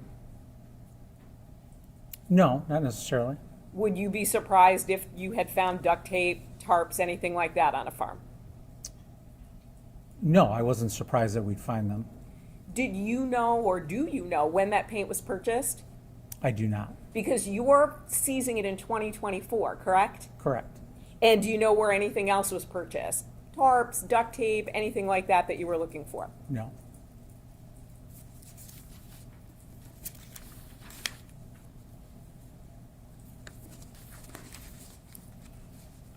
Finally, during the course of the investigation on October 12th, 2022, you met with Greg Hardy, who is Ms. Warner's brother, right?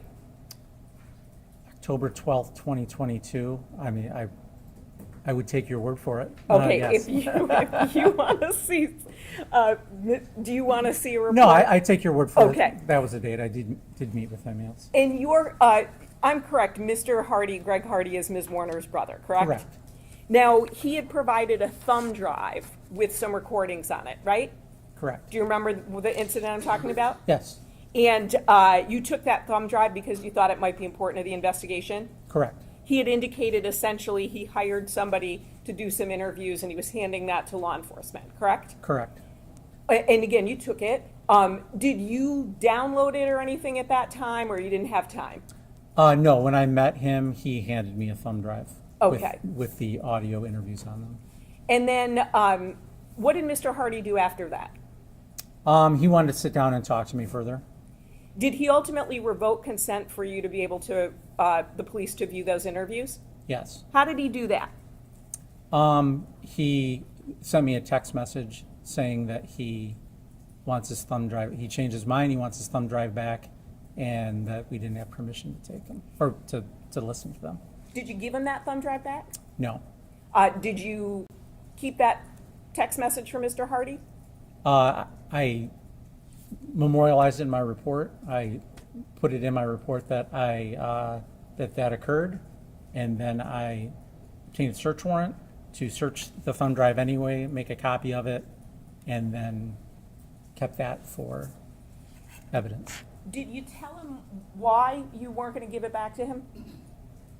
So, for example, he said something, and again, we don't have the text message, so I'm paraphrasing, but he essentially says, I'm revoking consent. I don't want you to look at those interviews. Did you respond back and say, I'm getting a search warrant, or did you just ignore it, or how did you respond? No, I did. I said that I was not going to give it back, and we would, I had obtained it legally. Now, to search it with the revoked consent, I went ahead and got a search warrant. So I told them that I would get a search warrant, make a copy of it, and return his original to him. You talked about Mr. Warner kind of being suspicious when he heard a noise and ducked down. What did you think of that when Mr. Hardy revoked consent?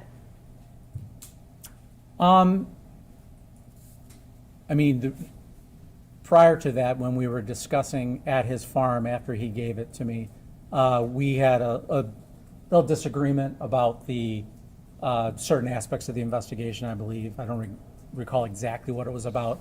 But he was frustrated. He's frustrated. His sister's missing. So I'm going to stop you right there only because it's non-responsive to my question. She asked him what he thought about what when Mr. Hardy revoked consent. Okay, and his answer was not talking about what he thought about that consent. He was going in a different direction, so I would agree with Ms. Chardian's. Thank you. So Detective Sergeant Singleton, I'm just going to kind of narrow you in. Sure. And we don't have a recording of that exchange. Would you agree? Agree. Between you and Mr. Hardy? Correct. And that's because you chose not to record it? Yeah, it was not an interview. Sure. And again, I'm just saying, so you're trying to go back off of memory or so I just want to ask, when he revoked consent, did you view that as suspicious? Based on the conversation I'd had with him prior and the information I have, it didn't surprise me that he did. But It didn't surprise you that he said he had valuable information to the investigation, but then says, but I don't want you to take a look at it? he didn't say it was valuable information. He said, I have these interviews. Would you like them? And I said, absolutely. Any interviews of particular witnesses, I want all of them. So he didn't portray it to me as he has valuable evidence, but I requested them and he gave them to me. He was upset that we had a disagreement. And after I left the farm is when I got the text message. He might not have used the word valuable, but he thought it was important enough to give it to you, correct? I requested it, yes. Right, sure. Yep. And you thought it was important enough to take it. Sure. I collect all the information. Doesn't matter if I feel it's important or not.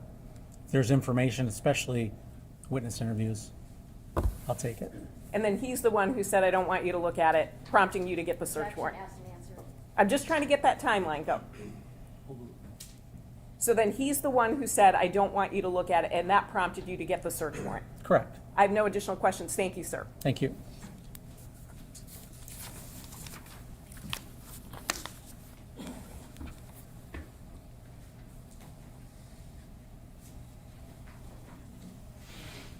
Right, correct me if I'm wrong, but on cross-examination, did you indicate that the defendant was asked to leave at least one other property in the during the May 2023 search warrants? I'm sorry. Was he asked to leave? Any other property besides the Paragon property? I don't recall if he showed up at any other properties. I wasn't at every property that was being searched at the time. Okay, so the only one you knew that you have knowledge about is showing up at Paragon? Right. Okay.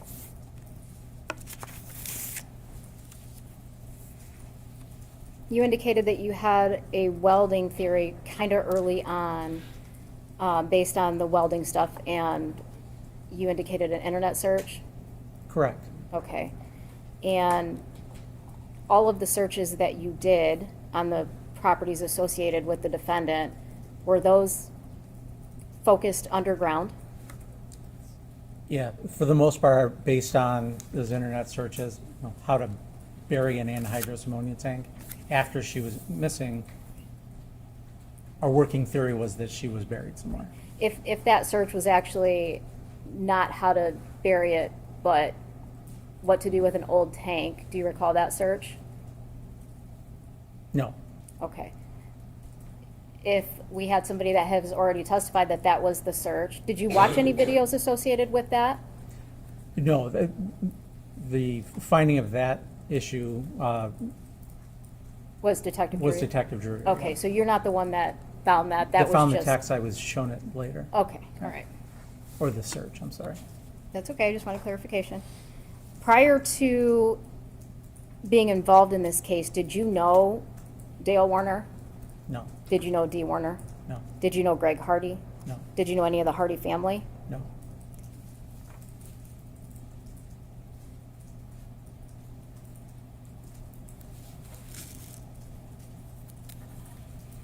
During an interview of a suspect, is it normal not to ask every single question? Yeah, it's perfectly normal. Yeah, it's normal.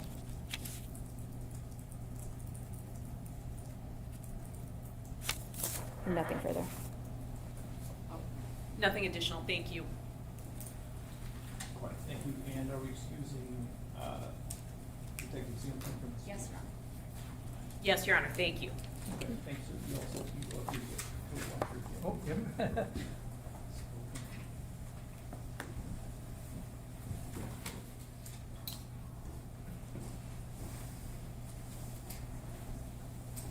All right, so it is almost 4:30. So we will recess for the day. We'll be back tomorrow. Oh, I'm sorry. Did we have? Yeah, we had. Detective Sims, Don't we can come leave. back to Right. the-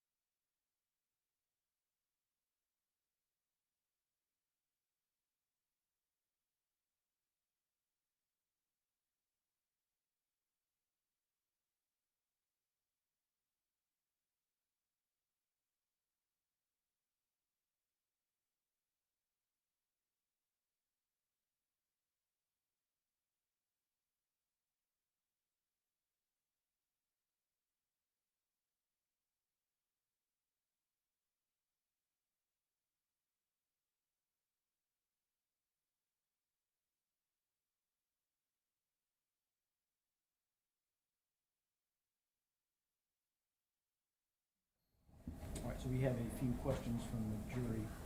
The first is, was Dale interviewed again after Dee's body was found? We attempted. Well, to- Right, Yeah, so, and Mom, my bad. you can answer that yes or no without further elaboration. Oh, sorry. No. The next question is, was it determined how much money Dee had in her accounts after she went missing? If so, how much would that total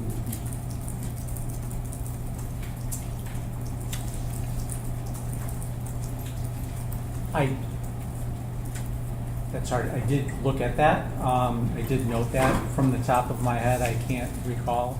There was money left behind in accounts that belonged to her, that if you're leaving forever, that you would have taken. objection. That goes far afield of the question and is also speculative. I think the question was how much was in the accounts, and that, if he doesn't remember, that's an acceptable answer. To talk about anything else, again, is improper. I'll follow up. I agree that you can strike the rest of that. I'll follow up. Okay, I do think that the portion of the answer regarding how much a person would have taken is speculative, and so I will strike that answer and direct the jury not to consider that portion of the answer. The next question is, if there was a search warrant for the property on April 27th, how could Dale say not to search certain areas?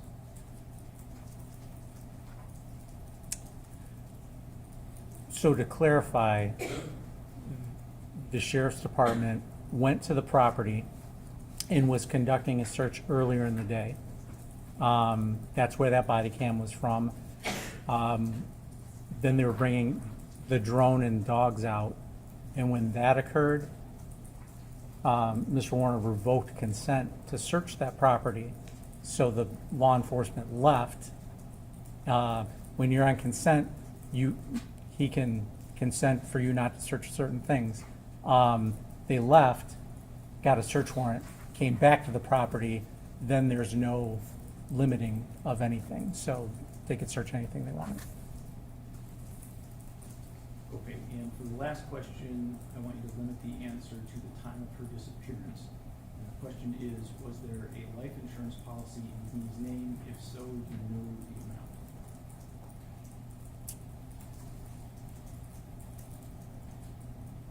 Yes, there was, and I do not recall the amount. All right, Ms. Wise, do you have any further questions for Detective Singleton? I do, as it relates to the bank accounts of Ms. Warner that you were looking at, was her personal accounts that she had access to, were they being used after April 25th, 2021? No. We just talked about search warrants, executing search warrants. When you're executing a search warrant, do you call the party that you're going to go do the search on and tell them that you're 20 minutes out or that you're on the way? No. Thank you. I have nothing additional. Thank you.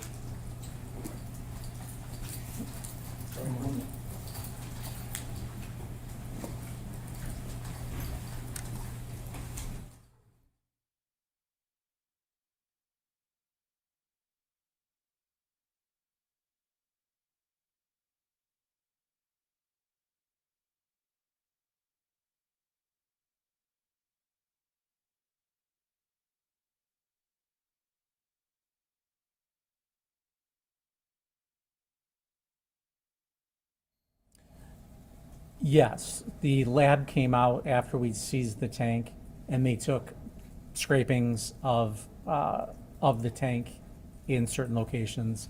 That's all lab stuff, but they did, I observed them do that.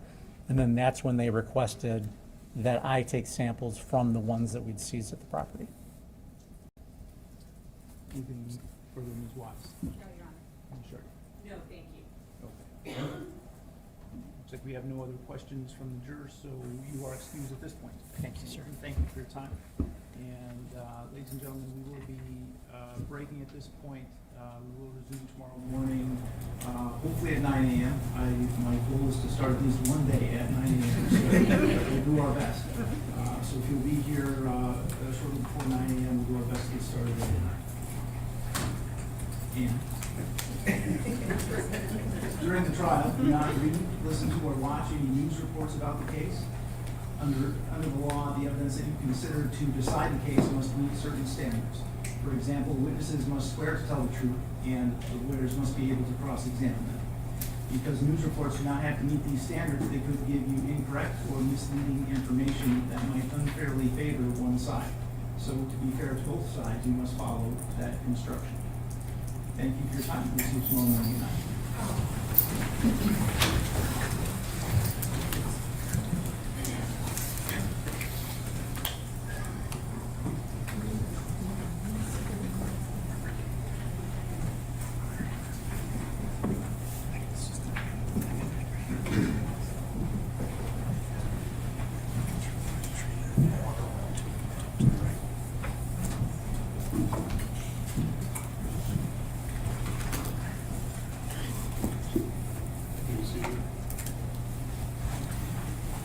All right, I just want to make a record of the fact that of all of the questions the jury asked of Detective Singleton, that all questions were agreed to by the prosecution and the defense, with the exception of the question about the life insurance policy.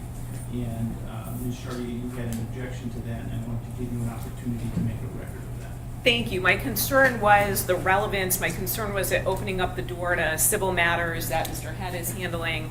I think that Ms. Wise suggested the narrowing of it on the date that she was missing, which did address some of that. And Detective Sergeant Singleton answered the question sort of precisely. There was no follow-up. I did object at the bench. My concern, quite frankly, did not come to fruition, with lots of things coming from it, but I did object. Thank you. I will say thank you for touching on that. The limitation as to the time frame was not in the juror's original question. That was something that arose as a result of the discussion that occurred at the bench. And my decision ultimately was that the question is relevant to potentially an issue of motive, and so that's why I believe it relevant and asked the question. Is there anything else that we need to address today before we adjourn? I was going to say no, thank you, but it looks like I'm going to sit down. There might be something. No, Your Honor, thank you. All right, so we will be in recess until tomorrow morning at 9.